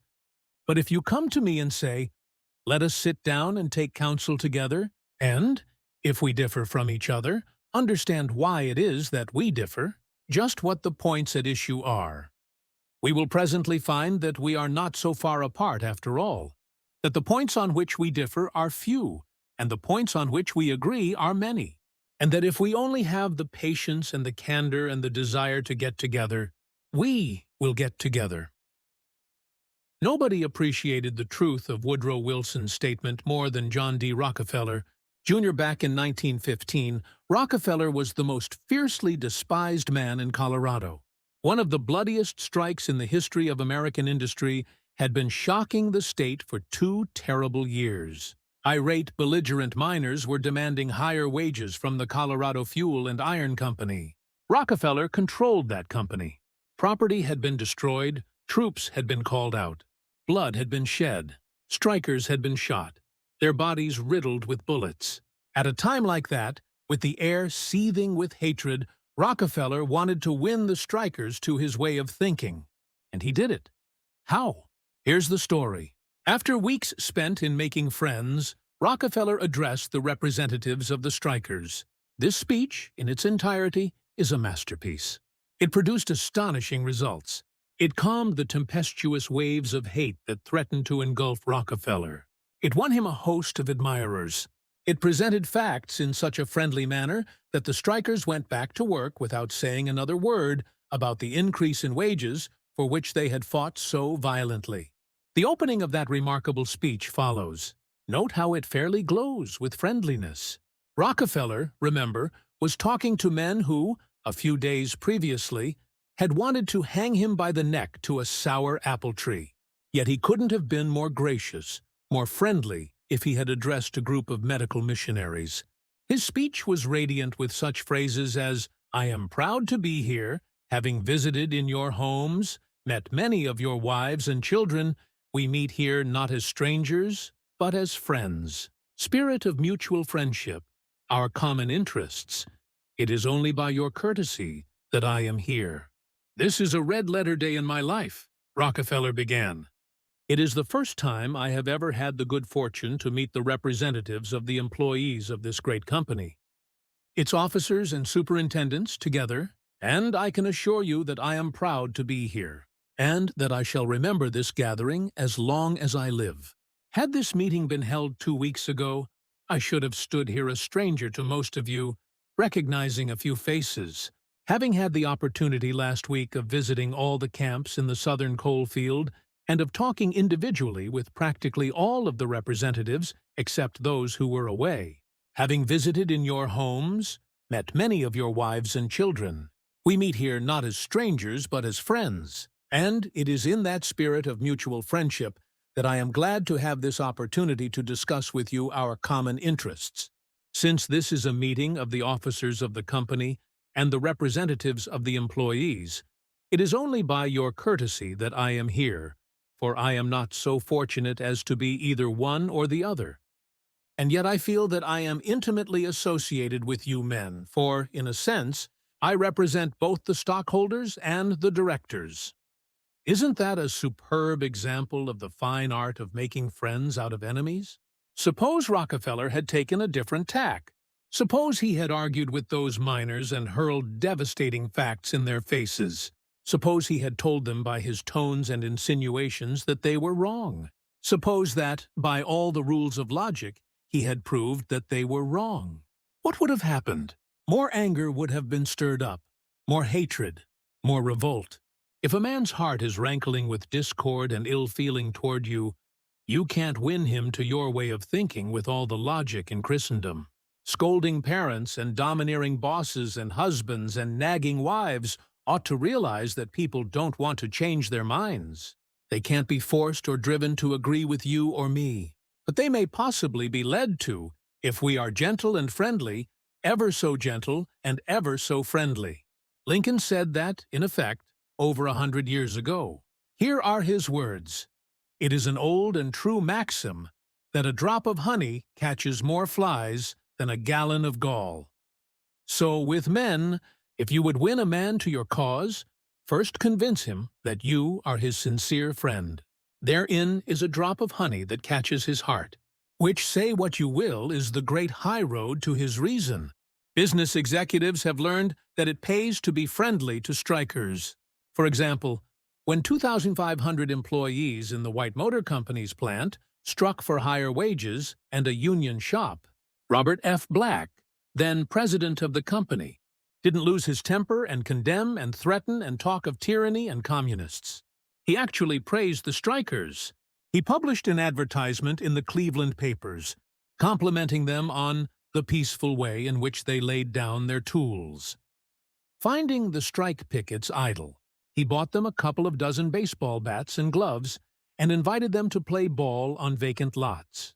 For those who preferred bowling, he rented a bowling alley. This friendliness on Mr. Black's part did what friendliness always does. It begot friendliness. So the strikers borrowed brooms, shovels, and rubbish carts, and began picking up matches, papers, cigarette stubs, and cigar butts around the factory. Imagine it. Imagine strikers tidying up the factory grounds while battling for higher wages and recognition of the union. Such an event had never been heard of before in the long, tempestuous history of American labor wars. That strike ended with a compromise settlement within a week, ended without any ill feeling or rancor. Daniel Webster, who looked like a god and talked like Jehovah, was one of the most successful advocates who ever pleaded a case. Yet he ushered in his most powerful arguments with such friendly remarks as, "It will be for the jury to consider. This may, perhaps, be worth thinking of.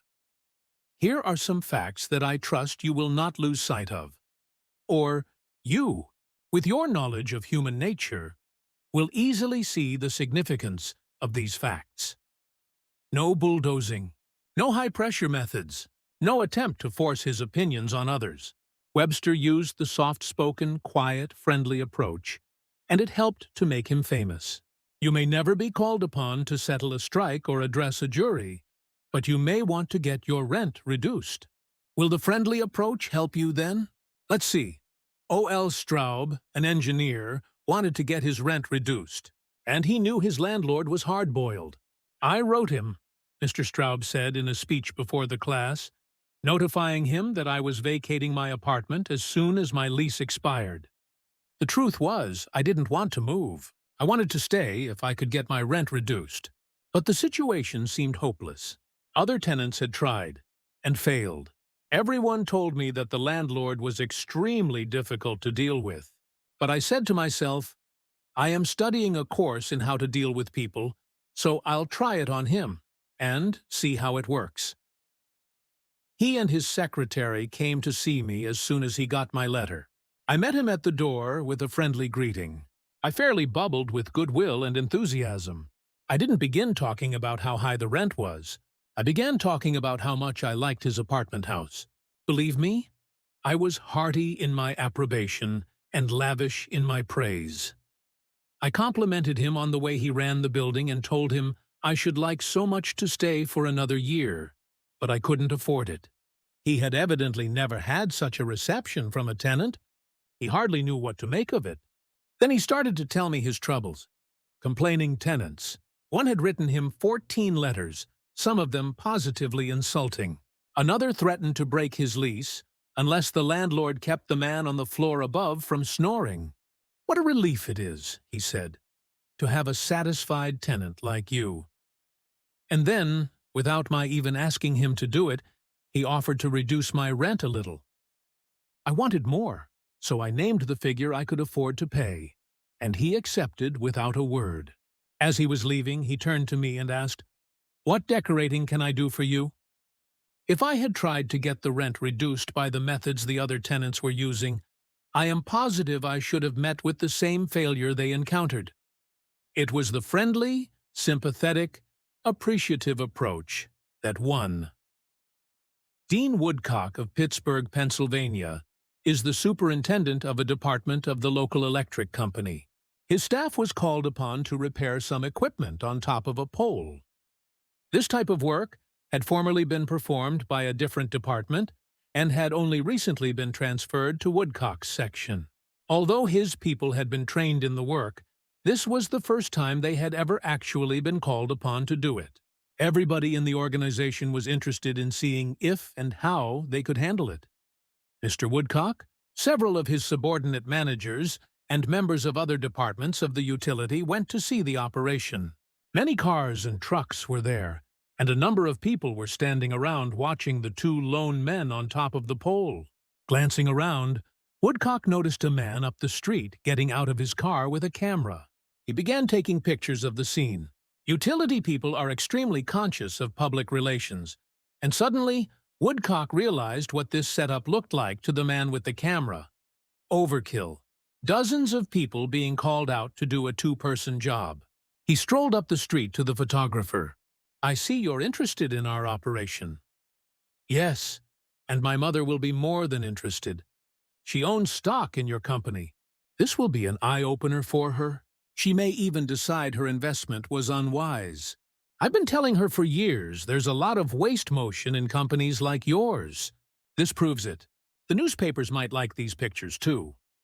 It does look like it, doesn't it?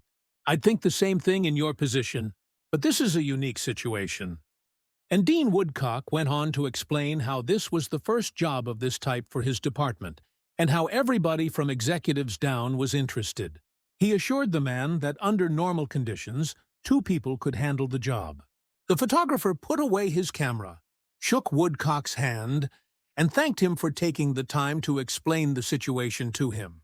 Dean Woodcock's friendly approach saved his company much embarrassment and bad publicity.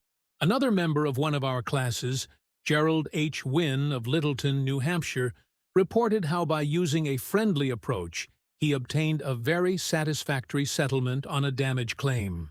Early in the spring, he reported, before the ground had thawed from the winter freezing, there was an unusually heavy rainstorm, and the water, which normally would have run off to nearby ditches and storm drains along the road, took a new course onto a building lot where I had just built a new home. Not being able to run off, the water pressure built up around the foundation of the house.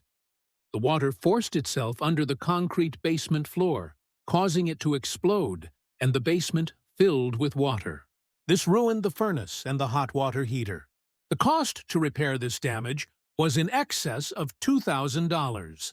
I had no insurance to cover this type of damage. However, I soon found out that the owner of the subdivision had neglected to put in a storm drain near the house, which could have prevented this problem. I made an appointment to see him. During the 25-mile trip to his office, I carefully reviewed the situation and, remembering the principles I learned in this course, I decided that showing my anger would not serve any worthwhile purpose. When I arrived, I kept very calm and started by talking about his recent vacation to the West Indies.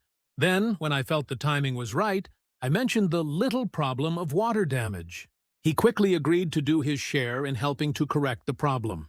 A few days later, he called and said he would pay for the damage and also put in a storm drain to prevent the same thing from happening in the future. Even though it was the fault of the owner of the subdivision, if I had not begun in a friendly way, there would have been a great deal of difficulty in getting him to agree to the total liability.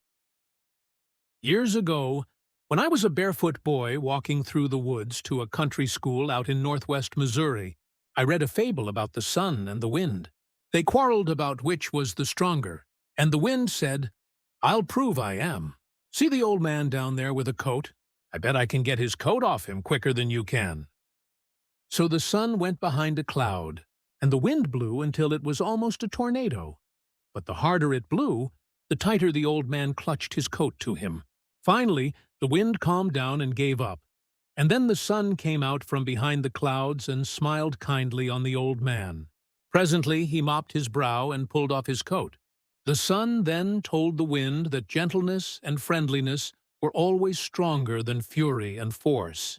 The use of gentleness and friendliness is demonstrated day after day by people who have learned that a drop of honey catches more flies than a gallon of gall. F. Gale Connor of Lutherville, Maryland, proved this when he had to take his 4-month-old car to the service department of the car dealer for the 3rd time. He told our class, "It was apparent that talking to, reasoning with, or shouting at the service manager was not going to lead to a satisfactory resolution of my problems. I walked over to the showroom and asked to see the agency owner, Mr. White. After a short wait, I was ushered into Mr. White's office. I introduced myself and explained to him that I had bought my car from his dealership because of the recommendations of friends who had had previous dealings with him. I was told that his prices were very competitive and his service was outstanding. He smiled with satisfaction as he listened to me. I then explained the problem I was having with the service department. I thought you might want to be aware of any situation that might tarnish your fine reputation, I added. He thanked me for calling this to his attention and assured me that my problem would be taken care of.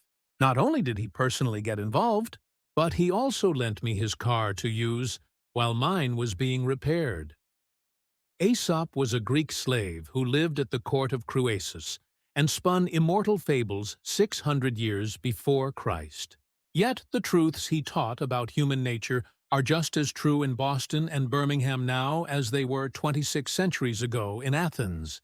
The sun can make you take off your coat more quickly than the wind, and kindliness, the friendly approach and appreciation, can make people change their minds more readily than all the bluster and storming in the world. Remember what Lincoln said, "A drop of honey catches more flies than a gallon of gall." Principle 4. Begin in a friendly way. Chapter 5. The Secret of Socrates. In talking with people, don't begin by discussing the things on which you differ. Begin by emphasizing and keep on emphasizing the things on which you agree. Keep emphasizing, if possible, that you are both striving for the same end, and that your only difference is one of method and not of purpose. Get the other person saying yes, yes at the outset. Keep your opponent, if possible, from saying no. A no response, according to Professor Overstreet, is a most difficult handicap to overcome. When you have said no, all your pride of personality demands that you remain consistent with yourself. You may later feel that the no was ill-advised. Nevertheless, there is your precious pride to consider. Once having said a thing, you feel you must stick to it. Hence, it is of the very greatest importance that a person be started in the affirmative direction. The skillful speaker gets, at the outset, a number of yes responses. This sets the psychological process of the listeners moving in the affirmative direction. It is like the movement of a billiard ball. Propel in one direction, and it takes some force to deflect it. Far more force to send it back in the opposite direction. The psychological patterns here are quite clear. When a person says no and really means it, he or she is doing far more than saying a word of 2 letters. The entire organism, glandular, nervous, muscular, gathers itself together into a condition of rejection. There is, usually in minute but sometimes in observable degree, a physical withdrawal or readiness for withdrawal. The whole neuromuscular system, in short, sets itself on guard against acceptance. When, to the contrary, a person says yes, none of the withdrawal activities takes place. The organism is in a forward-moving, accepting, open attitude. Hence, the more yeses we can, at the very outset, induce, the more likely we are to succeed in capturing the attention for our ultimate proposal. It is a very simple technique, this yes response, and yet how much it is neglected. It often seems as if people get a sense of their own importance by antagonizing others at the outset. Get a student to say no at the beginning. or a customer, child, husband, or wife, and it takes the wisdom and the patience of angels to transform that bristling negative into an affirmative. The use of this yes, yes technique enabled James Eberson, who was a teller in the Greenwich Savings Bank in New York City, to secure a prospective customer who might otherwise have been lost. "This man came in to open an account," said Mr. Eberson, "and I gave him our usual form to fill out. Some of the questions he answered willingly, but there were others he flatly refused to answer.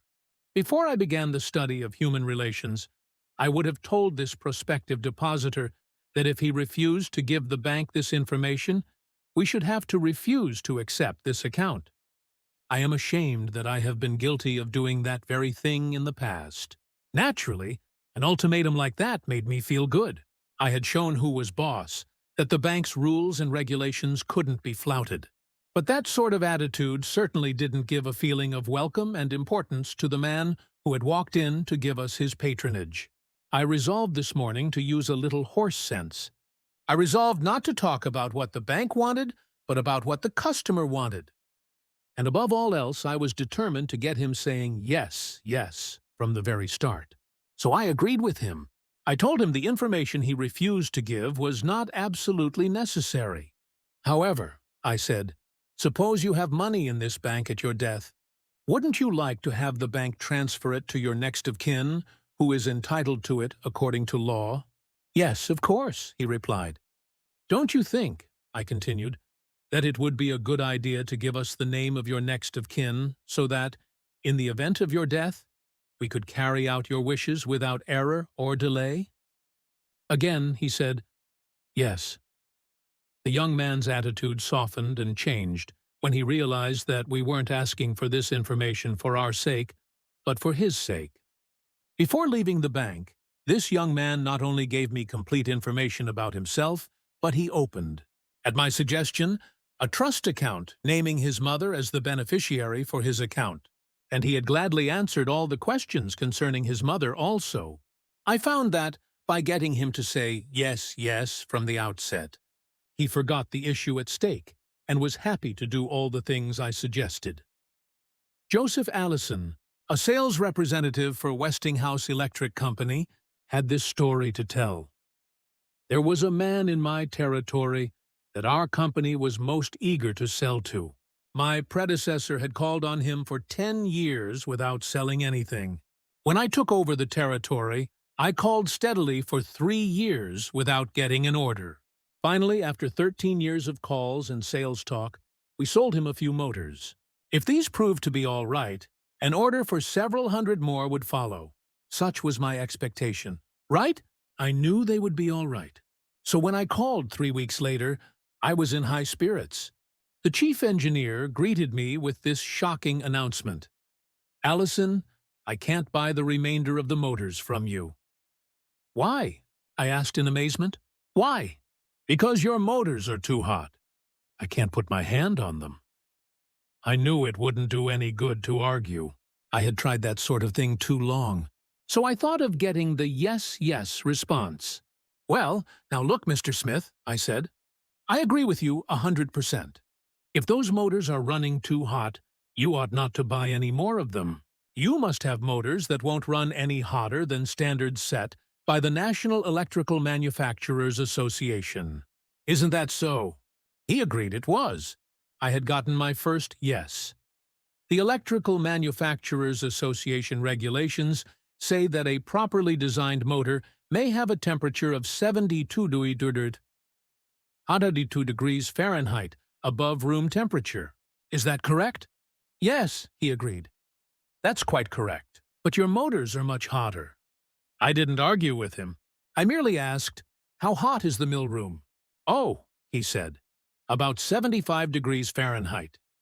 Well, I replied, if the mill room is 75 degrees and you add 72 to that, that makes a total of 147 degrees Fahrenheit. Wouldn't you scald your hand if you held it under a spigot of hot water at a temperature of 147 degrees Fahrenheit? Again, he had to say yes. Well, I suggested, wouldn't it be a good idea to keep your hands off those motors? Well, I guess you're right, he admitted. We continued to chat for a while.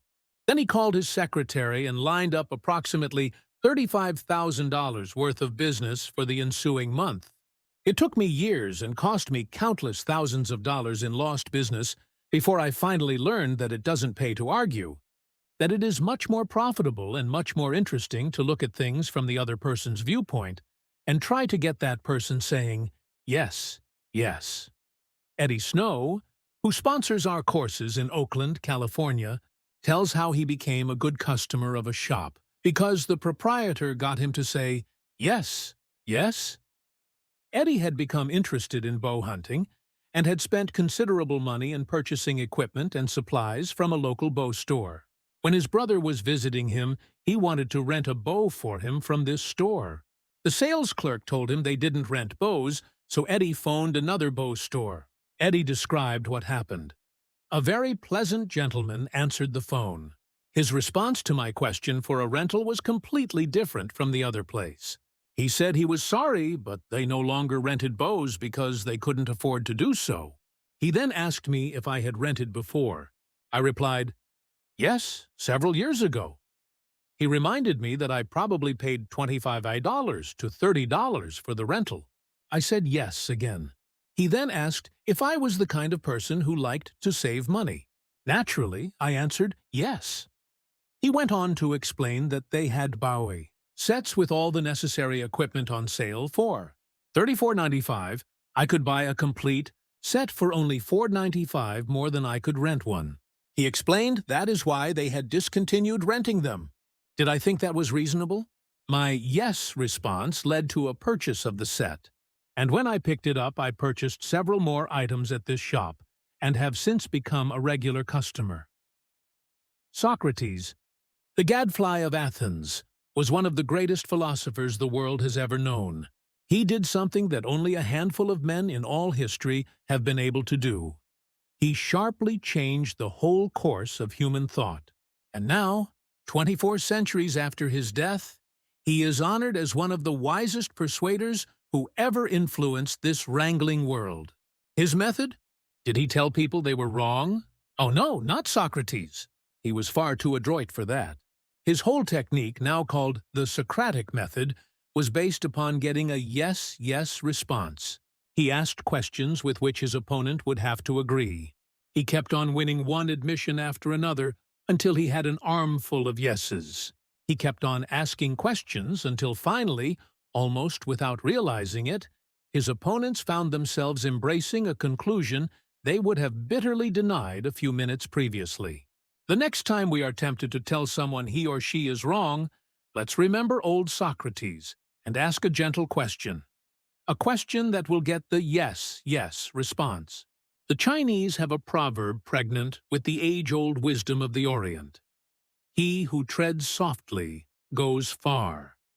They have spent 5,000 years studying human nature, those cultured Chinese, and they have garnered a lot of perspicacity. He who treads softly goes far. Principle 5. Get the other person saying, yes, yes, immediately. Chapter 6. The Safety Valve in Handling Complaints. Most people trying to win others to their way of thinking do too much talking themselves. Let the other people talk themselves out. They know more about their business and problems than you do. So ask them questions. Let them tell you a few things. If you disagree with them, you may be tempted to interrupt. But don't. It is dangerous. They won't pay attention to you while they still have a lot of ideas of their own crying for expression. So listen patiently and with an open mind. Be sincere about it. Encourage them to express their ideas fully. Does this policy pay in business? Let's see. Here is the story of a sales representative who was forced to try it. One of the largest automobile manufacturers in the United States was negotiating for a year's requirements of upholstery fabrics. 3 important manufacturers had worked up fabrics in sample bodies. These had all been inspected by the executives of the motor company, and notice had been sent to each manufacturer saying that, on a certain day, a representative from each supplier would be given an opportunity to make a final plea for the contract. GBR, a representative of one manufacturer, arrived in town with a severe attack of laryngitis. When it came my turn to meet the executives in conference, Mr. R said, as he related the story before one of my classes, I had lost my voice. I could hardly whisper. I was ushered into a room and found myself face to face with the textile engineer, the purchasing agent, the director of sales, and the president of the company. I stood up and made a valiant effort to speak, but I couldn't do anything more than squeak. They were all seated around a table, so I wrote on a pad of paper, Gentlemen, I have lost my voice. I am speechless. I'll do the talking for you, the president said. He did. He exhibited my samples and praised their good points. A lively discussion arose about the merits of my goods, and the president, since he was talking for me, took the position I would have had during the discussion. My sole participation consisted of smiles, nods, and a few gestures. As a result of this unique conference, I was awarded the contract, which called for over 500,000 yards of upholstery fabrics at an aggregate value of $1,600,000, the biggest order I had ever received. I know I would have lost the contract if I hadn't lost my voice, because I had the wrong idea about the whole proposition.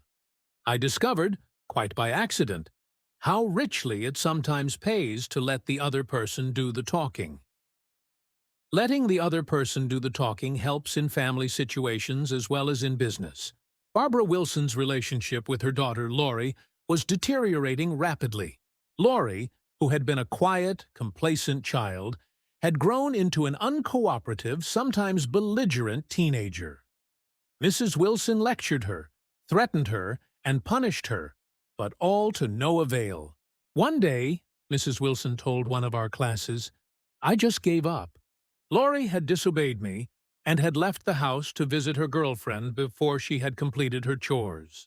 When she returned, I was about to scream at her for the 10,000th time, but I just didn't have the strength to do it. I just looked at her and said sadly, Why, Lori, why? Lori noted my condition and in a calm voice asked, Do you really want to know? I nodded, and Lori told me, first hesitantly, and then it all flowed out. I had never listened to her. I was always telling her to do this or that. When she wanted to tell me her thoughts, feelings, ideas, I interrupted with more orders. I began to realize that she needed me, not as a bossy mother, but as a confidant, an outlet for all her confusion about growing up. And all I had been doing was talking when I should have been listening. I never heard her. From that time on, I let her do all the talking she wanted. She tells me what is on her mind, and our relationship has improved immeasurably. She is again a cooperative person. A large advertisement appeared on the financial page of a New York newspaper calling for a person with unusual ability and experience.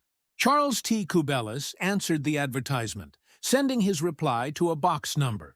A few days later, he was invited by letter to call for an interview.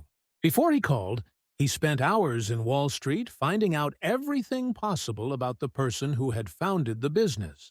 During the interview, he remarked, I should be mighty proud to be associated with an organization with a record like yours. I understand you started 28 years ago with nothing but desk room and one stenographer. Is that true? Almost every successful person likes to reminisce about his early struggles. This man was no exception. He talked for a long time about how he had started with $450 in cash and an original idea. He told how he had fought against discouragement and battled against ridicule, working Sundays and holidays 12 to 16 hours a day. How he had finally won against all odds. Until now, the most important executives on Wall Street were coming to him for information and guidance. He was proud of such a record. He had a right to be, and he had a splendid time telling about it. Finally, he questioned Mr. Kubelis briefly about his experience, then called in one of his vice presidents and said, I think this is the person we are looking for. Mr. Kubelis had taken the trouble to find out about the accomplishments of his prospective employer. He showed an interest in the other person and his problems. He encouraged the other person to do most of the talking and made a favorable impression. Roy G. Bradley of Sacramento, California, had the opposite problem. He listened as a good prospect for a sales position, talked himself into a job with Bradley's firm. Roy reported, "Being a small brokerage firm, we had no fringe benefits, such as hospitalization, medical insurance, and pensions. Every representative is an independent agent. We don't even provide leads for prospects, as we cannot advertise for them as our larger competitors do."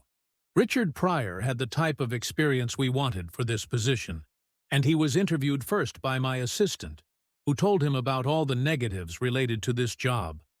He seemed slightly discouraged when he came into my office. I mentioned the one benefit of being associated with my firm, that of being an independent contractor and therefore virtually being self-employed. As he talked about these advantages to me, he talked himself out of each negative thought he had when he came in for the interview. Several times it seemed as though he was half talking to himself as he was thinking through each thought. At times I was tempted to add to his thoughts. However, as the interview came to a close, I felt he had convinced himself very much on his own that he would like to work for my firm. Because I had been a good listener and let Dick do most of the talking, he was able to weigh both sides fairly in his mind, and he came to the positive conclusion, which was a challenge he created for himself. We hired him, and he has been an outstanding representative for our firm. Even our friends would much rather talk to us about their achievements than listen to us boast about ours. La Rochefoucauld, the French philosopher, said, "If you want enemies, excel your friends. But if you want friends, let your friends excel you." Why is that true? Because when our friends excel us, they feel important. But when we excel them, they, or at least some of them, will feel inferior and envious. By far the best-liked placement counselor in the Midtown Personnel Agency in New York City was Henrietta G. It hadn't always been that way. During the first few months of her association with the agency, Henrietta didn't have a single friend among her colleagues. Why? Because every day she would brag about the placements she had made, the new accounts she had opened, and anything else she had accomplished. "I was good at my work and proud of it," Henrietta told one of our classes. But instead of my colleagues sharing my triumphs, they seemed to resent them. I wanted to be liked by these people. I really wanted them to be my friends. After listening to some of the suggestions made in this course, I started to talk about myself less and listen more to my associates. They also had things to boast about and were more excited about telling me about their accomplishments than about listening to my boasting. Now, when we have some time to chat, I ask them to share their joys with me, and I only mention my achievements when they ask. Principle 6. Let the other person do a great deal of the talking. Chapter 7. How to get cooperation. Don't you have much more faith in ideas that you discover for yourself than in ideas that are handed to you on a silver platter? If so, isn't it bad judgment to try to ram your opinions down the throats of other people? Isn't it wiser to make suggestions and let the other person think out the conclusion? Adolf Seltz of Philadelphia, sales manager in an automobile showroom and a student in one of my courses, suddenly found himself confronted with the necessity of injecting enthusiasm into a discouraged and disorganized group of automobile salespeople. Calling a sales meeting, he urged his people to tell him exactly what they expected from him. As they talked, he wrote their ideas on the blackboard. He then said, "I'll give you all these qualities you expect from me. Now, I want you to tell me what I have a right to expect from you." The replies came quick and fast.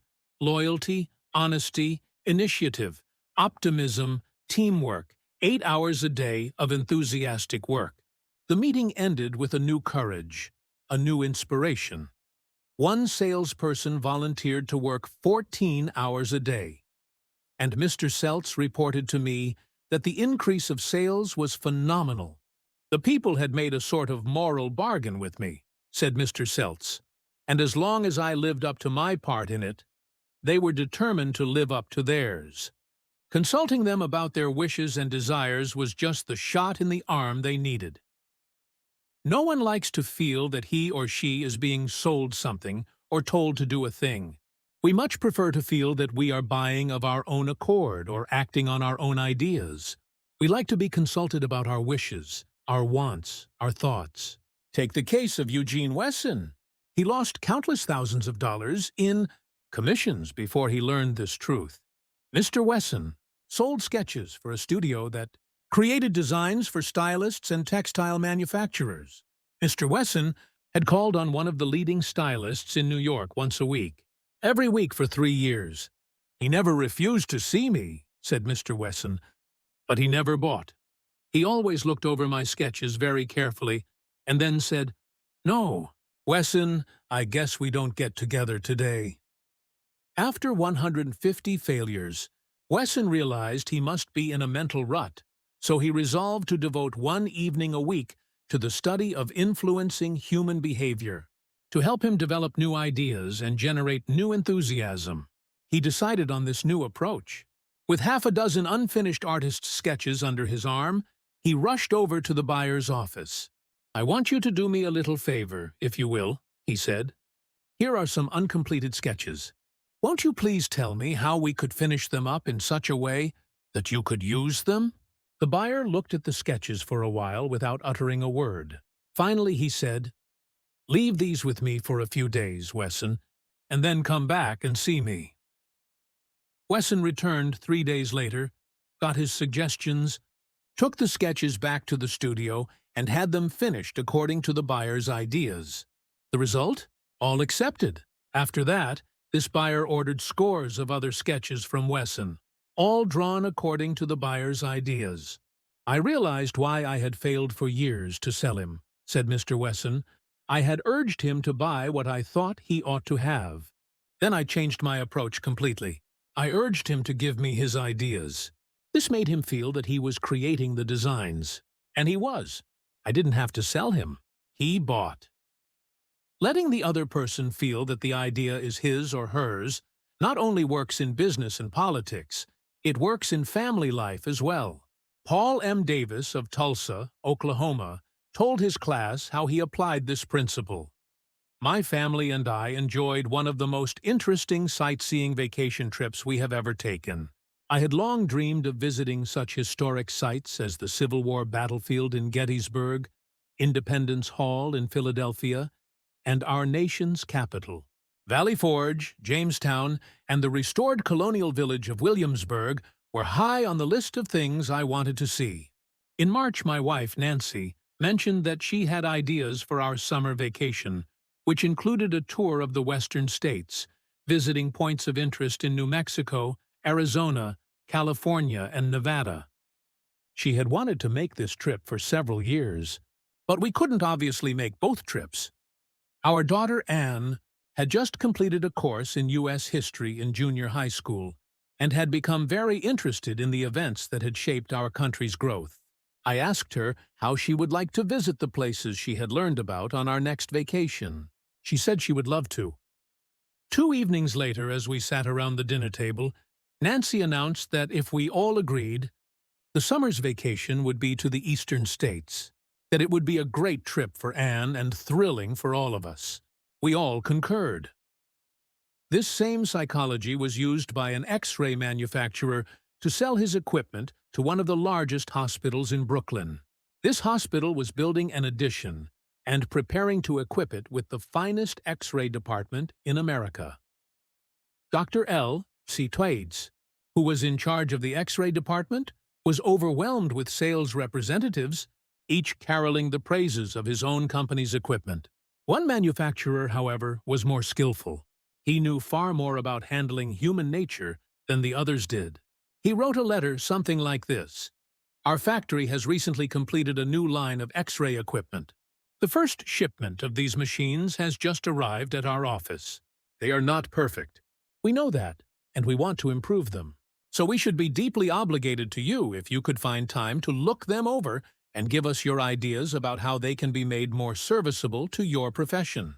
Knowing how occupied you are, I shall be glad to send my car for you at any hour you specify.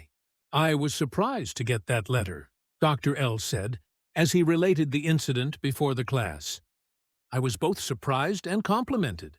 I had never had an X-ray manufacturer seeking my advice before. It made me feel important.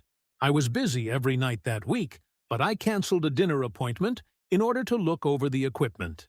The more I studied it, the more I discovered for myself how much I liked it. Nobody had tried to sell it to me. I felt that the idea of buying that equipment for the hospital was my own. I sold myself on its superior qualities and ordered it installed. Ralph Waldo Emerson, in his essay Self-Reliance, stated, "In every work of genius we recognize our own rejected thoughts. They come back to us with a certain alienated majesty." Colonel Edward M. House wielded an enormous influence in national and international affairs, while Woodrow Wilson occupied the White House.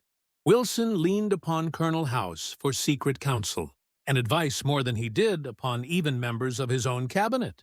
What method did the colonel use in influencing the president? Fortunately, we know, for House himself revealed it to Arthur D. Howden Smith, and Smith quoted House in an article in the Saturday Evening Post. "After I got to know the president," House said, "I learned the best way to convert him to an idea was to plant it in his mind casually, but so as to interest him in it, so as to get him thinking about it on his own account. The first time this worked, it was an accident. I had been visiting him at the White House and urged a policy on him which he appeared to disapprove. But several days later, at the dinner table, I was amazed to hear him trot out my suggestion as his own." Did House interrupt him and say, "That's not your idea. That's mine"? Oh no, not House. He was too adroit for that. He didn't care about credit. He wanted results. So he let Wilson continue to feel that the idea was his. House did even more than that. He gave Wilson public credit for these ideas. Let's remember that everyone we come in contact with is just as human as Woodrow Wilson. So let's use Colonel House's technique. A man up in the beautiful Canadian province of New Brunswick used this technique on me and won my patronage. I was planning at the time to do some fishing and canoeing in New Brunswick, so I wrote the Tourist Bureau for information. Evidently, my name and address were put on a mailing list, for I was immediately overwhelmed with scores of letters and booklets and printed testimonials from camps and guides. I was bewildered. I didn't know which to choose. Then one camp owner did a clever thing. He sent me the names and telephone numbers of several New York people who had stayed at his camp, and he invited me to telephone them and discover for myself what he had to offer. I found to my surprise that I knew one of the men on his list. I telephoned him, found out what his experience had been, and then wired the camp the date of my arrival. The others had been trying to sell me on their service, but one let me sell myself. That organization won. 25 centuries ago, Lao Tse, a Chinese sage, said some things that readers of this book might use today. The reason why rivers and seas receive the homage of 100 mountain streams is that they keep below them. Thus they are able to reign over all the mountain streams. So the sage, wishing to be above men, putteth himself below them. Wishing to be before them, he putteth himself behind them. Thus, though his place be above men, they do not feel his weight. Though his place be before them, they do not count it an injury. Principle 7. Let the other person feel that the idea is his or hers. Chapter 8. A formula that will work wonders for you. Remember that other people may be totally wrong, but they don't think so. Don't condemn them. Any fool can do that. Try to understand them. Only wise, tolerant, exceptional people even try to do that. There is a reason why the other man thinks and acts as he does. Ferret out that reason, and you have the key to his actions, perhaps to his personality. Try honestly to put yourself in his place. If you say to yourself, "How would I feel? How would I react if I were in his shoes?" you will save yourself time and irritation, for by becoming interested in the cause, we are less likely to dislike the effect. And, in addition, you will sharply increase your skill in human relationships.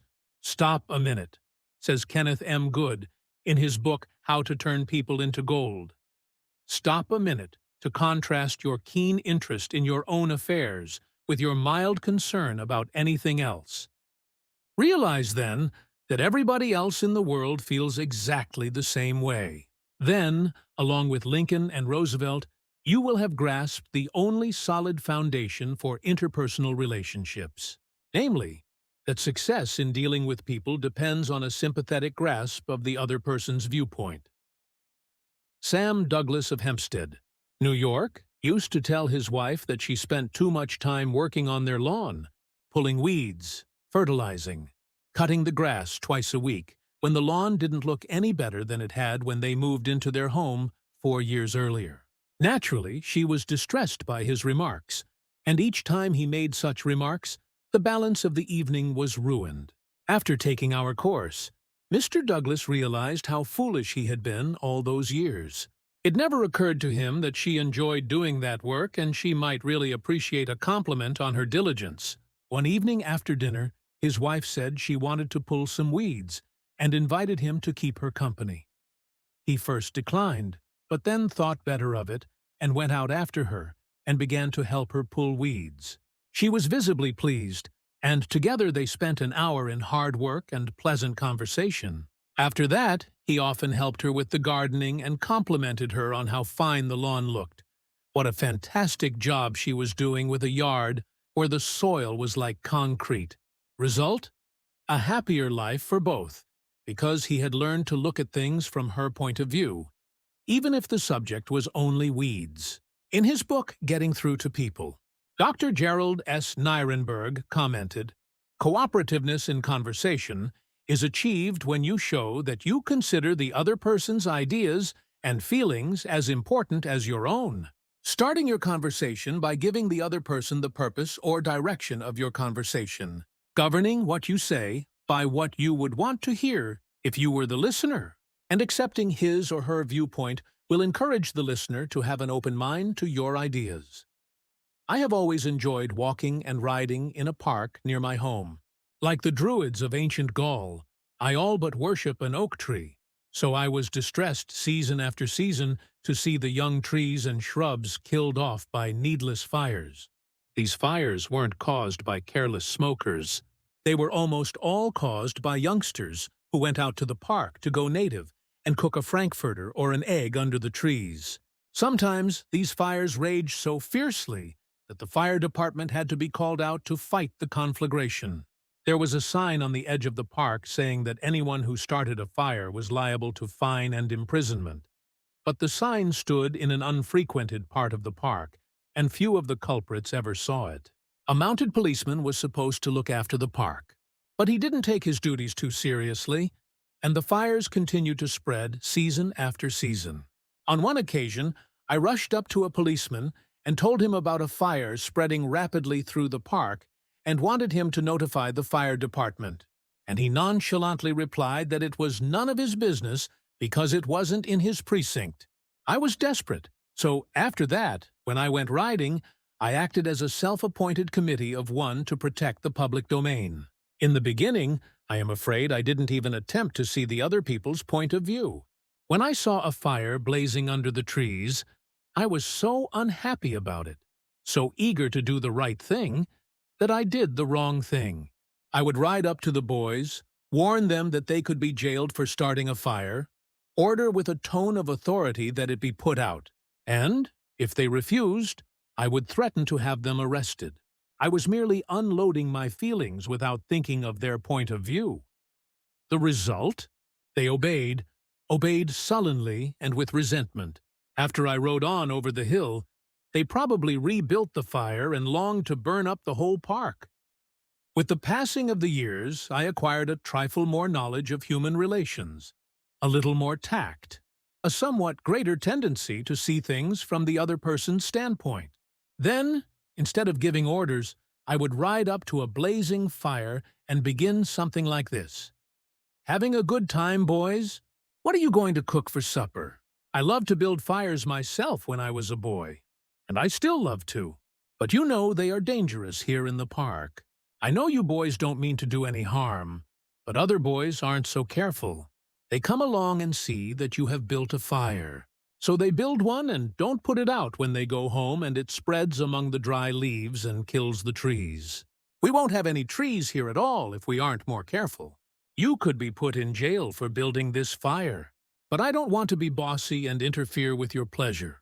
I like to see you enjoy yourselves. But won't you please rake all the leaves away from the fire right now? And you'll be careful to cover it with dirt, a lot of dirt, before you leave, won't you? And the next time you want to have some fun, won't you please build your fire over the hill there in the sand pit? It can't do any harm there. Thanks so much, boys. Have a good time. What a difference that kind of talk made. It made the boys want to cooperate. No sullenness, no resentment. They hadn't been forced to obey orders. They had saved their faces. They felt better, and I felt better, because I had handled the situation with consideration for their point of view. Seeing things through another person's eyes may ease tensions when personal problems become overwhelming. Elizabeth Novak of New South Wales, Australia, was 6 weeks late with her car payment. On a Friday, she reported. I received a nasty phone call from the man who was handling my account, informing me that if I did not come up with $122 by Monday morning, I could anticipate further action from the company. I had no way of raising the money over the weekend, so when I received his phone call first thing on Monday morning, I expected the worst. Instead of becoming upset, I looked at the situation from his point of view. I apologized most sincerely for causing him so much inconvenience and remarked that I must be his most troublesome customer, as this was not the first time I was behind in my payments.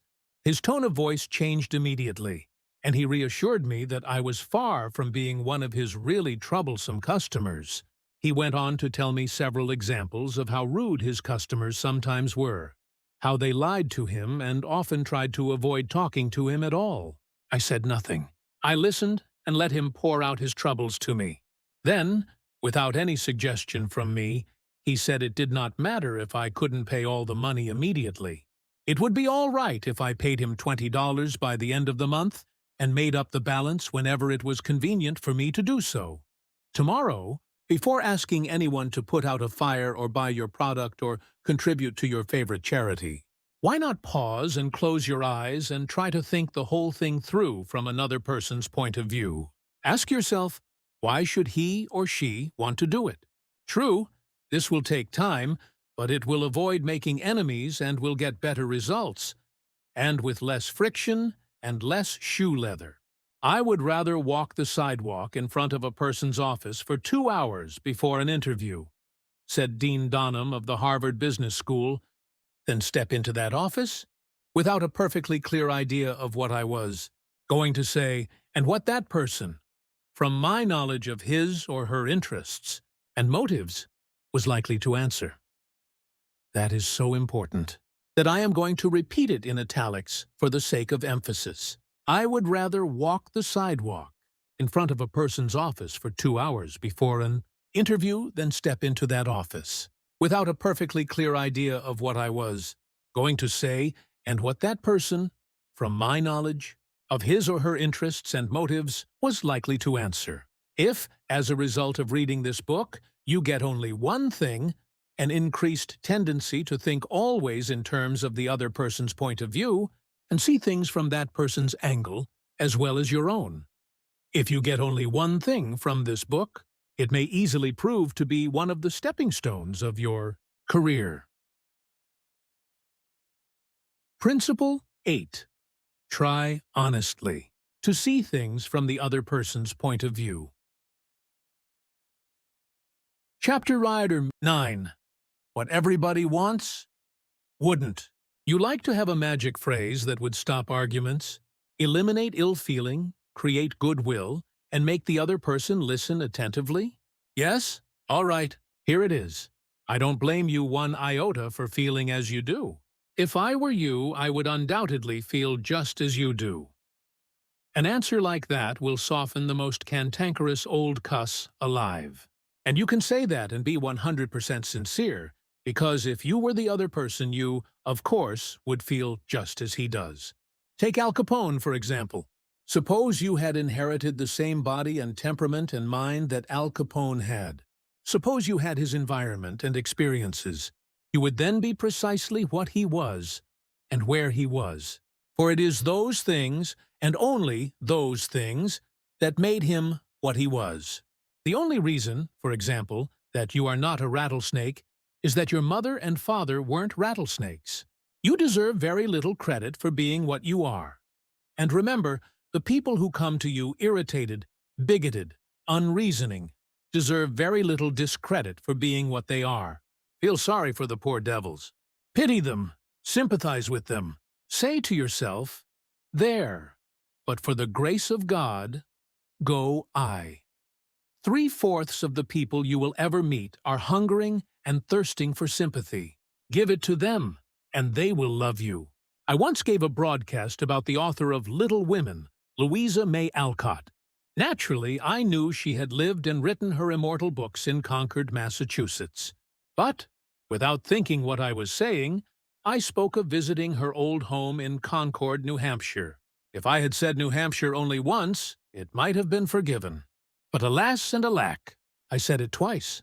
I was deluged with letters and telegrams, stinging messages that swirled around my defenseless head like a swarm of hornets. Many were indignant, a few insulting.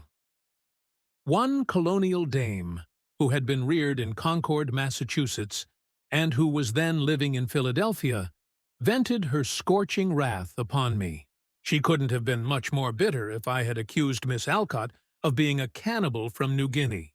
As I read the letter, I said to myself, "Thank God, I am not married to that woman." I felt like writing and telling her that although I had made a mistake in geography, she had made a far greater mistake in common courtesy. That was to be just my opening sentence. Then I was going to roll up my sleeves and tell her what I really thought. But I didn't. I controlled myself. I realized that any hot-headed fool could do that, and that most fools would do just that. I wanted to be above fools, so I resolved to try to turn her hostility into friendliness. It would be a challenge, a sort of game I could play. I said to myself, after all, if I were she, I would probably feel just as she does. So, I determined to sympathize with her viewpoint. The next time I was in Philadelphia, I called her on the telephone. The conversation went something like this. Me, Mrs. So-and-so, you wrote me a letter a few weeks ago, and I want to thank you for it. Shaitutihir foritun tan te come. In incisive, cultured, well-bred tones, to whom have I the honor of speaking? Me, I am a stranger to you. My name is Dale Carnegie. You listened to a broadcast I gave about Louisa May Alcott a few Sundays ago, and I made the unforgivable blunder of saying that she had lived in Concord, New Hampshire. It was a stupid blunder, and I want to apologize for it. It was so nice of you to take the time to write me. She. I am sorry, Mr. Carnegie, that I wrote as I did. I lost my temper. I must apologize. Me? No! No! You are not the one to apologize. I am. Any school child would have known better than to have said what I said. I apologized over the air the following Sunday. And I want to apologize to you personally now. She. I was born in Concord, Massachusetts. My family has been prominent in Massachusetts affairs for 2 centuries, and I am very proud of my native state. I was really quite distressed to hear you say that Miss Alcott had lived in New Hampshire, but I am really ashamed of that letter. Me. I assure you that you were not 1/10 as distressed as I am. My error didn't hurt Massachusetts, but it did hurt me. It is so seldom that people of your standing and culture take the time to write people who speak on the radio.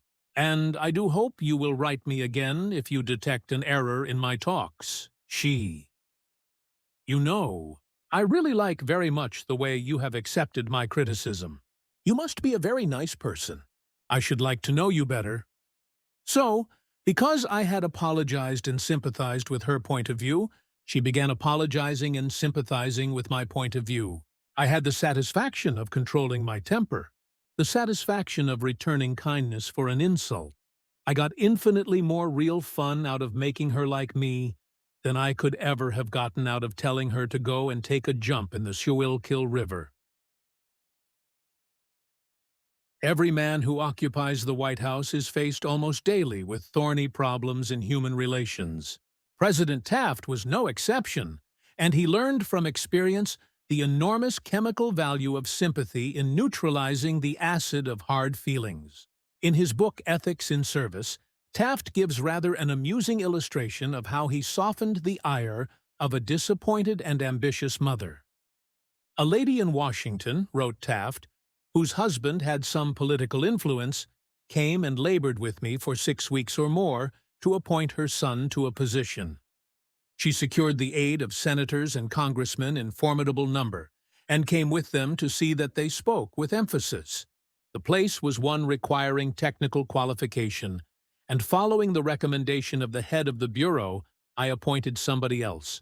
I then received a letter from the mother, saying that I was most ungrateful, since I declined to make her a happy woman, as I could have done by a turn of my hand. She complained further that she had labored with her state delegation and got all the votes for an administration bill in which I was especially interested, and this was the way I had rewarded her." When you get a letter like that, the first thing you do is to think how you can be severe with a person who has committed an impropriety, or even been a little impertinent. Then you may compose an answer. Then, if you are wise, you will put the letter in a drawer and lock the drawer. Take it out in the course of 2 days. Such communications will always bear 2 days' delay in answering, and when you take it out after that interval, you will not send it. That is just the course I took. After that, I sat down and wrote her just as polite a letter as I could, telling her I realized a mother's disappointment under such circumstances, but that really, the appointment was not left to my mere personal preference, that I had to select a man with technical qualifications, and had therefore to follow the recommendations of the head of the bureau. I expressed the hope that her son would go on to accomplish what she had hoped for him in the position which he then had. That mollified her, and she wrote me a note saying she was sorry she had written as she had. But the appointment I sent in was not confirmed at once, and after an interval I received a letter which purported to come from her husband, though it was in the same handwriting as all the others. I was therein advised that, due to the nervous prostration that had followed her disappointment in this case, she had to take to her bed and had developed a most serious case of cancer of the stomach. Would I not restore her to health by withdrawing the first name and replacing it by her son's? I had to write another letter, this one to the husband, to say that I hoped the diagnosis would prove to be inaccurate, that I sympathized with him in the sorrow he must have in the serious illness of his wife, but that it was impossible to withdraw the name sent in. The man whom I appointed was confirmed, and within 2 days after I received that letter, we gave a musicale at the White House. The first 2 people to greet Mrs. Taft and me were this husband and wife, though the wife had so recently been in articulo mortis. J. Mangum represented an elevator-escalator maintenance company in Tulsa, Oklahoma, which had the maintenance contract for the escalators in one of Tulsa's leading hotels. The hotel manager did not want to shut down the escalator for more than 2 hours at a time because he did not want to inconvenience the hotel's guests. The repair that had to be made would take at least 8 hours, and his company did not always have a specially qualified mechanic available at the convenience of the hotel. When Mr. Mangum was able to schedule a top-flight mechanic for this job, he telephoned the hotel manager, and instead of arguing with him to give him the necessary time, he said, "Rick, I know your hotel is quite busy, and you would like to keep the escalator shutdown time to a minimum. I understand your concern about this, and we want to do everything possible to accommodate you. However, our diagnosis of the situation shows that if we do not do a complete job now, your escalator may suffer more serious damage, and that would cause a much longer shutdown. I know you would not want to inconvenience your guests for several days." The manager had to agree that an 8-hour shutdown was more desirable than several days. By sympathizing with the manager's desire to keep his patrons happy, Mr. Mangum was able to win the hotel manager to his way of thinking easily and without rancor. Joyce Norris, a piano teacher in St. Louis, Missouri, told of how she had handled a problem piano teachers often have with teenage girls. Babette had exceptionally long fingernails. This is a serious handicap to anyone who wants to develop proper piano-playing habits. Mrs. Norris reported, "I knew her long fingernails would be a barrier for her in her desire to play well. During our discussions prior to her starting her lessons with me, I did not mention anything to her about her nails. I didn't want to discourage her from taking lessons, and I also knew she would not want to lose that which she took so much pride in and such great care to make attractive. After her first lesson, when I felt the time was right, I said, 'Babette, you have attractive hands and beautiful fingernails. If you want to play the piano as well as you are capable of and as well as you would like to, you would be surprised how much quicker and easier it would be for you if you would trim your nails shorter. Just think about it, okay?' She made a face which was definitely negative. I also talked to her mother about this situation, again mentioning how lovely her nails were. Another negative reaction. It was obvious that Babette's beautifully manicured nails were important to her. The following week, Babette returned for her second lesson. Much to my surprise, the fingernails had been trimmed. I complimented her and praised her for making such a sacrifice. I also thanked her mother for influencing Babette to cut her nails. Her reply was, "Oh, I had nothing to do with it. Babette decided to do it on her own, and this is the first time she has ever trimmed her nails for anyone." Did Mrs. Norris threaten Babette? Did she say she would refuse to teach a student with long fingernails? No, she did not. She let Babette know that her fingernails were a thing of beauty, and it would be a sacrifice to cut them. She implied, "I sympathize with you. I know it won't be easy, but it will pay off in your better musical development." Saul Hurok was probably America's #1 impresario. For almost half a century he handled artists, such world-famous artists as Chaliapin, Isadora Duncan, and Pavlova. Mr. Hurok told me that one of the first lessons he had learned in dealing with his temperamental stars was the necessity for sympathy, and more sympathy with their idiosyncrasies. For 3 years, he was impresario for Fyodor Chaliapin, one of the greatest bassos who ever thrilled the ritzy box holders at the Metropolitan. Yet Chaliapin was a constant problem. He carried on like a spoiled child. To put it in Mr. Hurok's own inimitable phrase, he was a hell of a fellow in every way. For example, Chaliapin would call up Mr. Hurok about noun of the day he was going to sing and say, "Soul, I feel terrible. My throat is like raw hamburger. It is impossible for me to sing tonight." Did Mr. Hurok argue with him? Oh, no. He knew that an entrepreneur couldn't handle artists that way, so he would rush over to Chaliapin's hotel, dripping with sympathy. "What a pity," he would mourn. "What a pity, my poor fellow. Of course, you cannot sing. I will cancel the engagement at once. It will only cost you a couple of $1,000. But that is nothing in comparison to your reputation." Then Chaliapin would sigh and say, "Perhaps you had better come over later in the day. Come at 5 and see how I feel then." At 5 o'clock, Mr. Hurok would again rush to his hotel, dripping with sympathy. Again he would insist on canceling the engagement, and again Chaliapin would sigh and say, "Well, maybe you had better come to see me later. I may be better then." At 7:30, the great basso would consent to sing, only with the understanding that Mr. Hurok would walk out on the stage of the Metropolitan and announce that Chaliapin had a very bad cold and was not in good voice. Mr. Hurok would lie and say he would do it, for he knew that was the only way to get the basso out on the stage. Dr. Arthur Ferter Gates said, in his splendid book, Educational Psychology, Sympathy the human species universally craves. The child eagerly displays his injury, or even inflicts a cut or bruise in order to reap abundant sympathy. For the same purpose, adults show their bruises, relate their accidents, illness, especially details of surgical operations. Self-pity for misfortunes, real or imaginary, is in some measure practically a universal practice. So, if you want to win people to your way of thinking, put in practice. Principle 9. Be sympathetic with the other person's ideas and desires. Chapter 10. An appeal that everybody likes.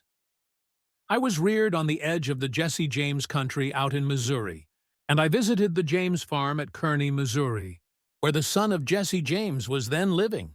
His wife told me stories of how Jesse robbed trains and held up banks, and then gave money to the neighboring farmers to pay off their mortgages.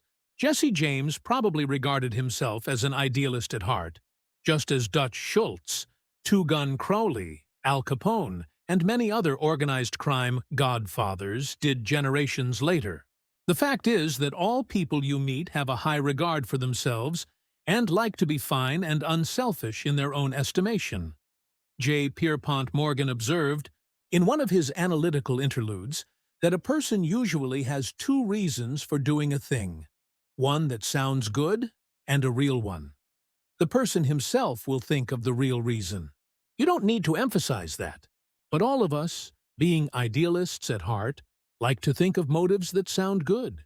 So, in order to change people, appeal to the nobler motives. Is that too idealistic to work in business? Let's see. Let's take the case of Hamilton J. Farrell of the Farrell-Mitchell Company of Glenolden, Pennsylvania. Mr. Farrell had a disgruntled tenant who threatened to move. The tenant's lease still had 4 months to run.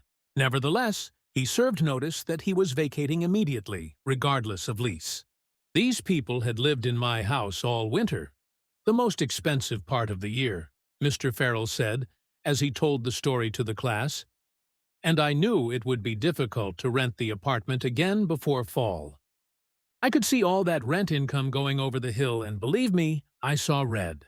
Now, ordinarily, I would have waded into that tenant and advised him to read his lease again. I would have pointed out that if he moved, the full balance of his rent would fall due at once, and that I could and would move to collect. However, instead of flying off the handle and making a scene, I decided to try other tactics. So I started like this. Mr. Doe, I said, I have listened to your story, and I still don't believe you intend to move. Years in the renting business have taught me something about human nature, and I sized you up in the first place as being a man of your word. In fact, I'm so sure of it that I'm willing to take a gamble. Now, here's my proposition. Lay your decision on the table for a few days and think it over. If you come back to me between now and the 1st of the month, when your rent is due, and tell me you still intend to move, I give you my word, I will accept your decision as final. I will privilege you to move and admit to myself I've been wrong in my judgment. But I still believe you're a man of your word, and will live up to your contract. For after all, we are either men or monkeys, and the choice usually lies with ourselves. Well, when the new month came around, this gentleman came to see me and paid his rent in person. He and his wife had talked it over, he said, and decided to stay. They had concluded that the only honorable thing to do was to live up to their lease. When the late Lord Northcliffe found a newspaper using a picture of him which he didn't want published, he wrote the editor a letter. But did he say, "Please do not publish that picture of me anymore? I don't like it"? No, he appealed to a nobler motive. He appealed to the respect and love that all of us have for motherhood. He wrote, "Please do not publish that picture of me anymore. My mother doesn't like it." When John D. Rockefeller Jr. wished to stop newspaper photographers from snapping pictures of his children, he too appealed to the nobler motives. He didn't say, "I don't want their pictures published." No, he appealed to the desire, deep in all of us, to refrain from harming children. He said, "You know how it is, boys. You've got children yourselves, some of you, and you know it's not good for youngsters to get too much publicity. When Cyrus H.K. Curtis, the poor boy from Maine, was starting on his meteoric career, which was destined to make him millions as owner of the Saturday Evening Post and the Ladies' Home Journal, he couldn't afford to pay his contributors the prices that other magazines paid. He couldn't afford to hire first-class authors to write for money alone. So he appealed to their nobler motives. For example, he persuaded even Louisa May Alcott, the immortal author of Little Women, to write for him when she was at the flood tide of her fame. And he did it by offering to send a check for $100, not to her, but to her favorite charity. Right here, the skeptic may say, "Oh, that stuff is all right for Northcliffe and Rockefeller, or a sentimental novelist. But I'd like to see you make it work with the tough babies I have to collect bills from." You may be right. Nothing will work in all cases, and nothing will work with all people. If you are satisfied with the results you are now getting, why change? If you are not satisfied, why not experiment? At any rate, I think you will enjoy reading this true story, told by James L. Thomas, a former student of mine. 6 customers of a certain automobile company refused to pay their bills for servicing. None of the customers protested the entire bill, but each claimed that some one charge was wrong. In each case, the customer had signed for the work done, so the company knew it was right, and said so. That was the first mistake. Here are the steps the men in the credit department took to collect these overdue bills. Do you suppose they succeeded? Shoot. 1. They called on each customer and told him bluntly that they had come to collect a bill that was long past due. They made it very plain that the company was absolutely and unconditionally right. Therefore, he, the customer, was absolutely and unconditionally wrong. They intimated that they, the company, knew more about automobiles than he could ever hope to know. So what was the argument about? For result, they argued. Did any of these methods reconcile the customer and settle the account? You can answer that one yourself. At this stage of affairs, the credit manager was about to open fire with a battery of legal talent, when fortunately the matter came to the attention of the general manager. The manager investigated these defaulting clients and discovered that they all had the reputation of paying their bills promptly. Something was wrong here. Something was drastically wrong about the method of collection. So he called in James L. Thomas and told him to collect these uncollectible accounts. Here, in his words, are the steps Mr. Thomas took. My visit to each customer was likewise to collect a bill long past due, a bill that we knew was absolutely right. But I didn't say a word about that. I explained I had called to find out what it was the company had done, or failed to do. So I made it clear that, until I had heard the customer's story, I had no opinion to offer. I told him the company made no claims to being infallible. I told him I was interested only in his car, and that he knew more about his car than anyone else in the world, that he was the authority on the subject. I let him talk, and I listened to him with all the interest and sympathy that he wanted, and had expected. 5. Finally, when the customer was in a reasonable mood, I put the whole thing up to his sense of fair play. I appealed to the nobler motives. First, I said, I want you to know I also feel this matter has been badly mishandled. You've been inconvenienced and annoyed and irritated by one of our representatives. That should never have happened. I'm sorry, and, as a representative of the company, I apologize. As I sat here and listened to your side of the story, I could not help being impressed by your fairness and patience. And now, because you are fair-minded and patient, I am going to ask you to do something for me. It's something that you can do better than anyone else, something you know more about than anyone else. Here is your bill. I know it is safe for me to ask you to adjust it, just as you would do if you were the president of my company. I am going to leave it all up to you. Whatever you say goes. Did he adjust the bill? He certainly did, and got quite a kick out of it. The bills ranged from $150 to $400, but did the customer give himself the best of it? Yes, one of them did. One of them refused to pay a penny of the disputed charge. But the other 5 all gave the company the best of it. And here's the cream of the whole thing. We delivered new cars to all 6 of these customers within the next 2 years. Experience has taught me, says Mr. Thomas, that when no information can be secured about the customer, the only sound basis on which to proceed is to assume that he or she is sincere, honest, truthful, and willing and anxious to pay the charges. Once convinced, they are correct. To put it differently, and perhaps more clearly, people are honest and want to discharge their obligations. The exceptions to that rule are comparatively few, and I am convinced that the individuals who are inclined to chisel will in most cases react favorably if you make them feel that you consider them honest, upright, and fair. Principle 10. Appeal to the nobler motives. Chapter 11. The movies do it. TV does it. Why don't you do it? Many years ago, the Philadelphia Evening Bulletin was being maligned by a dangerous whispering campaign. A malicious rumor was being circulated. Advertisers were being told that the newspaper was no longer attractive to readers because it carried too much advertising and too little news. Immediate action was necessary. The gossip had to be squelched. But how? This is the way it was done. The bulletin clipped from its regular edition all reading matter of all kinds on one average day, classified it, and published it as a book. The book was called One Day. It contained 307 pages, as many as a hard-covered book.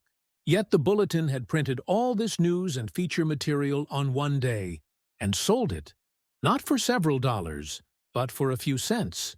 The printing of that book dramatized the fact that the bulletin carried an enormous amount of interesting reading matter.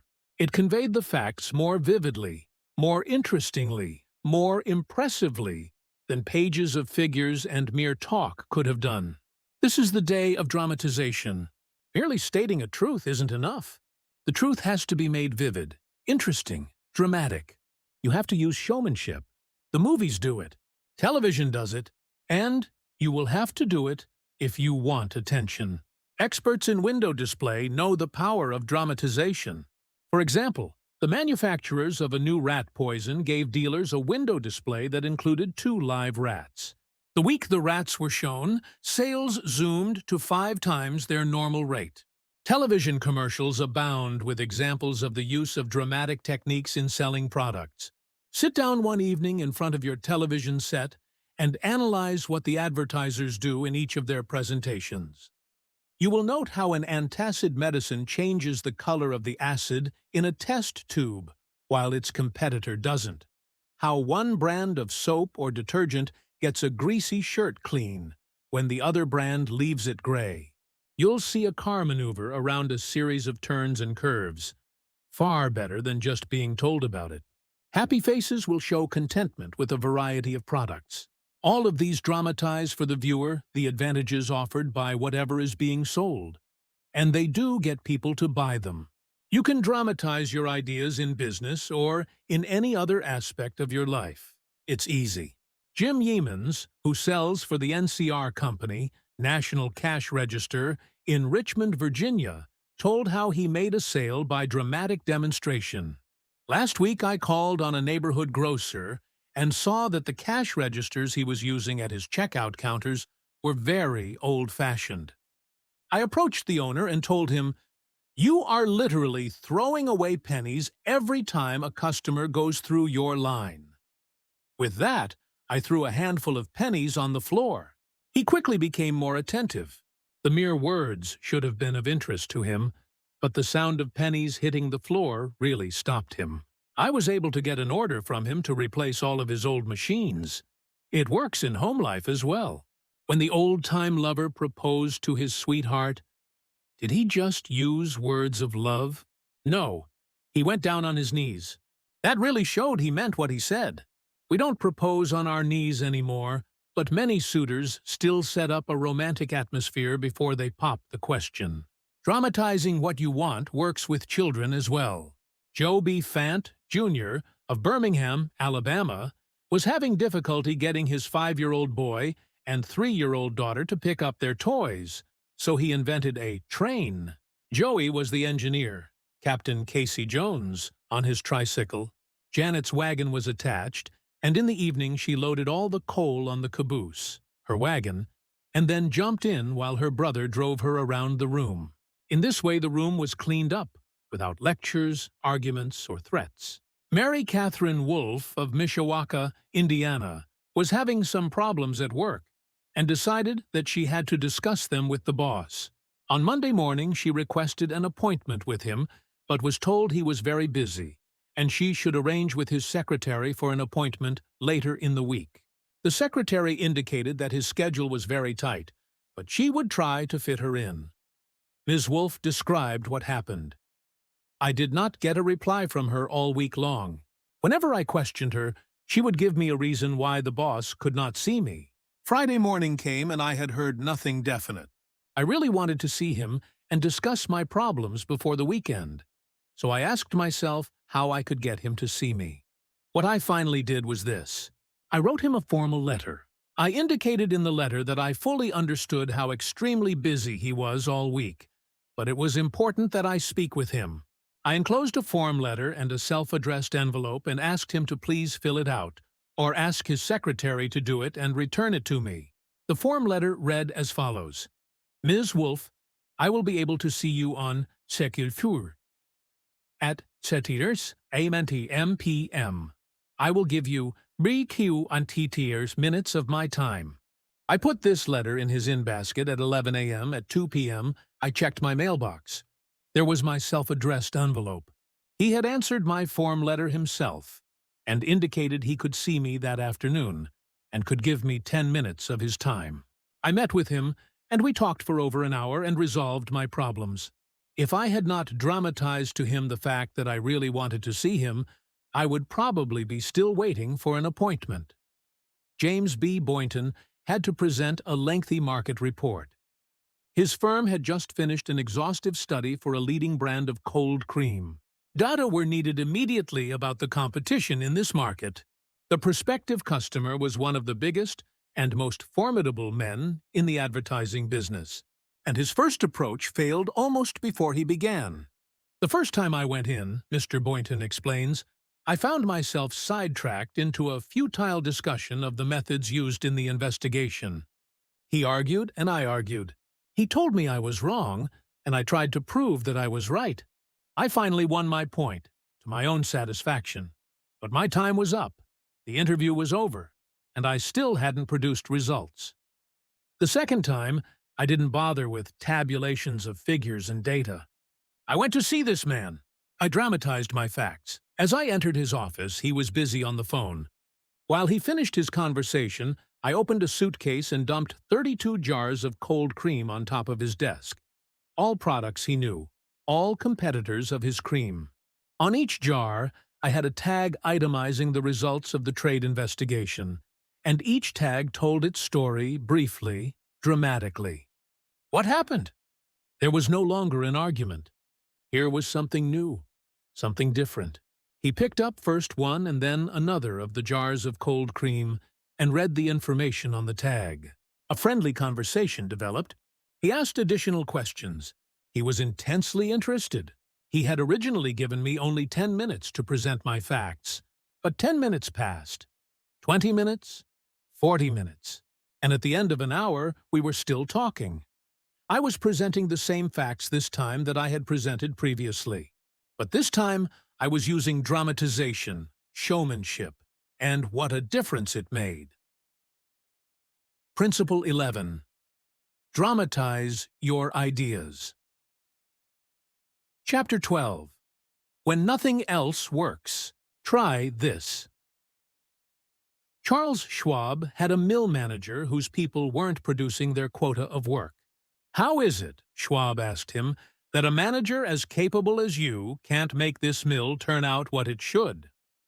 I don't know, the manager replied. I've coaxed the men. I've pushed them. I've sworn and cussed. I've threatened them with damnation and being fired. But nothing works. They just won't produce. This conversation took place at the end of the day, just before the night shift came on. Schwab asked the manager for a piece of chalk. Then, turning to the nearest man, asked, "How many heats did your shift make today?" "6." Without another word, Schwab chalked a big figure 6 on the floor and walked away. When the night shift came in, they saw the 6 and asked what it meant. "The big boss was in here today," the day people said. "He asked us how many heats we made, and we told him 6. He chalked it down on the floor." The next morning, Schwab walked through the mill again. The night shift had rubbed out 6 and replaced it with a big 7. When the day shift reported for work the next morning, they saw a big 7 chalked on the floor. So the night shift thought they were better than the day shift, did they? Well, they would show the night shift a thing or two. The crew pitched in with enthusiasm, and when they quit that night, they left behind them an enormous, swaggering 10. Things were stepping up. Shortly, this mill, which had been lagging way behind in production, was turning out more work than any other mill in the plant. The principle? Let Charles Schwab say it in his own words. "The way to get things done," say Schwab, "is to stimulate competition. I do not mean in a sordid money-getting way, but in the desire to excel." The desire to excel. The challenge! Throwing down the gauntlet! An infallible way of appealing to people of spirit. Without a challenge, Theodore Roosevelt would never have been President of the United States. The Rough Rider, just back from Cuba, was picked for governor of New York State. The opposition discovered he was no longer a legal resident of the state, and Roosevelt, frightened, wished to withdraw. Then Thomas Collier Platt, then U.S. Senator from New York, threw down the challenge. Turning suddenly on Theodore Roosevelt, he cried in a ringing voice, "Is the hero of San Juan Hill a coward?" Roosevelt stayed in the fight, and the rest is history. A challenge not only changed his life, it had a real effect upon the future of his nation. All men have fears, but the brave put down their fears and go forward, sometimes to death, but always to victory, was the motto of the King's Guard in ancient Greece. What greater challenge can be offered than the opportunity to overcome those fears? When Al Smith was governor of New York, he was up against it. Sing Sing, at the time the most notorious penitentiary west of Devil's Island, was without a warden. Scandals had been sweeping through the pristine walls, scandals and ugly rumors. Smith needed a strong man to rule Sing Sing, an Iron Man. But who? He sent for Louis E. Laws of New Hampton. "How about going up to take charge of Sing Sing?" he said jovially when Laws stood before him. "They need a man up there with experience." Laws was flabbergasted. He knew the dangers of Sing Sing. It was a political appointment, subject to the vagaries of political whims. Wardens had come and gone. One had lasted only 3 weeks. He had a career to consider. Was it worth the risk? Then Smith, who saw his hesitation, leaned back in his chair and smiled. "Young fellow," he said, "I don't blame you for being scared. It's a tough spot. It'll take a big person to go up there and stay." So Smith was throwing down a challenge, was he? Laws liked the idea of attempting a job that called for someone big. So he went, and he stayed. He stayed, to become the most famous warden of his time. His book 20,000 Years in Sing Sing sold into the hundreds of thousands of copies. His broadcasts on the air and his stories of prison life have inspired dozens of movies. His humanizing of criminals wrought miracles in the way of prison reform. "I have never found," said Harvey S. Firestone, founder of the great Firestone Tire and Rubber Company, "that pay and pay alone would either bring together or hold good people." I think it was the game itself. Frederick Hertzberg, one of the great behavioral scientists, concurred. He studied in depth the work attitudes of thousands of people, ranging from factory workers to senior executives. What do you think he found to be the most motivating factor? The one facet of the jobs that was most stimulating? Money? Good working conditions? Fringe benefits? No, not any of those. The one major factor that motivated people was the work itself. If the work was exciting and interesting, the worker looked forward to doing it, and was motivated to do a good job. That is what every successful person loves. The game. The chance for self-expression. The chance to prove his or her worth. To excel. To win. That is what makes foot races and hog-calling and pie-eating contests. The desire to excel. The desire for a feeling of importance. Principle 12. Throw down a challenge. In a nutshell of how to win people to your way of thinking. Principle 1. The only way to get the best of an argument is to avoid it. Principle 2. Show respect for the other person's opinions. Never say, "You're wrong." Principle 3. If you are wrong, admit it quickly and emphatically. Principle 4. Begin in a friendly way. Principle 5. Get the other person saying yes, yes immediately. Principle 6. Let the other person do a great deal of the talking. Principle 7. Let the other person feel that the idea is his or hers. Principle 8. Try honestly to see things from the other person's point of view. Principle 9. Be sympathetic with the other person's ideas and desires. Principle 10. Appeal to the nobler motives. Principle 11. Dramatize your ideas. Principle 12. Throw down a challenge.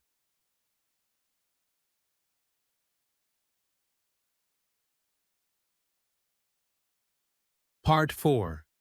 Be a leader. How to change people without giving offense or arousing resentment.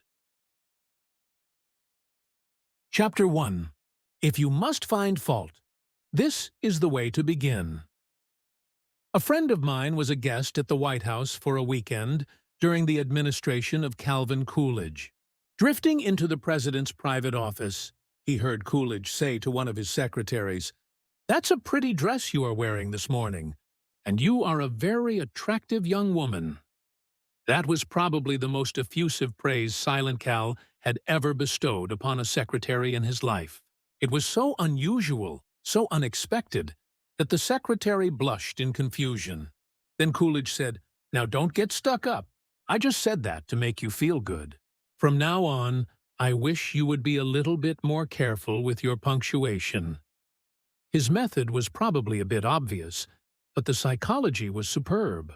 It is always easier to listen to unpleasant things after we have heard some praise of our good points. A barber lathers a man before he shaves him, and that is precisely what McKinley did back in 1896 when he was running for president. One of the prominent Republicans of that day had written a campaign speech that he felt was just a trifle better than Cicero and Patrick Henry and Daniel Webster all rolled into one. With great glee, this chap read his immortal speech aloud to McKinley. The speech had its fine points, but it just wouldn't do. It would have raised a tornado of criticism. McKinley didn't want to hurt the man's feelings. He must not kill the man's splendid enthusiasm, and yet he had to say no. Note how adroitly he did it. "My friend, that is a splendid speech, a magnificent speech," McKinley said. "No one could have prepared a better one. There are many occasions on which it would be precisely the right thing to say, but is it quite suitable to this particular occasion? Sound and sober as it is from your standpoint, I must consider its effect from the party's standpoint. Now you go home and write a speech along the lines I indicate and send me a copy of it." He did just that. McKinley blue-penciled and helped him rewrite his second speech, and he became one of the effective speakers of the campaign. Here is the second most famous letter that Abraham Lincoln ever wrote. His most famous one was written to Mrs. Bixby, expressing his sorrow for the death of the 5 sons she had lost in battle. Lincoln probably dashed this letter off in 5 minutes, yet it sold at public auction in 1926 for $12,000. And that, by the way, was more money than Lincoln was able to save during half a century of hard work. The letter was written to General Joseph Hooker on April 26, 1863, during the darkest period of the Civil War. For 18 months, Lincoln's generals had been leading the Union Army from one tragic defeat to another. Nothing but futile, stupid human butchery. The nation was appalled. Thousands of soldiers had deserted from the army, and then the Republican members of the Senate had revolted and wanted to force Lincoln out of the White House. "We are now on the brink of destruction," Lincoln said. "It appears to me that even the Almighty is against us. I can hardly see a ray of hope." Such was the black sorrow and chaos out of which this letter came. I am printing the letter here because it shows how Lincoln tried to change an obstreperous general when the very fate of the nation could have depended upon the general's action.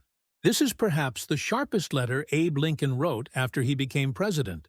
Yet you will note that he praised General Hooker before he spoke of his grave faults. Yes, they were grave faults, but Lincoln didn't call them that. Lincoln was more conservative, more diplomatic. Lincoln wrote, "There are some things in regard to which I am not quite satisfied with you."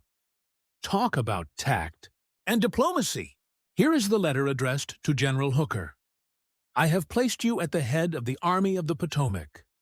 Of course, I have done this upon what appears to me to be sufficient reasons, and yet I think it best for you to know that there are some things in regard to which I am not quite satisfied with you. I believe you to be a brave and skillful soldier, which, of course, I like. I also believe you do not mix politics with your profession, in which you are right. You have confidence in yourself, which is a valuable if not an indispensable quality. You are ambitious, which, within reasonable bounds, does good rather than harm. But I think that during General Burnside's command of the army, you have taken counsel of your ambition and thwarted him as much as you could, in which you did a great wrong to the country and to a most meritorious and honorable brother officer. I have heard, in such a way as to believe it, of your recently saying that both the army and the government needed a dictator. Of course, it was not for this, but in spite of it, that I have given you command. Only those generals who gain successes can set up as dictators. What I now ask of you is military success, and I will risk the dictatorship. The government will support you to the utmost of its ability, which is neither more nor less than it has done, and will do for all commanders. I much fear that the spirit which you have aided to infuse into the army, of criticizing their commander and withholding confidence from him, will now turn upon you. I shall assist you as far as I can to put it down.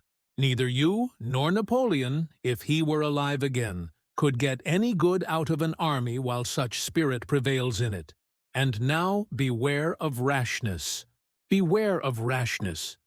But with energy and sleepless vigilance go forward and give us victories. You are not a Coolidge, a McKinley, or a Lincoln. You want to know whether this philosophy will operate for you in everyday business contacts. Will it? Let's see.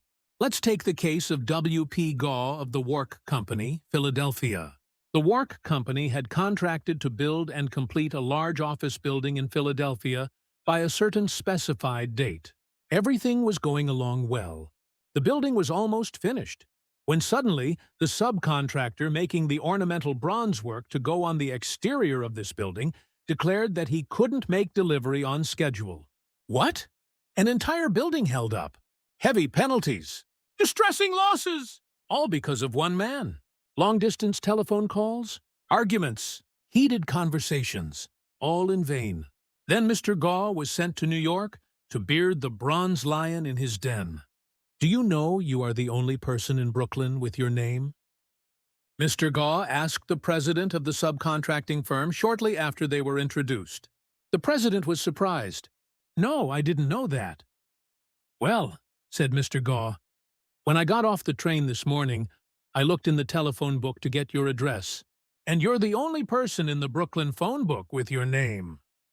"I never knew that," the subcontractor said. He checked the phone book with interest. "Well, it's an unusual name," he said proudly. My family came from Holland and settled in New York almost 200 years ago. He continued to talk about his family and his ancestors for several minutes. When he finished that, Mr. Gaw complimented him on how large a plant he had and compared it favorably with a number of similar plants he had visited. "It is one of the cleanest and neatest bronze factories I ever saw," said Gaw. "I've spent a lifetime building up this business," the subcontractor said, "and I am rather proud of it. Would you like to take a look around the factory?" During this tour of inspection, Mr. Gaw complimented the other man on his system of fabrication and told him how and why it seemed superior to those of some of his competitors. Gaw commented on some unusual machines, and the subcontractor announced that he himself had invented those machines. He spent considerable time showing Gaw how they operated and the superior work they turned out. He insisted on taking his visitor to lunch. So far, mind you, not a word had been said about the real purpose of Gaw's visit. After lunch, the subcontractor said, "Now, to get down to business. Naturally, I know why you're here. I didn't expect that our meeting would be so enjoyable. You can go back to Philadelphia with my promise that your material will be fabricated and shipped, even if other orders have to be delayed." Mr. Gaw got everything that he wanted without even asking for it.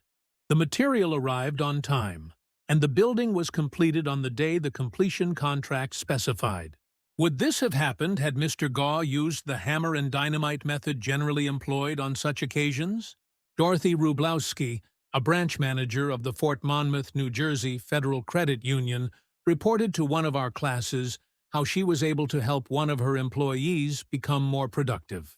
"We recently hired a young lady as a teller trainee. Her contact with our customers was very good. She was accurate and efficient in handling individual transactions. The problem developed at the end of the day when it was time to balance out. The head teller came to me and strongly suggested that I fire this woman.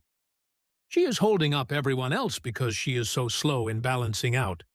I've shown her over and over, but she can't get it. She's got to go." The next day, I observed her working quickly and accurately when handling the normal everyday transactions, and she was very pleasant with our customers. It didn't take long to discover why she had trouble balancing out. After the office closed, I went over to talk with her. She was obviously nervous and upset. I praised her for being so friendly and outgoing with the customers and complimented her for the accuracy and speed used in that work. I then suggested we review the procedure we use in balancing the cash drawer. Once she realized I had confidence in her, she easily followed my suggestions and soon mastered this function. We have had no problems with her since then. Beginning with praise is like the dentist who begins his work with Novocaine. The patient still gets a drilling, but the Novocaine is pain-killing. A leader will use Principle 1, begin with praise and honest appreciation. Chapter 2, How to Criticize and Not Be Hated for It. Charles Schwab was passing through one of his steel mills one day at noon when he came across some of his employees smoking. Immediately above their heads was a sign that said, "No smoking." Did Schwab point to the sign and say, "Can't you read?" Oh no, not Schwab. He walked over to the men, handed each one a cigar, and said, "I'll appreciate it, boys, if you will smoke these on the outside." They knew that he knew that they had broken a rule, and they admired him because he said nothing about it, and gave them a little present, and made them feel important. Couldn't keep from loving a man like that, could you? John Wanamaker used the same technique. Wanamaker used to make a tour of his great store in Philadelphia every day. Once he saw a customer waiting at a counter. No one was paying the slightest attention to her. The salespeople? Oh, they were in a huddle at the far end of the counter, laughing and talking among themselves. Wanamaker didn't say a word. Quietly slipping behind the counter, he waited on the woman himself and then handed the purchase to the salespeople to be wrapped as he went on his way. Public officials are often criticized for not being accessible to their constituents. They are busy people, and the fault sometimes lies in overprotective assistants who don't want to overburden their bosses with too many visitors. Carl Langford, who has been mayor of Orlando, Florida, the home of Disney World for many years, frequently admonished his staff to allow people to see him, claimed he had an open-door policy. Yet the citizens of his community were blocked by secretaries and administrators when they called. Finally, the mayor found the solution. He removed the door from his office. His aides got the message, and the mayor has had a truly open administration since the day his door was symbolically thrown away. Simply changing one three-letter word can often spell the difference between failure and success in changing people without giving offense or arousing resentment. Many people begin their criticism with sincere praise, followed by the word "but," and ending with a critical statement. For example, in trying to change a child's careless attitude toward studies, we might say, "We're really proud of you, Johnny, for raising your grades this term.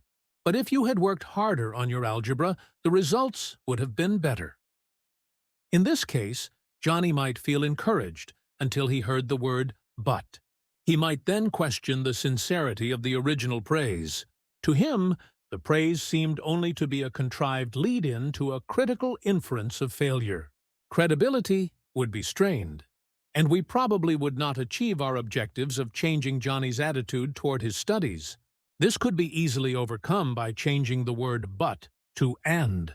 "We're really proud of you, Johnny, for raising your grades this term, and by continuing the same conscientious efforts next term. Your algebra grade can be up with all the others." Now, Johnny would accept the praise because there was no follow-up of an inference of failure. We have called his attention to the behavior we wish to change indirectly, and the chances are he will try to live up to our expectations. Calling attention to one's mistakes indirectly works wonders with sensitive people who may resent bitterly any direct criticism. Marge Jacob of Woonsocket, Rhode Island, told one of our classes how she convinced some sloppy construction workers to clean up after themselves when they were building additions to her house. For the first few days of the work, when Mrs. Jacob returned from her job, she noticed that the yard was strewn with the cut ends of lumber. She didn't want to antagonize the builders because they did excellent work.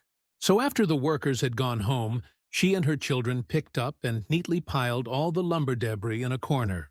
The following morning, she called the foreman to one side and said, "I'm really pleased with the way the front lawn was left last night. It is nice and clean and does not offend the neighbors." From that day forward, the workers picked up and piled the debris to one side, and the foreman came in each day seeking approval of the condition the lawn was left in after a day's work. One of the major areas of controversy between members of the Army Reserves and their regular Army trainers is haircuts. The reservists consider themselves civilians, which they are most of the time, and resent having to cut their hair short.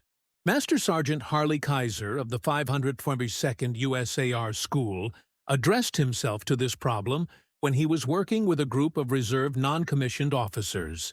As an old-time regular Army Master Sergeant, he might have been expected to yell at his troops and threaten them. Instead, he chose to make his point indirectly. "Gentlemen," he started, "you are leaders. You will be most effective when you lead by example.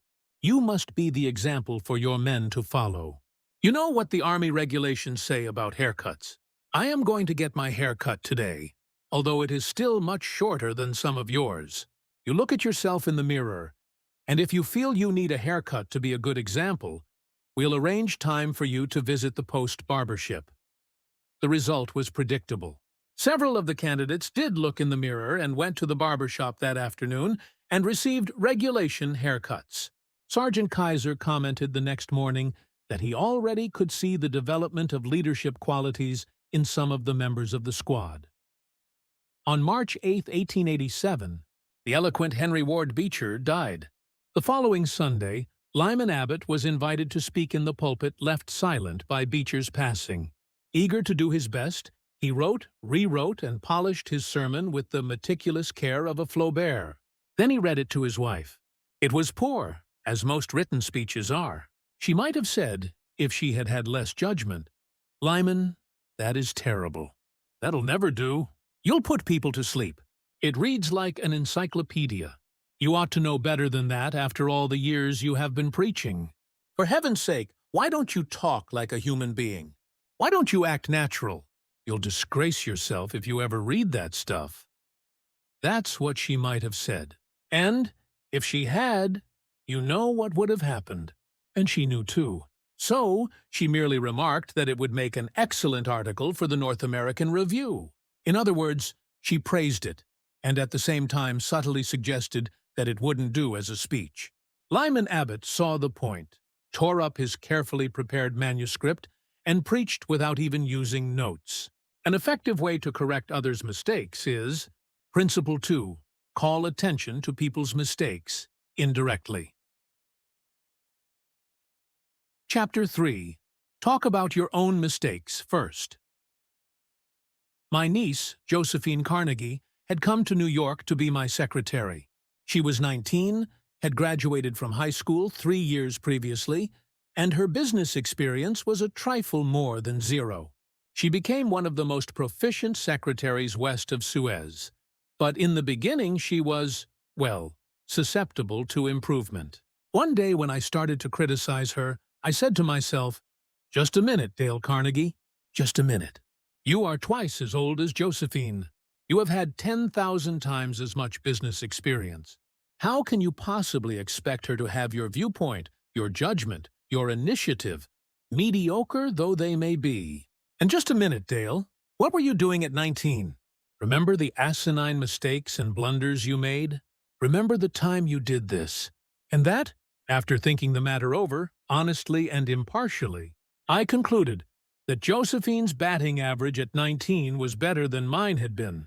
And that, I'm sorry to confess, isn't paying Josephine much of a compliment. So after that, when I wanted to call Josephine's attention to a mistake, I used to begin by saying, "You have made a mistake, Josephine, but the Lord knows it's no worse than many I have made. You were not born with judgment. That comes only with experience, and you are better than I was at your age. I have been guilty of so many stupid, silly things myself. I have very little inclination to criticize you or anyone. But don't you think it would have been wiser if you had done so and so? It isn't nearly so difficult to listen to a recital of your faults if the person criticizing begins by humbly admitting that he, too, is far from impeccable." E.G. Dillistone, an engineer in Brandon, Manitoba, Canada, was having problems with his new secretary. Letters he dictated were coming to his desk for signature with 2 or 3 spelling mistakes per page. Mr. Dillistone reported how he handled this. "Like many engineers, I have not been noted for my excellent English or spelling. For years I have kept a little black thumb index book for words I had trouble spelling. When it became apparent that merely pointing out the errors was not going to cause my secretary to do more proofreading and dictionary work, I resolved to take another approach. When the next letter came to my attention that had errors in it, I sat down with the typist and said, 'Somehow this word doesn't look right. It's one of the words I always have had trouble with. That's the reason I started this spelling book of mine.' I opened the book to the appropriate page. Yes, here it is. I'm very conscious of my spelling now because people do judge us by our letters, and misspellings make us look less professional. I don't know whether she copied my system or not, but since that conversation, her frequency of spelling errors has been significantly reduced." The Polished Prince. Bernhard von Bülow learned the sharp necessity of doing this back in 1909. Von Bülow was then the Imperial Chancellor of Germany, and on the throne sat Wilhelm II, Wilhelm the Haughty, Wilhelm the Arrogant, Wilhelm, the last of the German Kaisers, building an army and navy that he boasted could whip their weight in wildcats. Then an astonishing thing happened. The Kaiser said things, incredible things, things that rocked the continent and started a series of explosions heard around the world. To make matters infinitely worse, the Kaiser made silly, egotistical, absurd announcements in public. He made them while he was a guest in England, and he gave his royal permission to have them printed in the Daily Telegraph. For example, He declared that he was the only German who felt friendly toward the English, that he was constructing a navy against the menace of Japan, that he, and he alone, had saved England from being humbled in the dust by Russia and France, that it had been his campaign plan that enabled England's Lord Roberts to defeat the Boers in South Africa, and so on and on. No other such amazing words had ever fallen from the lips of a European king in peacetime within 100 years. The entire continent buzzed with the fury of a hornet's nest. England was incensed. German statesmen were aghast.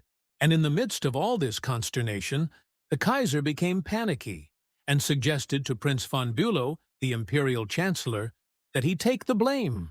Yes, he wanted von Bülow to announce that it was all his responsibility, that he had advised his monarch to say these incredible things. "But, Your Majesty," von Bülow protested, "it seems to me utterly impossible that anybody either in Germany or England could suppose me capable of having advised Your Majesty to say any such thing." The moment those words were out of von Bülow's mouth, he realized he had made a grave mistake. The Kaiser blew up. "You consider me a donkey," he shouted, "capable of blunders you yourself could never have committed." Von Bülow knew that he ought to have praised before he condemned. But since that was too late, he did the next best thing. He praised after he had criticized. And it worked a miracle. "I'm far from suggesting that," he answered respectfully. "Your Majesty surpasses me in man respects. Not only, of course, in naval and military knowledge, but above all, in natural science. I have often listened in admiration when Your Majesty explained the barometer, or wireless telegraphy, or the Roentgen rays. I am shamefully ignorant of all branches of natural science, have no notion of chemistry or physics, and am quite incapable of explaining the simplest of natural phenomena. But," von Bülow continued, "in compensation, I possess some historical knowledge, and perhaps certain qualities useful in politics, especially in diplomacy." The Kaiser beamed. Von Bülow had praised him. Von Bülow had exalted him and humbled himself. The Kaiser could forgive anything after that. "Haven't I always told you," he exclaimed with enthusiasm, "that we complete one another famously? We should stick together, and we will." He shook hands with von Bülow, not once, but several times, and later in the day he waxed so enthusiastic that he exclaimed with doubled fists, "If anyone says anything to me against Prince von Bülow, I shall punch him in the nose." Von Bülow saved himself in time, but, canny diplomat that he was, he nevertheless had made one error. He should have begun by talking about his own shortcomings and Wilhelm's superiority, not by intimating that the Kaiser was a half-wit in need of a guardian. If a few sentences humbling oneself and praising the other party can turn a haughty, insulted Kaiser into a staunch friend, imagine what humility and praise can do for you and me in our daily contacts. Rightfully used, they will work veritable miracles in human relations. Admitting one's own mistakes, even when one hasn't corrected them, can help convince somebody to change his behavior. This was illustrated more recently by Clarence Zeruson of Timonium, Maryland, when he discovered his 15-year-old son was experimenting with cigarettes. "Naturally, I didn't want David to smoke," Mr. Zeruson told us, "but his mother and I smoked cigarettes. We were giving him a bad example all the time. I explained to Dave how I started smoking at about his age, and how the nicotine had gotten the best of me, and now it was nearly impossible for me to stop. I reminded him how irritating my cough was and how he had been after me to give up cigarettes not many years before. I didn't exhort him to stop or make threats or warn him about their dangers. All I did was point out how I was hooked on cigarettes and what it had meant to me. He thought about it for a while and decided he wouldn't smoke until he had graduated from high school. As the years went by, David never did start smoking and has no intention of ever doing so. As a result of that conversation, I made the decision to stop smoking cigarettes myself. And, with the support of my family, I have succeeded. A good leader follows this principle. Principle 3. Talk about your own mistakes before criticizing the other person. Chapter 4.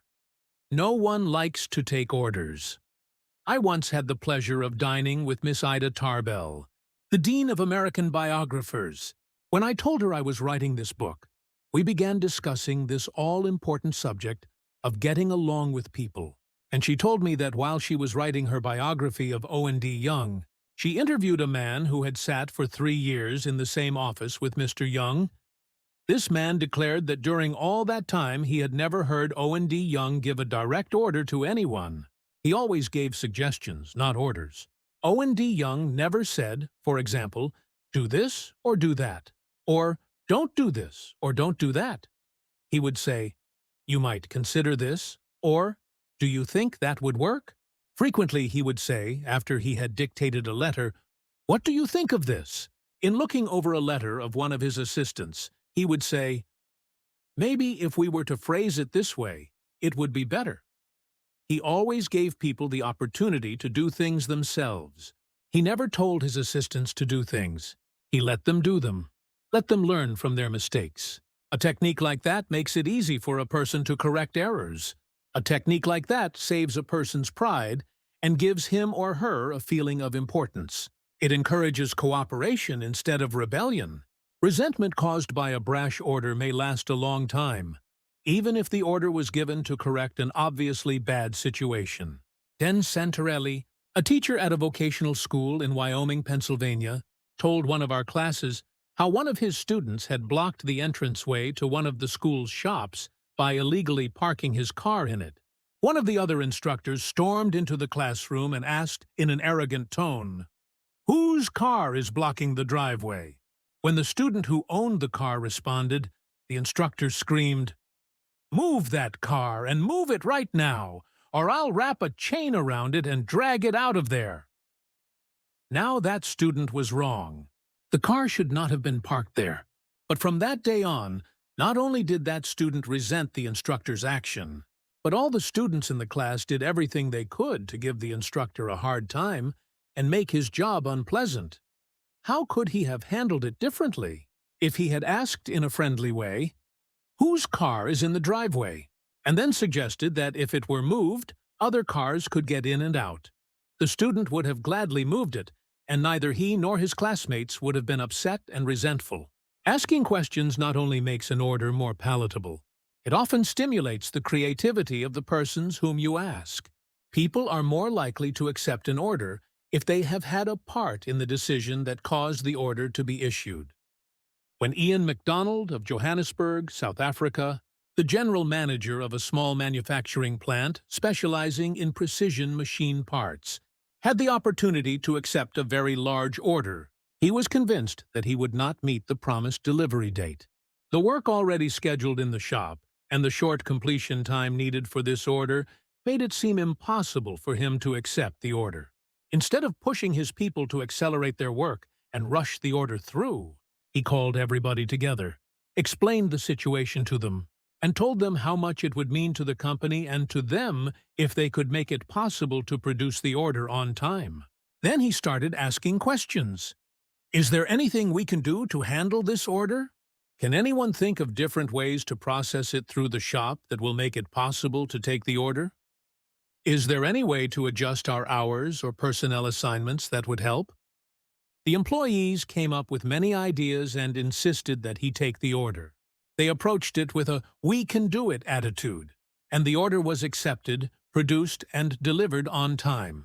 An effective leader will use Principle 4, ask questions instead of giving direct orders. Chapter 1, Fighting Forth. 5. Let the other person save face.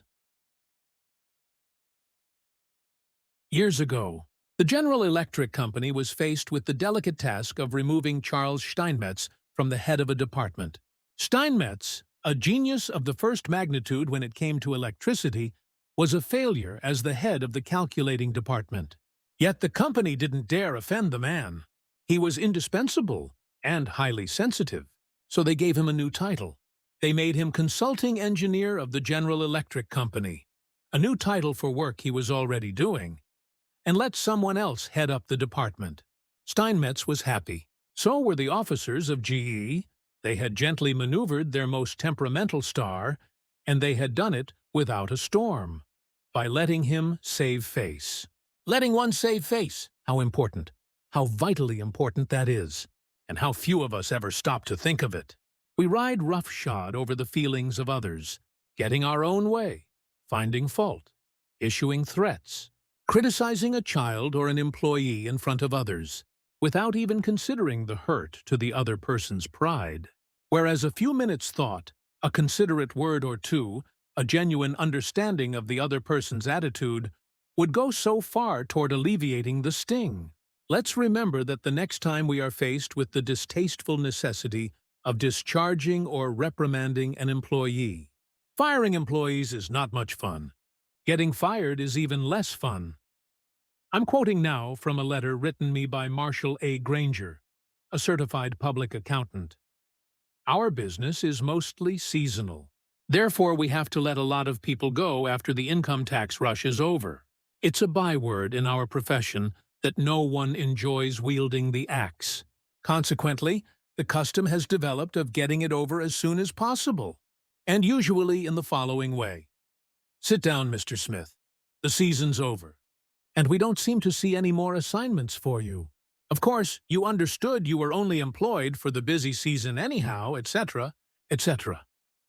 The effect on these people is one of disappointment and a feeling of being let down. Most of them are in the accounting field for life, and they retain no particular love for the firm that drops them so casually.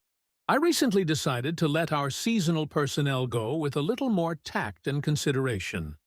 So I call each one in only after carefully thinking over his or her work during the winter. And I've said something like this: Mr. Smith, you've done a fine job, if he has. That time we sent you to Newark, you had a tough assignment. You were on the spot, but you came through with flying colors, and we want you to know the firm is proud of you. You've got the stuff. You're going a long way, wherever you're working. This firm believes in you, and is rooting for you, and we don't want you to forget it. Effect? The people go away feeling a lot better about being fired. They don't feel let down. They know if we had work for them, we'd keep them on. And when we need them again, they come to us with a keen personal affection. At one session of our course, 2 class members discussed the negative effects of fault-finding versus the positive effects of letting the other person save face. Fred Clark of Harrisburg, Pennsylvania, told of an incident that occurred in his company. At one of our production meetings, a vice president was asking very pointed questions of one of our production supervisors regarding a production process. His tone of voice was aggressive and aimed at pointing out faulty performance on the part of the supervisor. Not wanting to be embarrassed in front of his peers, the supervisor was evasive in his responses. This caused the vice president to lose his temper, berate the supervisor, and accuse him of lying. Any working relationship that might have existed prior to this encounter was destroyed in a few brief moments. This supervisor, who was basically a good worker, was useless to our company from that time on. A few months later, he left our firm and went to work for a competitor, where I understand he is doing a fine job. Another class member, Anna Mazzone, related how a similar incident had occurred at her job, but what a difference in approach and results. Ms. Mazzone, a marketing specialist for a food packer, was given her first major assignment, the test marketing of a new product. She told the class, "When the results of the test came in, I was devastated. I had made a serious error in my planning, and the entire test had to be done all over again. To make this worse, I had no time to discuss it with my boss before the meeting in which I was to make my report on the project. When I was called on to give the report, I was shaking with fright. I had all I could do to keep from breaking down, but I resolved I would not cry and have all those men make remarks about women not being able to handle a management job because they are too emotional. I made my report briefly and stated that due to an error, I would repeat the study before the next meeting. I sat down expecting my boss to blow up. Instead, he thanked me for my work and remarked that it was not unusual for a person to make an error on a new project, and that he had confidence that the repeat survey would be accurate and meaningful to the company. He assured me in front of all my colleagues that he had faith in me, and I knew I had done my best, and that my lack of experience, not my lack of ability, was the reason for the failure. I left that meeting with my head in the air and with the determination that I would never let that boss of mine down again. Even if we are right, and the other person is definitely wrong, we only destroy ego by causing someone to lose face. The legendary French aviation pioneer and author Antoine de Saint-Exupéry wrote, "I have no right to say or do anything that diminishes a man in his own eyes. What matters is not what I think of him, but what he thinks of himself. Hurting a man in his dignity is a crime. A real leader will always follow." Principle 5. Let the other person save face. Chapter 6. How to Spur People On to Success. Pete Barlow was an old friend of mine.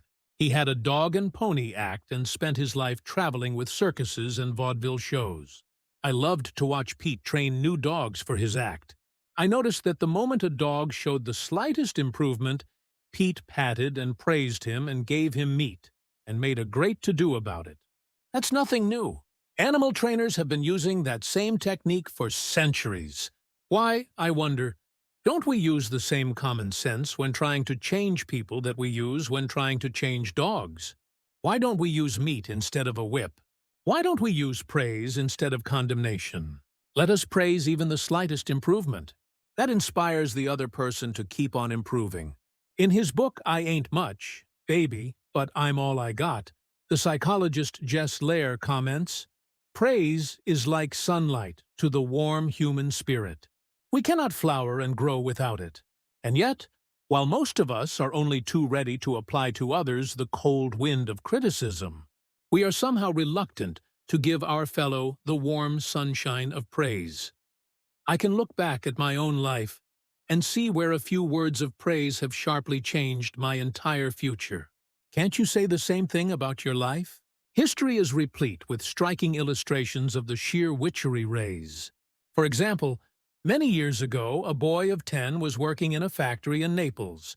He longed to be a singer, but his first teacher discouraged him. "You can't sing," he said. "You haven't any voice at all. It sounds like the wind in the shutters." But his mother, a poor peasant woman, put her arms about him and praised him, and told him she knew he could sing. She could already see an improvement, and she went barefoot in order to save money to pay for his music lessons. That peasant mother's praise and encouragement changed that boy's life.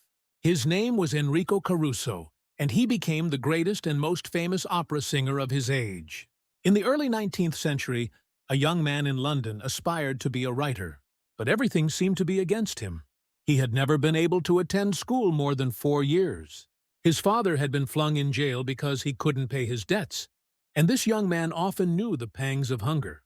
Finally, he got a job pasting labels on bottles of blacking in a rat-infested warehouse, and he slept at night in a dismal attic room with 2 other boys, gutter snipes from the slums of London. He had so little confidence in his ability to write that he sneaked out and mailed his first manuscript in the dead of night so nobody would laugh at him. Story after story was refused. Finally, the great day came when one was accepted. True, he wasn't paid a shilling for it, but one editor had praised him. One editor had given him recognition. He was so thrilled that he wandered aimlessly around the streets with tears rolling down his cheeks. The praise, the recognition that he received through getting one story in print changed his whole life. For if it hadn't been for that encouragement, he might have spent his entire life working in rat-infested factories. You may have heard of that boy. His name was Charles Dickens. Another boy in London made his living as a clerk in a dry goods store. He had to get up at 5 o'clock, sweep out the store, and slave for 14 hours a day. It was sheer drudgery, and he despised it. After 2 years, he could stand it no longer. So he got up one morning and, without waiting for breakfast, tramped 15 miles to talk to his mother, who was working as a housekeeper. He was frantic. He pleaded with her. He wept. He swore he would kill himself if he had to remain in the shop any longer. Then he wrote a long, pathetic letter to his old schoolmaster, declaring that he was heartbroken, that he no longer wanted to live.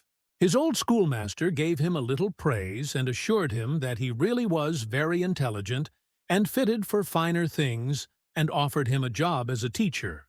That praise changed the future of that boy and made a lasting impression on the history of English literature. For that boy went on to write innumerable best-selling books and made over $1 million with his pen. You've probably heard of him. His name, H.G. Wells.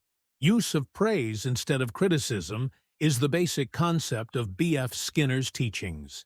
This great contemporary psychologist has shown by experiments with animals and with humans that when criticism is minimized and praise emphasized, the good things people do will be reinforced, and the poorer things will atrophy for lack of attention. John Ringlespaugh of Rocky Mount, North Carolina, used this in dealing with his children. It seemed that, as in so many families, mother and dad's chief form of communication with the children was yelling at them. And, as in so many cases, the children became a little worse rather than better after each such session. And so did the parents. There seemed to be no end in sight for this problem. Mr. Ringlespaugh determined to use some of the principles he was learning in our course to solve this situation. He reported, "We decided to try praise instead of harping on their faults. It wasn't easy when all we could see were the negative things they were doing. It was really tough to find things to praise. We managed to find something, and within the first day or two, some of the really upsetting things they were doing quit happening. Then some of their other faults began to disappear. They began capitalizing on the praise we were giving them. They even began going out of their way to do things right. Neither of us could believe it. Of course, it didn't last forever, but the norm reached after things leveled off was so much better. It was no longer necessary to react the way we used to. The children were doing far more right things than wrong ones. All of this was a result of praising the slightest improvement in the children rather than condemning everything they did wrong. This works on the job too. Keith Roper of Woodland Hills, California, applied this principle to a situation in his company. Some material came to him in his print shop which was of exceptionally high quality. The printer who had done this job was a new employee who had been having difficulty adjusting to the job. His supervisor was upset about what he considered a negative attitude and was seriously thinking of terminating his services. When Mr. Roper was informed of this situation, he personally went over to the print shop and had a talk with the young man. He told him how pleased he was with the work he had just received, and pointed out it was the best work he had seen produced in that shop for some time. He pointed out exactly why it was superior and how important the young man's contribution was to the company. Do you think this affected that young printer's attitude toward the company? Within days, there was a complete turnabout. He told several of his co-workers about the conversation and how someone in the company really appreciated good work. And from that day on, he was a loyal and dedicated worker. What Mr. Roper did was not just flatter the young printer and say, "You're good." He specifically pointed out how his work was superior because he had singled out a specific accomplishment. Rather than just making general flattering remarks, his praise became much more meaningful to the person to whom it was given. Everybody likes to be praised, but when praise is specific, it comes across as sincere, not something the other person may be saying just to make one feel good. Remember, we all crave appreciation and recognition, and will do almost anything to get it. But nobody wants insincerity. Nobody wants flattery. Let me repeat. The principles taught in this book will work only when they come from the heart. I am not advocating a bag of tricks. I am talking about a new way of life. Talk about changing people. If you and I will inspire the people with whom we come in contact to a realization of the hidden treasures they possess, we can do far more than change people. We can literally transform them. Exaggeration? Then listen to these sage words from William James, one of the most distinguished psychologists and philosophers America has ever produced. Compared with what we ought to be, we are only half awake. We are making use of only a small part of our physical and mental resources. Stating the thing broadly, the human individual thus lives far within his limits. He possesses powers of various sorts which he habitually fails to use. Yes, you who are reading these lines possess powers of various sorts which you habitually fail to use. And one of these powers you are probably not using to the fullest extent is your magic ability to praise people and inspire them with a realization of their latent possibilities. Abilities wither under criticism. They blossom under encouragement. To become a more effective leader of people, apply. Principle 6. Praise the slightest improvement and praise every improvement. Be hearty in your approbation and lavish in your praise. Chapter 7. Give a dog a good name. What do you do when a person who has been a good worker begins to turn in shoddy work? You can fire him or her, but that really doesn't solve anything. You can berate the worker, but this usually causes resentment. Henry Henke, a service manager for a large truck dealership in Lowell, Indiana, had a mechanic whose work had become less than satisfactory. Instead of bawling him out or threatening him, Mr. Henke called him into his office and had a heart-to-heart talk with him. "Bill," he said, "you are a fine mechanic. You have been in this line of work for a good number of years. You have repaired many vehicles to the customer's satisfaction. In fact, we've had a number of compliments about the good work you have done. Yet, of late, the time you take to complete each job has been increasing, and your work has not been up to your own old standards. Because you have been such an outstanding mechanic in the past, I felt sure you would want to know that I am not happy with this situation, and perhaps jointly we could find some way to correct the problem."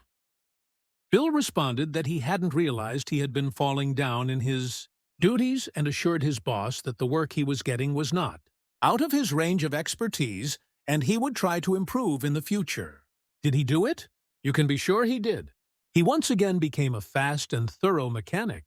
With that reputation Mr. Henke had given him to live up to, how could he do anything else but turn out work comparable to that which he had done in the past? "The average person," said Samuel Vauquelin, then president of the Baldwin Locomotive Works, "can be led readily if you have his or her respect, and if you show that you respect that person for some kind of ability. In short, if you want to improve a person in a certain aspect, act as though that particular trait were already one of his or her outstanding characteristics. Shakespeare said, 'Assume a virtue, if you have it not.' And it might be well to assume and state openly that other people have the virtue you want them to develop. Give them a fine reputation to live up to, and they will make prodigious efforts rather than see you disillusioned." Georgette Leblanc, in her book Souvenirs, My Life with Maeterlinck, describes the startling transformation of a humble Belgian Cinderella. "A servant girl from a neighboring hotel brought my meals," she wrote. She was called Marie the dishwasher because she had started her career as a scullery assistant. She was a kind of monster, cross-eyed, bandy-legged, poor in flesh and spirit. One day, while she was holding my plate of macaroni in her red hand, I said to her point-blank, "Marie, you do not know what treasures are within you." Accustomed to holding back her emotion, Marie waited a few moments, not daring to risk the slightest gesture for fear of a catastrophe. Then she put the dish on the table, sighed, and said ingenuously, "Madam, I would never have believed it." She did not doubt. She did not ask a question. She simply went back to the kitchen and repeated what I had said. And such is the force of faith that no one made fun of her. From that day on, she was even given a certain consideration. But the most curious change of all occurred in the humble Marie herself. Believing she was the tabernacle of unseen marvels, she began taking care of her face and body so carefully that her starved youth seemed to bloom and modestly hide her plainness. 2 months later, she announced her coming marriage with the nephew of the chef. "I'm going to be a lady," she said, and thanked me. A small phrase had changed her entire life. Georgette Leblanc had given Marie the dishwasher a reputation to live up to, and that reputation had transformed her. Bill Parker, a sales representative for a food company in Daytona Beach, Florida, was very excited about the new line of products his company was introducing and was upset when the manager of a large independent food market turned down the opportunity to carry it in his store. Bill brooded all day over this rejection and decided to return to the store before he went home that evening and try again. "Jack," he said, "since I left this morning, I realized I hadn't given you the entire picture of our new line, and I would appreciate some of your time to tell you about the points I omitted. I have respected the fact that you are always willing to listen and are big enough to change your mind when the facts warrant a change." Could Jack refuse to give him another hearing? Not with that reputation to live up to. One morning, Dr. Martin Fitzhugh, a dentist in Dublin, Ireland, was shocked when one of his patients pointed out to him that the metal cup holder which she was using to rinse her mouth was not very clean. True, the patient drank from the paper cup, not the holder, but it certainly was not professional to use tarnished equipment. When the patient left, Dr. Fitzhugh retreated to his private office to write a note to Bridget, the charwoman, who came twice a week to clean his office. He wrote, "My dear Bridget, I see you so seldom. I thought I'd take the time to thank you for the fine job of cleaning you've been doing. By the way, I thought I'd mention that since 2 hours, twice a week, is a very limited amount of time. Please feel free to work an extra half hour from time to time if you feel you need to do those once-in-a-while things like polishing the cup holders and the like. I, of course, will pay you for the extra time."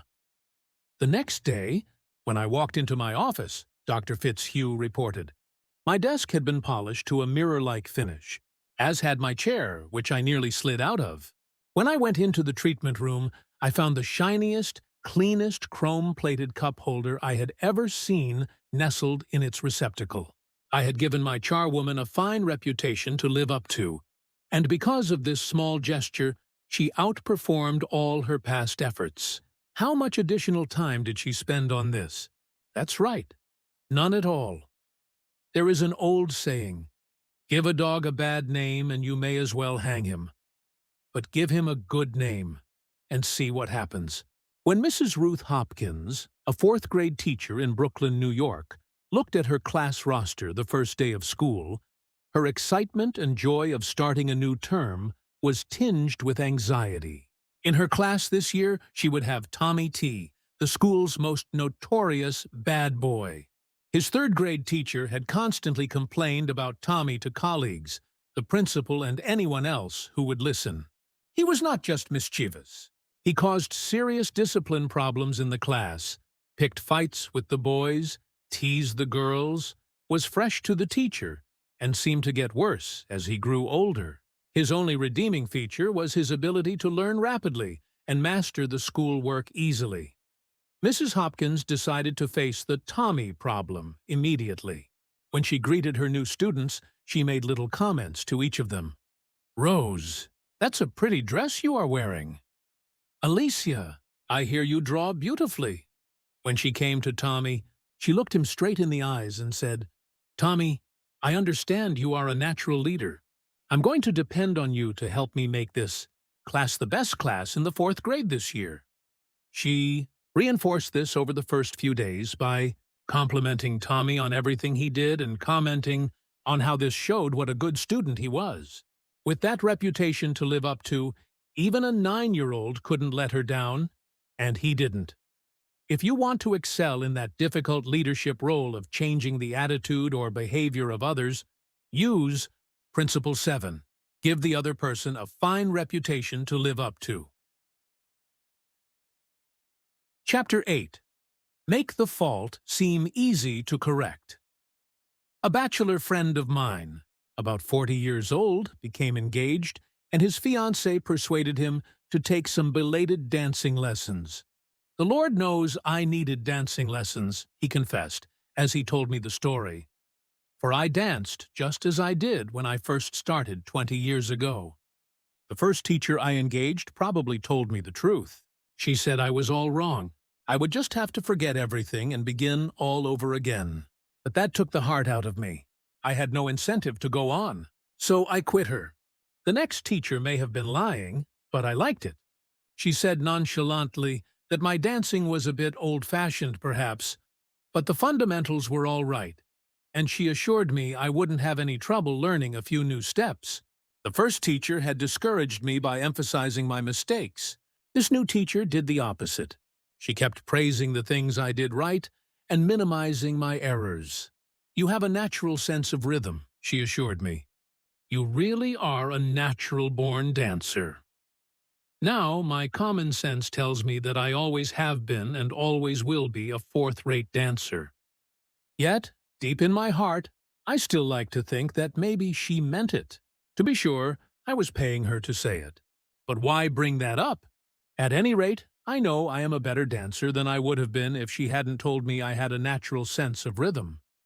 That encouraged me. That gave me hope. That made me want to improve. Tell your child, your spouse, or your employee that he or she is stupid or dumb at a certain thing, has no gift for it, and is doing it all wrong, and you have destroyed almost every incentive to try to improve. But use the opposite technique. Be liberal with your encouragement. Make the thing seem easy to do. Let the other person know that you have faith in his ability to do it, that he has an undeveloped flair for it, and he will practice until the dawn comes in the window in order to excel. Lowell Thomas, a superb artist in human relations, used this technique. He gave you confidence, inspired you with courage and faith.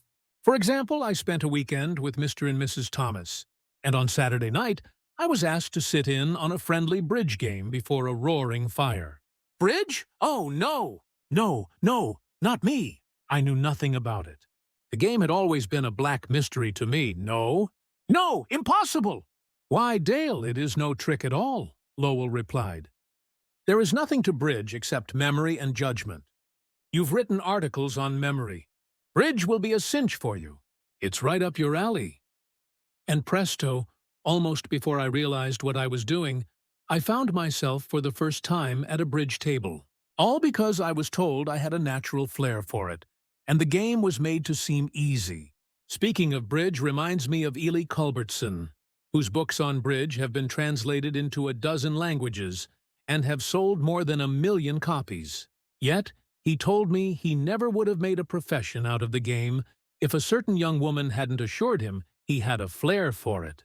When he came to America in 1922, he tried to get a job teaching in philosophy and sociology, but he couldn't. Then he tried selling coal, and he failed at that. Then he tried selling coffee, and he failed at that too. He had played some bridge, but it had never occurred to him in those days that someday he would teach it. He was not only a poor card player, but he was also very stubborn. He asked so many questions and held so many post-mortem examinations that no one wanted to play with him. Then he met a pretty bridge teacher, Josephine Dillon, fell in love and married her. She noticed how carefully he analyzed his cards and persuaded him that he was a potential genius at the card table. It was that encouragement, and that alone, Culbertson told me, that caused him to make a profession of bridge. Clarence M. Jones, one of the instructors of our course in Cincinnati, Ohio, told how encouragement and making faults seem easy to correct completely changed the life of his son. In 1970, my son David, who was then 15 years old, came to live with me in Cincinnati. He had led a rough life. In 1958, his head was cut open in a car accident, leaving a very bad scar on his forehead. In 1960, his mother and I were divorced, and he moved to Dallas, Texas, with his mother. Until he was 15, he had spent most of his school years in special classes for slow learners in the Dallas school system. Possibly because of the scar, school administrators had decided he was brain injured and could not function at a normal level. He was 2 years behind his age group, so he was only in the 7th grade. Yet, he did not know his multiplication tables, added on his fingers, and could barely read. There was one positive point. He loved to work on radio and TV sets. He wanted to become a TV technician. I encouraged this and pointed out that he needed math to qualify for the training. I decided to help him become proficient in this subject. We obtained 4 sets of flashcards: multiplication, division, addition, and subtraction. As we went through the cards, we put the correct answers in a discard stack.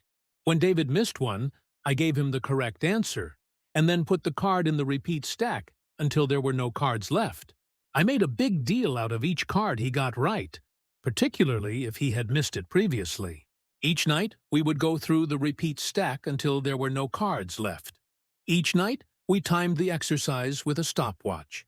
I promised him that when he could get all the cards correct in 8 minutes with no incorrect answers, we would quit doing it every night.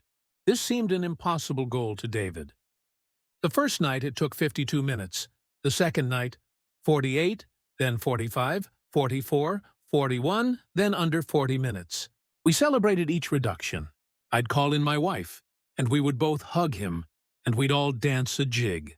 At the end of the month, he was doing all the cards perfectly in less than 8 minutes. When he made a small improvement, he would ask to do it again.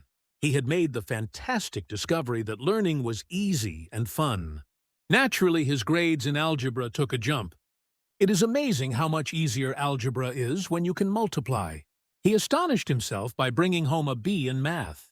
That had never happened before. Other changes came with almost unbelievable rapidity. His reading improved rapidly, and he began to use his natural talents in drawing. Later in the school year, his science teacher assigned him to develop an exhibit. He chose to develop a highly complex series of models to demonstrate the effect of levers. It required skill not only in drawing and model making, but in applied mathematics. The exhibit took first prize in his school's science fair and was entered in the city competition and won third prize for the entire city of Cincinnati. That did it. Here was a kid who had flunked 2 grades, who had been told he was brain damaged, who had been called Frankenstein by his classmates and told his brains must have leaked out of the cut on his head. Suddenly he discovered he could really learn and accomplish things. The result? From the last quarter of the 8th grade all the way through high school, he never failed to make the honor roll. In high school, he was elected to the National Honor Society. Once he found learning was easy, his whole life changed. If you want to help others to improve, remember. Principle 8. Use encouragement. Make the fault seem easy to correct. Chapter 9. Make people glad to do what you want. Back in 1915, America was aghast. For more than a year, the nations of Europe had been slaughtering one another on a scale never before dreamed of in all the bloody annals of mankind. Could peace be brought about? No one knew. But Woodrow Wilson was determined to try. He would send a personal representative, a peace emissary, to counsel with the warlords of Europe. William Jennings Bryan, Secretary of State. Bryan, the peace advocate, longed to go. He saw a chance to perform a great service and make his name immortal. But Wilson appointed another man, his intimate friend and advisor, Colonel Edward M. House. And it was House's thorny task to break the unwelcome news to Bryan without giving him offense. Bryan was distinctly disappointed when he heard I was to go to Europe as the peace emissary. Colonel House records in his diary. He said he had planned to do this himself. I replied that the president thought it would be unwise for anyone to do this officially, and that his going would attract a great deal of attention, and people would wonder why he was there. You see the intimation? House practically told Bryan that he was too important for the job, and Bryan was satisfied. Colonel House, adroit, experienced in the ways of the world, was following one of the important rules of human relations. Always make the other person happy about doing the thing you suggest. Woodrow Wilson followed that policy even when inviting William Gibbs McAdoo to become a member of his cabinet. That was the highest honor he could confer upon anyone, and yet Wilson extended the invitation in such a way as to make McAdoo feel doubly important. Here is the story in McAdoo's own words. He, Wilson, said that he was making up his cabinet and that he would be very glad if I would accept a place in it as Secretary of the Treasury. He had a delightful way of putting things. He created the impression that by accepting this great honor, I would be doing him a favor. Unfortunately, Wilson didn't always employ such taunt. If he had, history might have been different. For example, Wilson didn't make the Senate and the Republican Party happy by entering the United States in the League of Nations. Wilson refused to take such prominent Republican leaders as Elihu Root or Charles Evans Hughes or Henry Cabot Lodge to the peace conference with him. Instead, he took along unknown men from his own party. He snubbed the Republicans, refused to let them feel that the League was their idea as well as his, refused to let them have a finger in the pie, and, as a result of this crude handling of human relations, wrecked his own career, ruined his health, shortened his life, caused America to stay out of the League, and altered the history of the world. Statesmen and diplomats aren't the only ones who use this make-a-person-happy-you-do things you want them to do approach. Dale O. Ferrier of Fort Wayne, Indiana, told how he encouraged one of his young children to willingly do the chore he was assigned. One of Jeff's chores was to pick up pears from under the pear tree, so the person who was mowing underneath wouldn't have to stop to pick them up.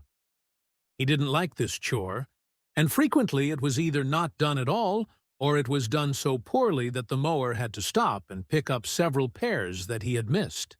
Rather than have an eyeball-to-eyeball confrontation about it, one day I said to him, "Jeff, I'll make a deal with you. For every bushel basket full of pears you pick up, I'll pay you $1. But after you are finished, for every pear I find left in the yard, I'll take away $1. How does that sound? As you would expect, he not only picked up all of the pears, but I had to keep an eye on him to see that he didn't pull a few off the trees to fill up some of the baskets. I knew a man who had to refuse many invitations to speak, invitations extended by friends, invitations coming from people to whom he was obligated, and yet he did it so adroitly that the other person was at least contented with his refusal. How did he do it? Not by merely talking about the fact that he was too busy and too this and too that. No, after expressing his appreciation of the invitation and regretting his inability to accept it, he suggested a substitute speaker. In other words, he didn't give the other person any time to feel unhappy about the refusal. He immediately changed the other person's thoughts to some other speaker who could accept the invitation. Gunther Schmidt, who took our course in West Germany, told of an employee in the food store he managed who was negligent about putting the proper price tags on the shelves where the items were displayed. This caused confusion and customer complaints. Reminders, admonitions, confrontations with her about this did not do much good. Finally, Mr. Schmidt called her into his office and told her he was appointing her supervisor of price tag posting for the entire store, and she would be responsible for keeping all of the shelves properly tagged. This new responsibility and title changed her attitude completely, and she fulfilled her duties satisfactorily from then on. Childish? Perhaps, but that is what they said to Napoleon. When he created the Legion of Honor and distributed 15,000 crosses to his soldiers and made 18 of his generals marshals of France and called his troops the Grand Army, Napoleon was criticized for giving toys to war-hardened veterans, and Napoleon replied, "Men are ruled by toys." This technique of giving titles and authority worked for Napoleon, and it will work for you. For example, a friend of mine, Mrs. Ernest Gent of Scarsdale, New York, was troubled by boys running across and destroying her lawn. She tried criticism. She tried coaxing. Neither worked. Then she tried giving the worst sinner in the gang a title and a feeling of authority. She made him her detective and put him in charge of keeping all trespassers off her lawn. That solved her problem. Her detective built a bonfire in the backyard, heated an iron red hot, and threatened to brand any boy who stepped on the lawn. The effective leader should keep the following guidelines in mind when it is necessary to change attitudes or behavior. Be sincere. Do not promise anything that you cannot deliver. Forget about the benefits to yourself and concentrate on the benefits to the other person. 2. Know exactly what it is you want the other person to do. 3. Be empathetic. Ask yourself, what is it the other person really wants? 4. Consider the benefits that person will receive from doing what you suggest. 5. Match those benefits to the other person's wants. 6. When you make your request, put it in a form that will convey to the other person the idea that he personally will benefit. We could give a curt order like this. John, we have customers coming in tomorrow and I need the stockroom cleaned out. So sweep it out, put the stock in neat piles on the shelves, and polish the counter. Or we could express the same idea by showing John the benefits he will get from doing the task. John, we have a job that should be completed right away. If it is done now, we won't be faced with it later. I am bringing some customers in tomorrow to show our facilities. I would like to show them the stockroom, but it is in poor shape. If you could sweep it out, put the stock in neat piles on the shelves, and polish the counter, it would make us look efficient, and you will have done your part to provide a good company image. Will John be happy about doing what you suggest? Probably not very happy, but happier than if you had not pointed out the benefits. Assuming you know that John has pride in the way his stockroom looks and is interested in contributing to the company image, he will be more likely to be cooperative. It also will have been pointed out to John that the job would have to be done eventually, and by doing it now, he won't be faced with it later. It is naive to believe you will always get a favorable reaction from other persons when you use these approaches. But the experience of most people shows that you are more likely to change attitudes this way than by not using these principles. And if you increase your successes by even a mere 10%, you have become 10% more effective as a leader than you were before. And that is your benefit. People are more likely to do what you would like them to do when you use Principle 9. Make the other person happy about doing the thing you suggest. In a nutshell of the chapter, be a leader. A leader's job often includes changing your people's attitudes and behavior. Some suggestions to accomplish this. Principle 1. Begin with praise and honest appreciation. Principle 2. Call attention to people's mistakes indirectly. Principle 3. Talk about your own mistakes before criticizing the other person. Principle 4. Ask questions instead of giving direct orders. Principle 5. Let the other person save face. Principle 6. Praise the slightest improvement, and praise every improvement. Be hearty in your approbation and lavish in your praise. Principle 7. Give the other person a fine reputation to live up to. Principle 8. Use encouragement. Make the fault seem easy to correct. Principle 9. Make the other person happy about doing the thing you suggest. A Shortcut to Distinction by Lowell Thomas.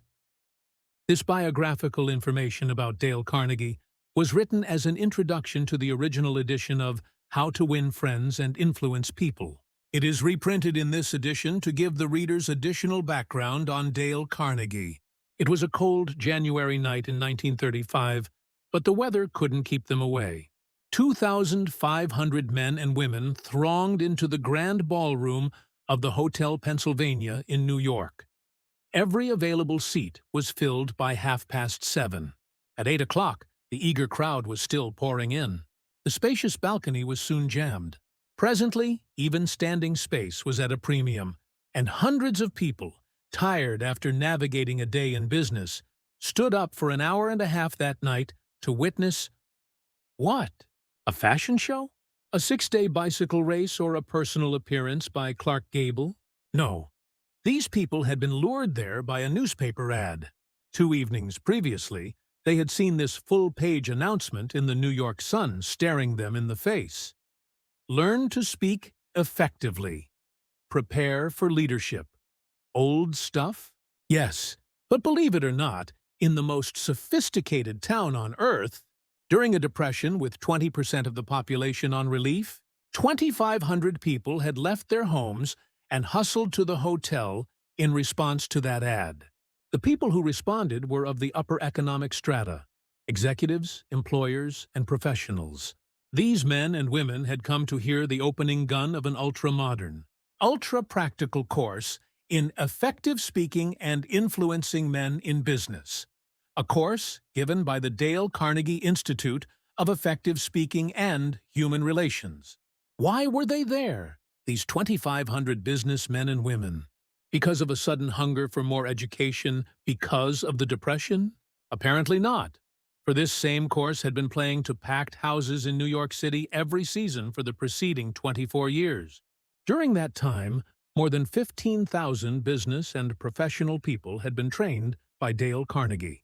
Even large, skeptical, conservative organizations such as the Westinghouse Electric Company, the McGraw-Hill Publishing Company, the Brooklyn Union Gas Company, the Brooklyn Chamber of Commerce, the American Institute of Electrical Engineers, and the New York Telephone Company have had this training conducted in their own offices for the benefit of their members and executives.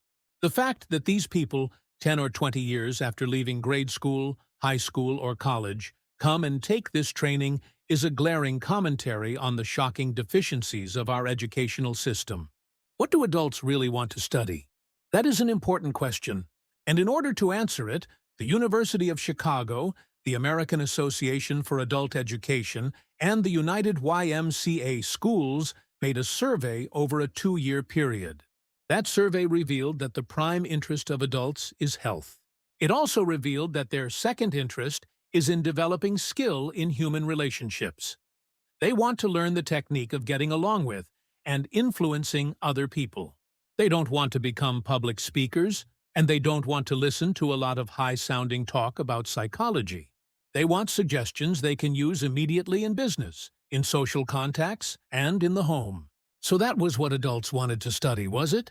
All right, said the people making the survey. Fine. If that is what they want, we'll give it to them. Looking around for a textbook, they discovered that no working manual had ever been written to help people solve their daily problems in human relationships. Here was a fine kettle of fish. For hundreds of years, learned volumes had been written on Greek and Latin and higher mathematics, topics about which the average adult doesn't give two hoots. But on the one subject on which he has a thirst for knowledge, a veritable passion for guidance and help, nothing. This explained the presence of 2,500 eager adults crowding into the grand ballroom of the Hotel Pennsylvania in response to a newspaper advertisement. Here, apparently, at last was the thing for which they had long been seeking. Back in high school and college, they had pored over books, believing that knowledge alone was the open sesame to financial and professional rewards. But a few years in the rough and tumble of business and professional life had brought sharp disillusionment. They had seen some of the most important business successes won by men who possessed, in addition to their knowledge, the ability to talk well, to win people to their way of thinking, and to sell themselves and their ideas. They soon discovered that if one aspired to wear the captain's cap and navigate the ship of business, personality and the ability to talk are more important than a knowledge of Latin verbs or a sheepskin from Harvard. The advertisement in the New York Sun promised that the meeting would be highly entertaining. It was. 18 people who had taken the course were marshaled in front of the loudspeaker, and 15 of them were given precisely 75 seconds each to tell his or her story. Only 75 seconds of talk. Then, bang, went the gavel, and the chairman shouted, "Time! Next speaker!" The affair moved with the speed of a herd of buffalo thundering across the plains. Spectators stood for an hour and a half to watch the performance. The speakers were a cross-section of life. Several sales representatives, a chain store executive, a baker, the president of a trade association, 2 bankers, an insurance agent, an accountant, a dentist, an architect, a druggist who had come from Indianapolis to New York to take the course, a lawyer who had come from Havana in order to prepare himself to give one important 3-minute speech. The first speaker bore the Gaelic name Patrick J. O'Hare. Born in Ireland, he attended school for only 4 years, drifted to America, worked as a mechanic, then as a chauffeur. Now, however, he was 40. He had a growing family and needed more money, so he tried selling trucks. Suffering from an inferiority complex that, as he put it, was eating his heart out, he had to walk up and down in front of an office half a dozen times before he could summon up enough courage to open the door. He was so discouraged as a salesman that he was thinking of going back to working with his hands in a machine shop, when one day he received a letter inviting him to an organization meeting of the Dale Carnegie course in effective speaking. He didn't want to attend. He feared he would have to associate with a lot of college graduates, that he would be out of place. His despairing wife insisted that he go, saying, "It may do you some good, Pat. God knows you need it." He went down to the place where the meeting was to be held and stood on the sidewalk for 5 minutes before he could generate enough self-confidence to enter the room. The first few times he tried to speak in front of the others, he was dizzy with fear. But as the weeks drifted by, he lost all fear of audiences and soon found that he loved to talk. The bigger the crowd, the better. And he also lost his fear of individuals and of his superiors. He presented his ideas to them, and soon he had been advanced into the sales department. He had become a valued and much liked member of his company.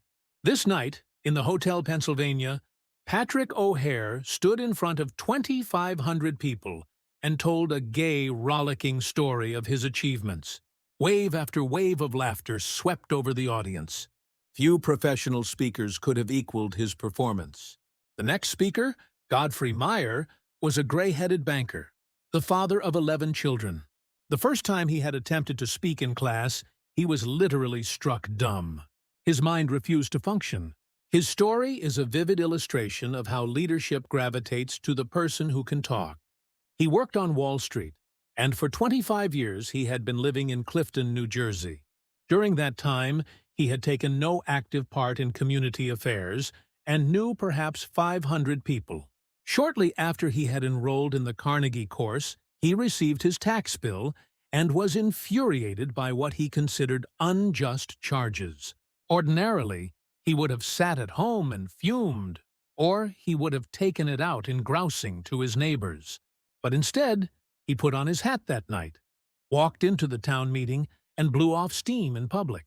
As a result of that talk of indignation, the citizens of Clifton, New Jersey, urged him to run for the town council. So for weeks he went from one meeting to another, denouncing waste and municipal extravagance. There were 96 candidates in the field. When the ballots were counted, lo, Godfrey Meyer's name led all the rest. Almost overnight, he had become a public figure among the 40,000 people in his community. As a result of his talks, he made 80 times more friends in 6 weeks than he had been able to previously in 25 years. And his salary as councilman meant that he got a return of 1,000% a year on his investment in the Carnegie course. The third speaker, the head of a large national association of food manufacturers, told how he had been unable to stand up and express his ideas at meetings of a board of directors. As a result of learning to think on his feet, 2 astonishing things happened. He was soon made president of his association, and in that capacity, he was obliged to address meetings all over the United States. Excerpts from his talks were put on the Associated Press wires and printed in newspapers and trade magazines throughout the country. In 2 years, after learning to speak more effectively, he received more free publicity for his company and its products than he had been able to get previously, with $250,000 spent in direct advertising. This speaker admitted that he had formerly hesitated to telephone some of the more important business executives in Manhattan and invite them to lunch with him. But as a result of the prestige he had acquired by his talks, these same people telephoned him and invited him to lunch and apologized to him for encroaching on his time. The ability to speak is a shortcut to distinction. It puts a person in the limelight, raises one head and shoulders above the crowd. And the person who can speak acceptably is usually given credit for an ability out of all proportion to what he or she really possesses. A movement for adult education has been sweeping over the nation, and the most spectacular force in that movement was Dale Carnegie, a man who listened to and critiqued more talks by adults than has any other man in captivity. According to a cartoon by Believe It or Not Ripley, he had criticized 150,000 speeches. If that grand total doesn't impress you, remember that it meant one talk for almost every day that has passed since Columbus discovered America. Or, to put it in other words, if all the people who had spoken before him had used only 3 minutes and had appeared before him in succession, it would have taken 10 months, listening day and night, to hear them all. Dale Carnegie's own career, filled with sharp contrasts, was a striking example of what a person can accomplish when obsessed with an original idea and afire with enthusiasm. Born on a Missouri farm 10 miles from a railway, he never saw a streetcar until he was 12 years old. Yet by the time he was 46, he was familiar with the far-flung corners of the earth, everywhere from Hong Kong to Hammerfest. And, at one time, he approached closer to the North Pole than Admiral Byrd's headquarters at Little America was to the South Pole. This Missouri lad who had once picked strawberries and cut cockleburs for 5 cents an hour became the highly paid trainer of the executives of large corporations in the art of self-expression. This erstwhile cowboy who had once punched cattle and branded calves and ridden fences out in western South Dakota later went to London to put on shows under the patronage of the royal family. This chap, who was a total failure, the first half-dozen times he tried to speak in public later, became my personal manager. Much of my success has been due to training under Dale Carnegie. Young Carnegie had to struggle for an education, for hard luck was always battering away at the old farm in northwest Missouri with a flying tackle and a body slam. Year after year, the 102 River rose and drowned the corn and swept away the hay. Season after season, the fat hogs sickened and died from cholera. The bottom fell out of the market for cattle and mules, and the bank threatened to foreclose the mortgage. Sick with discouragement, the family sold out and bought another farm near the State Teachers College at Warrensburg, Missouri. Board and room could be had in town for $1 a day, but young Carnegie couldn't afford it.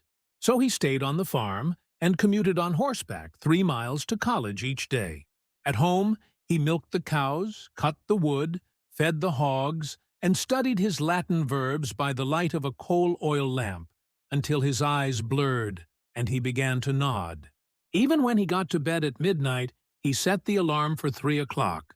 His father bred pedigreed Duroc Jersey hogs, and there was danger, during the bitter cold nights, that the young pigs would freeze to death.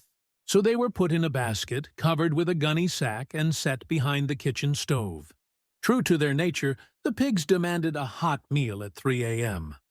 So, when the alarm went off, Dale Carnegie crawled out of the blankets, took the basket of pigs out to their mother, waited for them to nurse, and then brought them back to the warmth of the kitchen stove. There were 600 students in State Teachers College, and Dale Carnegie was one of the isolated half-dozen who couldn't afford to board in town. He was ashamed of the poverty that made it necessary for him to ride back to the farm and milk the cows every night. He was ashamed of his coat, which was too tight, and his trousers, which were too short. Rapidly developing an inferiority complex, he looked about for some shortcut to distinction. He soon saw that there were certain groups in college that enjoyed influence and prestige: the football and baseball players, and the chaps who won the debating and public speaking contests. Realizing that he had no flair for athletics, he decided to win one of the speaking contests. He spent months preparing his talks. He practiced as he sat in the saddle galloping to college and back. He practiced his speeches as he milked the cows. And then he mounted a bale of hay in the barn, and with great gusto and gestures harangued the frightened pigeons about the issues of the day. But in spite of all his earnestness and preparation, he met with defeat after defeat. He was 18 at the time, sensitive and proud. He became so discouraged, so depressed, that he even thought of suicide. And then suddenly he began to win, not one contest, but every speaking contest in college. Other students pleaded with him to train them, and they won also. After graduating from college, he started selling correspondence courses to the ranchers among the sandhills of western Nebraska and eastern Wyoming. In spite of all his boundless energy and enthusiasm, he couldn't make the grade. He became so discouraged that he went to his hotel room in Alliance, Nebraska, in the middle of the day, threw himself across the bed, and wept in despair. He longed to go back to college. He longed to retreat from the harsh battle of life. But he couldn't. So he resolved to go to Omaha and get another job. He didn't have the money for a railroad ticket, so he traveled on a freight train, feeding and watering 2 carloads of wild horses in return for his passage. After landing in South Omaha, he got a job selling bacon and soap and lard for Armour and Company. His territory was up among the Badlands and the cow and Indian country of western South Dakota. He covered his territory by freight train and stagecoach and horseback, and slept in pioneer hotels where the only partition between the rooms was a sheet of muslin. He studied books on salesmanship, rode bucking broncos, played poker with the Indians, and learned how to collect money. And when, for example, an inland storekeeper couldn't pay cash for the bacon and hams he had ordered, Dale Carnegie would take a dozen pairs of shoes off his shelf, sell the shoes to the railroad men, and forward the receipts to Armour and Company. He would often ride a freight train 100 miles a day. When the train stopped to unload freight, he would dash uptown, see 3 or 4 merchants, get his orders, and when the whistle blew, he would dash down the street again lickety-split and swing onto the train while it was moving. Within 2 years, he had taken an unproductive territory that had stood in the 25th place and had boosted it to first place among all the 29 car routes leading out of South Omaha. Armour and Company offered to promote him, saying, "You have achieved what seemed impossible." But he refused the promotion and resigned, went to New York, studied at the American Academy of Dramatic Arts, and toured the country, playing the role of Dr. Hartley in Polly of the Circus. He would never be a Booth or a Barrymore. He had the good sense to recognize that, so back he went to sales work, selling automobiles and trucks for the Packard Motor Car Company. He knew nothing about machinery and cared nothing about it. Dreadfully unhappy, he had to scourge himself to his task each day. He longed to have time to study, to write the books he had dreamed about writing back in college. So he resigned. He was going to spend his days writing stories and novels and support himself by teaching in a night school. Teaching what? As he looked back and evaluated his college work, he saw that his training in public speaking had done more to give him confidence, courage, poise, and the ability to meet and deal with people in business than had all the rest of his college courses put together. So he urged the YMCA schools in New York to give him a chance to conduct courses in public speaking for people in business. What? Make orators out of business people? Absurd. The YMCA people knew. They had tried such courses, and they had always failed. When they refused to pay him a salary of $2 a night, he agreed to teach on a commission basis and take a percentage of the net profits, if there were any profits to take. And inside of 3 years, they were paying him $30 a night on that basis, instead of 2. The course grew. Other Ys heard of it, then other cities. Dale Carnegie soon became a glorified circuit rider covering New York, Philadelphia, Baltimore, and later London and Paris. All the textbooks were too academic and impractical for the business people who flocked to his courses. Because of this, he wrote his own book entitled Public Speaking and Influencing Men in Business. It became the official text of all the YMCAs, as well as of the American Bankers Association and the National Credit Men's Association. Dale Carnegie claimed that all people can talk when they get mad. He said that if you hit the most ignorant man in town on the jaw and knock him down, he would get on his feet and talk with an eloquence, heat, and emphasis that would have rivaled that world-famous orator William Jennings Bryan at the height of his career. He claimed that almost any person can speak acceptably in public if he or she has self-confidence and an idea that is boiling and stewing within. The way to develop self-confidence, he said, is to do the thing you fear to do and get a record of successful experiences behind you. So he forced each class member to talk at every session of the course. The audience is sympathetic. They are all in the same boat. And, by constant practice, they develop a courage, confidence, and enthusiasm that carry over into their private speaking. Dale Carnegie would tell you that he made a living all these years, not by teaching public speaking. That was incidental. His main job was to help people conquer their fears and develop courage. He started out at first to conduct merely a course in public speaking, but the students who came were businessmen and women. Many of them hadn't seen the inside of a classroom in 30 years. Most of them were paying their tuition on the installment plan. They wanted results, and they wanted them quick. Results that they could use the next day in business interviews and in speaking before groups. So he was forced to be swift and practical. Consequently, he developed a system of training that is unique, a striking combination of public speaking, salesmanship, human relations, and applied psychology. A slave to no hard and fast rules, he developed a course that is as real as the measles and twice as much fun. When the classes terminated, the graduates formed clubs of their own and continued to meet fortnightly for years afterward. One group of 19 in Philadelphia met twice a month during the winter season for 17 years. Class members frequently travel 50 or 100 miles to attend classes. One student used to commute each week from Chicago to New York. Professor William James of Harvard used to say that the average person develops only 10% of his latent mental ability. Dale Carnegie, by helping businessmen and women to develop their latent possibilities, created one of the most significant movements in adult education. Lowell Thomas, 1936. The Dale Carnegie Courses. The Dale Carnegie Course in Effective Speaking and Human Relations.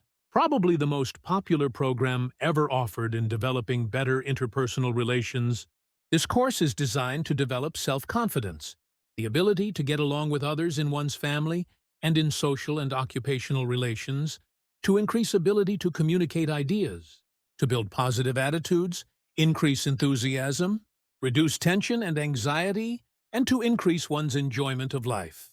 Not only do many thousands of individuals enroll in this course each year, but it has been used by companies, government agencies, and other organizations to develop the potential of their people. The Dale Carnegie Sales Course. This in-depth participative program is designed to help persons currently engaged in sales or sales management to become more professional and successful in their careers. It covers the vital but little understood element of customer motivation and its application to any product or service that is being sold. Salespeople are put on the firing line of actual sales situations and learn to use motivational selling methods. The Dale Carnegie Management Seminar. This program sets forth the Dale Carnegie principles of human relations and applies them to business. The importance of balancing results attained with the development of people potential to assure long-term growth and profit is highlighted. Participants construct their own position descriptions and learn how to stimulate creativity in their people, motivate, delegate, and communicate, as well as solve problems and make decisions in a systematic manner. Application of these principles to each person's own job is emphasized. If you are interested in any of these courses, details on when and where they are offered in your community can be obtained by writing to Dale Carnegie and Associates, Inc., 1475, Franklin Ave, Garden City.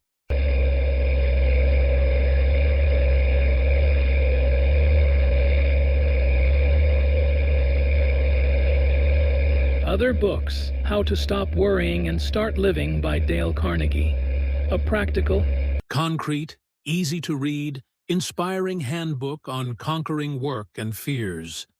Lincoln the Unknown by Dale Carnegie. A fascinating story of little-known facts and insights about this great American.